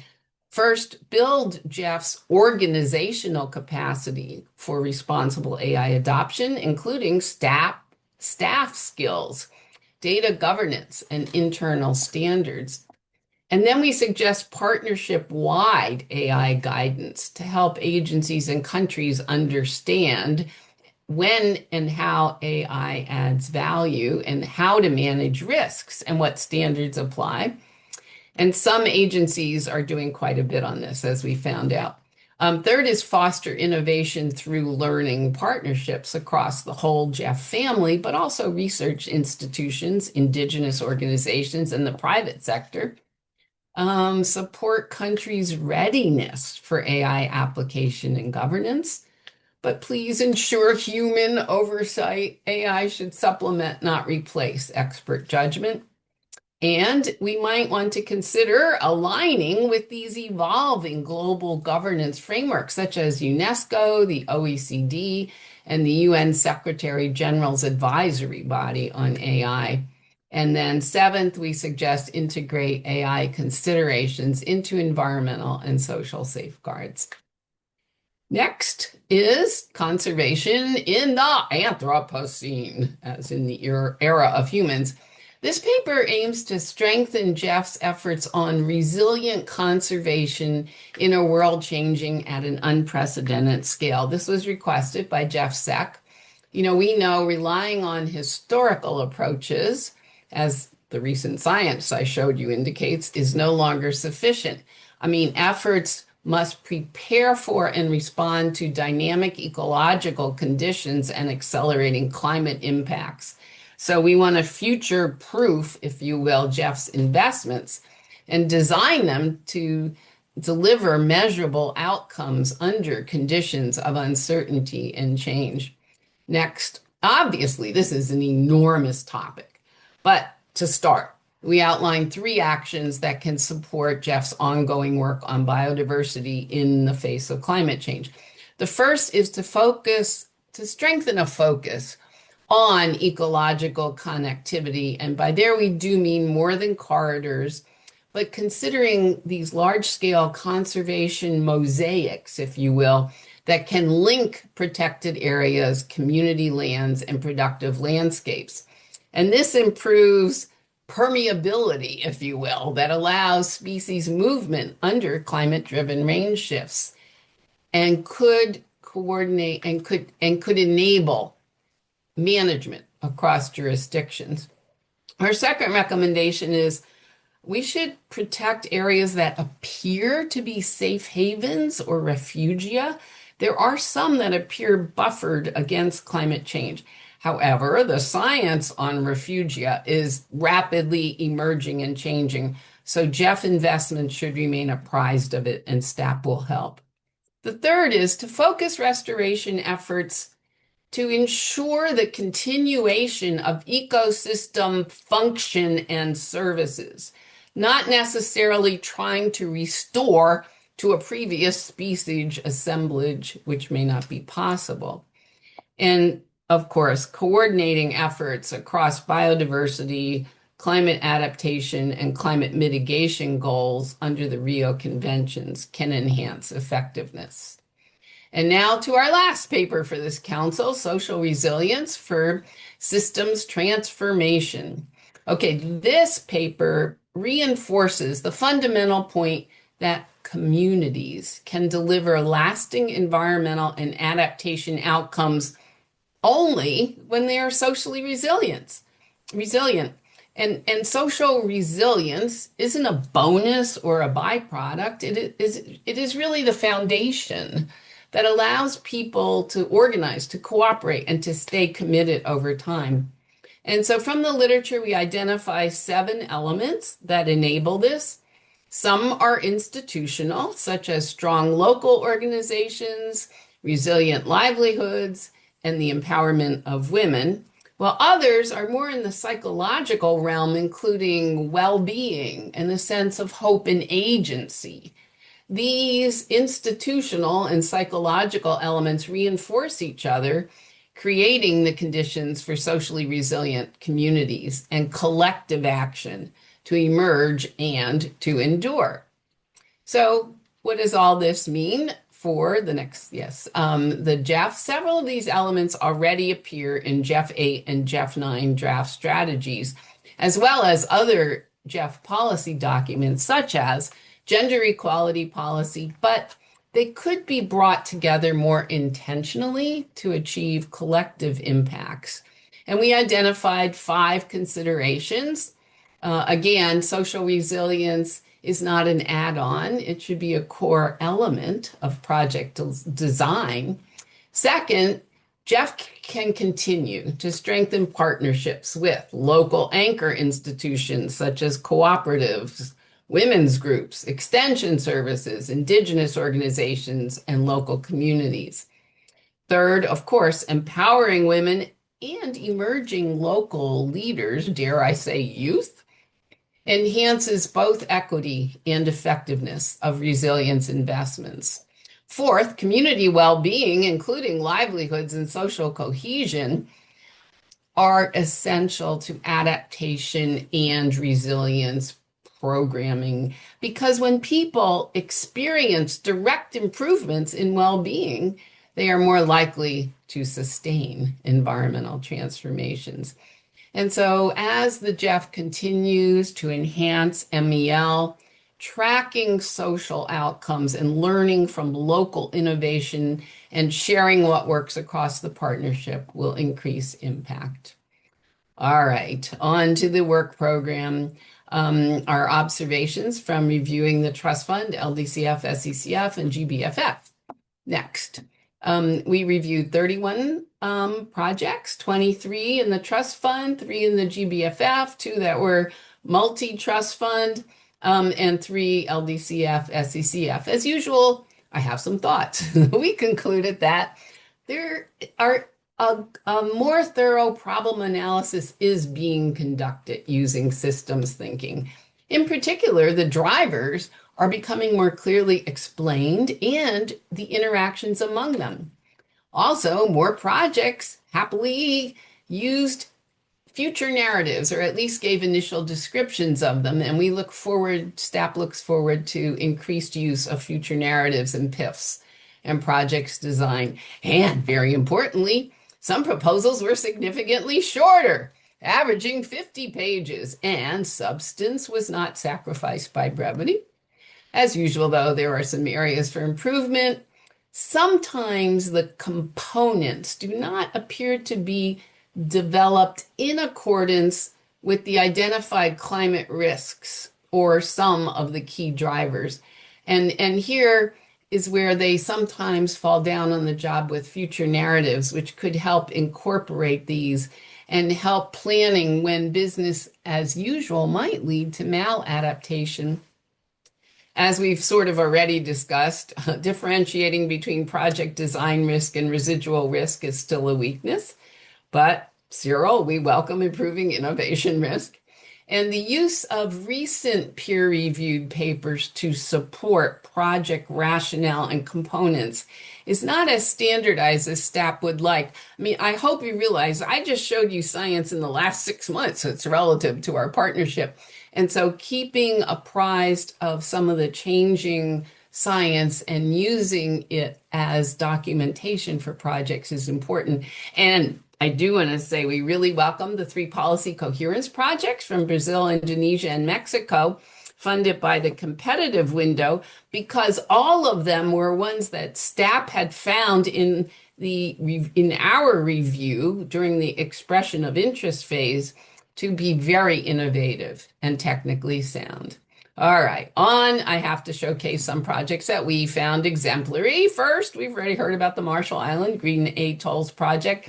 In particular, it integrated rigorous environmental and socioeconomic analysis and a wonderful theory of change that outlined the pathway to achieving the project objectives. It also used plausible future scenarios to guide resilient design and embeds culturally appropriate stakeholder engagement, and also identifies risks and matches them with credible mitigation measures. The second is FAO's Bangladesh project, which here integrated nature-based management initiatives which demonstrated how whole of society and whole of government approaches can operate at scale across ecologically critical areas. It also involved local communities. It weaves gender responsive elements into core activities. It will also deploy digital tools to capture visual data to support decision making. And the project's design is tightly aligned with the Global Biodiversity Framework. All right, a second slide on exemplary projects. Colombia's GBFF project provides an excellent description of the project sites in the Choco bioregion and takes a comprehensive look at the socioeconomic, the demographic, and the sociocultural norms of the Afro-Colombian communities. And it also described well the beneficiaries' legal and customary land rights, gave good information on the drivers of biodiversity loss and governance and institutional frameworks. It identified interventions to address a highly complex situation because it involves deforestation, mining, pollution, conflict, and challenges to the enforcement of environmental regs. And the project had a very good approach to respecting IPLCs, including their values and governance practices. And I show the humpback whale here because it's part of the project ecotourism piece. And then the fourth one from India, the theory of change in the project description clearly maps pathways supporting forest restoration and habitat connectivity by developing landscape spatial plans that recognize communities' forest rights and strong community engagement. It's establishing a large, almost 3 million hectare landscape with coordinated management among governments, communities, tribes, and the private sector to maintain permeability, as STAP's paper on conservation urges. Free, prior, and informed consent is embedded throughout the project, and it reinforces and recognizes land tenure and resource rights of IPLCs. And there is a female Bengal tiger on the move in Tabota National Park. Okay, future work program. Let me outline what STAP proposes to do between now and the end of the GEF 8 period. Okay, next, as we look to the remainder of GEF 8, we will cover 3 areas in our work program: preparing advisory documents, engaging in the GEF integrated programs review, and delivering briefings and webinars on selected topics. So we owe a formal report to the assembly, which is mandated in our terms of reference, and we will do that to consider broad science and technical issues that emerged during the preceding phase of the GEF, the current state of science, and gaps. We're also thinking about a report that reviews the literature, or we're working on it already, on principles for catalyzing sustainable transformation that could guide future GEF interventions in this realm. We're also, we have a panel member who is working with the Water Law Working Group at the World Bank, a sequel to the Global Economics of Water Group. And so it'd be very easy to extract from that a brief and track discussions on the challenges of managing the hydrological cycle.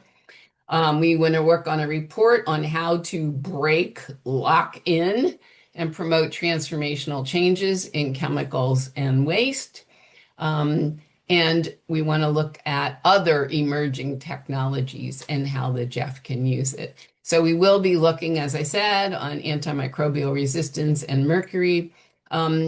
We have been asked by GEFSEC to help them develop a meeting on the integrated programs. It will be a GEF Global Forum in Nairobi in April to consider what we've learned over all the IAPs and IPs. And as I said, we'll offer training, if you'd like it, on topics like future narratives, risk and innovation, theory of change, designing transformational interventions. And we are also interested, as we've heard a lot today, about doing more on drought, about doing more on biodiversity beyond national jurisdiction issues and where those marine critters are moving, and also illegal, unprotected, and unregulated fishing. Okay, shown in this picture is a sand cat. Maybe you don't know this. This is the national animal of Uzbekistan, symbolizing resilience. It looks pretty quiet. The species, Felis margarita thenobia, has really thick paw fur, protecting it from the burning hot sands. And it gets moisture from its prey, needing little to no water. It is very well adapted. Okay, so the last slide is just a thank you. The Uzbekistan photo on the left is one we will see at the assembly, the Living King Necropolis in Samarkand, with surrounding high mountains. And on the right is a saiga antelope, which is elusive and critically endangered. The GEF is greatly supporting its conservation. The saiga have been around since the time of the mammoths, and they have survived ice ages. We hope to help them survive the Anthropocene too. Thank you very much.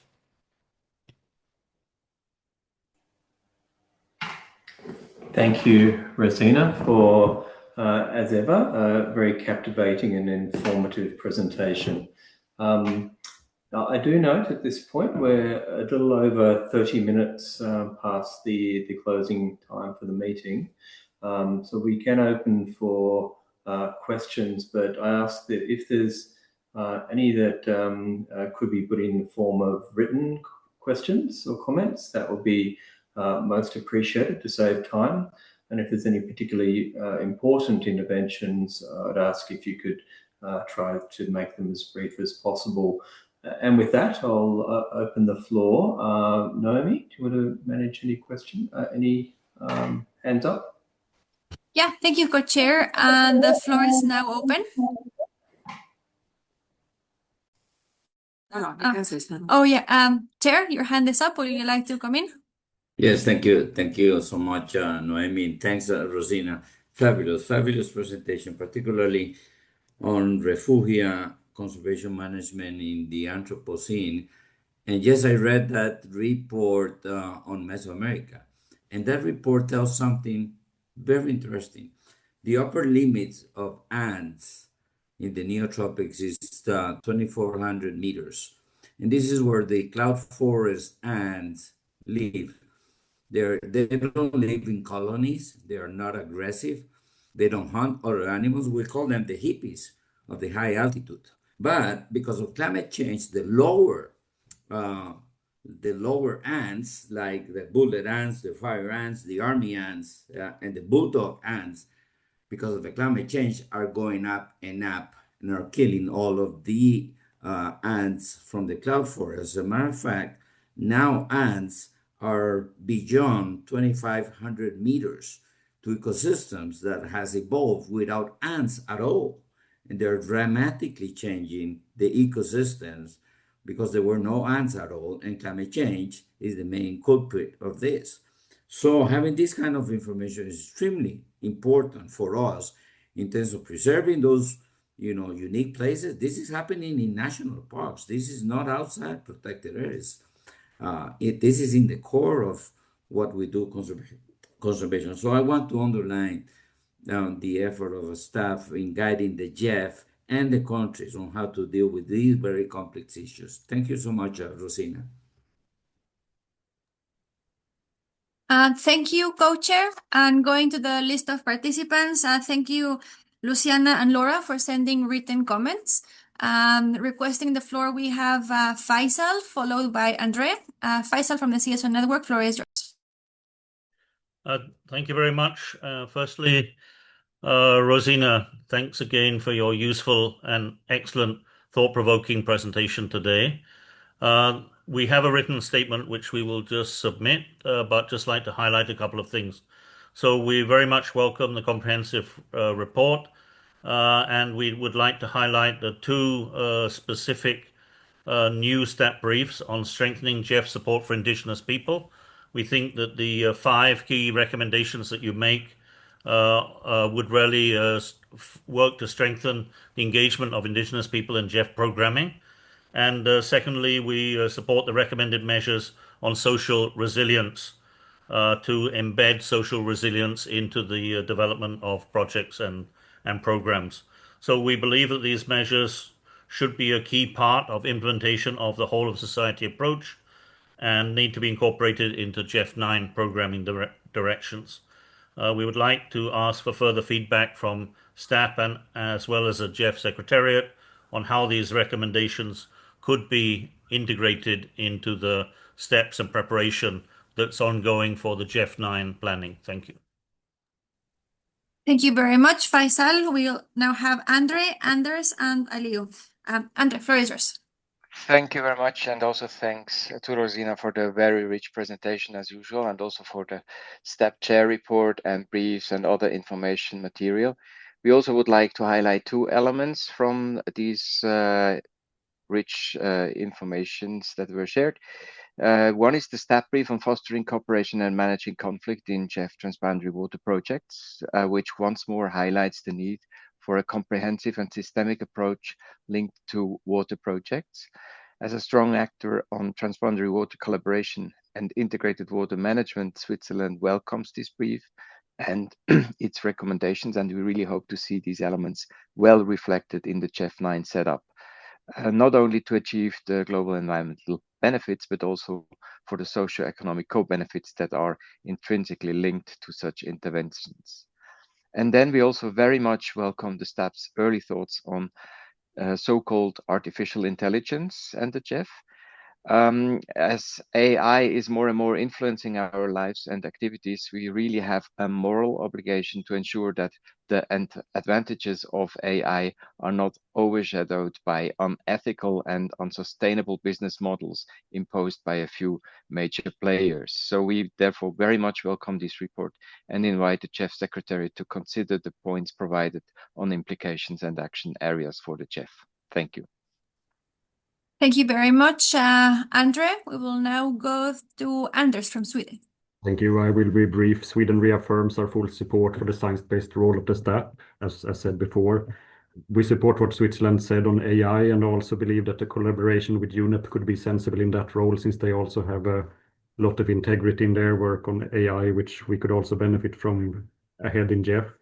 As mentioned in Kazan, and not to repeat the details of it, we would want to review the terms of reference of the STEP and also sort of have more of a focus on identify synergies between the MEAs and the GEF core objectives, to have more of focus on the key objectives of the GEF.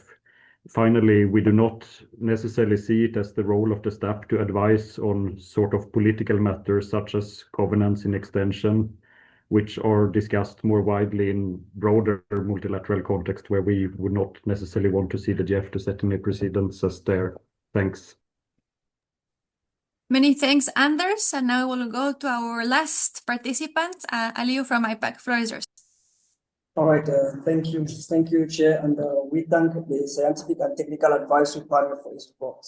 The Indigenous Peoples Advisory Group welcomes STEP's continuous recognition of Indigenous peoples as essential knowledge holders and partners in addressing global environmental challenges. IPAC notes in particular STEP's emphasis on Indigenous peoples' knowledge systems, long-term stewardships, and equitable knowledge co-production, particularly the reports on this topic, which we were involved with. Just in this presentation, multiple studies were highlighted showing that Indigenous peoples' management is highly effective both on land and waters, and therefore emphasizes that the GEF should continue and expand its support to IPLCs. This is reflected in this in the conservation and in the anthropocene paper. We note the statement on artificial intelligence. We were serious concerned about the potentials of misappropriation of Indigenous knowledge and privacy for environmental defenders. These issues must be carefully considered and ensuring full respect for the FP. On international water papers, we are disappointed to see that Indigenous people or even the CSO, who are not, they are not even mentioned, even though they are key actors in this space. We hope to work with you on this future effort in this area. Thank you so much, Chair. Thank you very much, Aleo.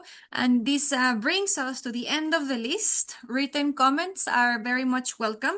So over to Rosina for some final remarks. Well, thank you very much. Most of it was saying you found the papers useful, which is what we intend to do. We try to pay attention to what council is interested in, what GEFSEC wants to do, and what new science is suggesting. So, but I do very much agree with Sweden. No, we are not going to give you political advice. But if we see problems in project design or implementation that reflect governance issues, that's what we're trying to do, for example, in the IW work. And yes, we recognize that how to operate in pre and post-conflict countries is still controversial. Anyway, we stand ready to help GEFSEC and Council think about how to implement any of this you want to. As the CEO always says, the A in STAP is advisory, as in you don't have to take any of this, but you can. And so we stand ready to help. And finally, on the terms of reference, UNEP manages STAP, as you may know. And so they have a draft terms of reference that they would be ready to table with council, because council has to approve that. So that's actually not something I myself can do. But if you'd like to hear from UNEP, we can talk about that, council. And thank you, Carlos Manuel, for finding the 3 recommendations we teased out of so much thinking that needs to happen on conservation in the Anthropocene as things that make sense to focus on now, even while we're getting much more information. So thank you very much for staying late.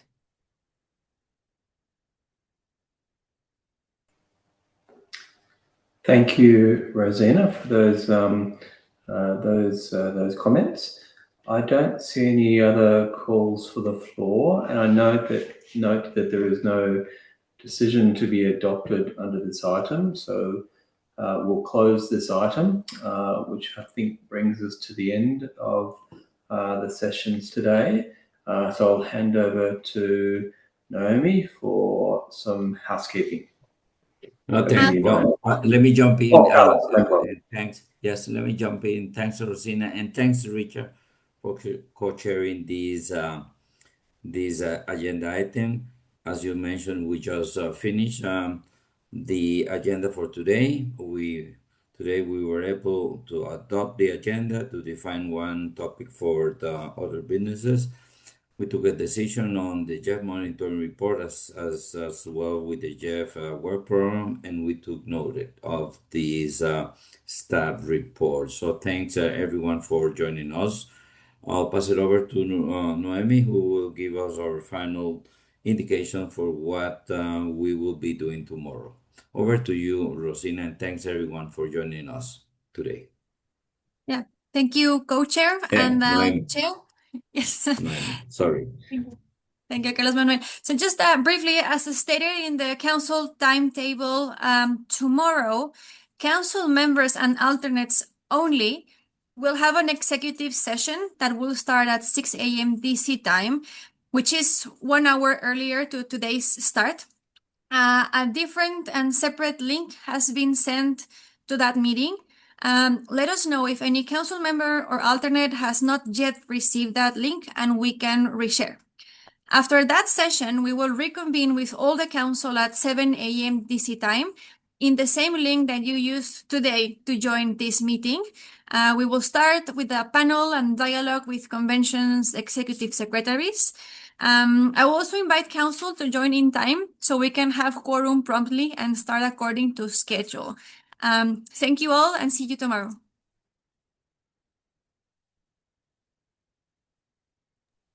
Muchas gracias, Noemi. Thanks, everyone. See you tomorrow.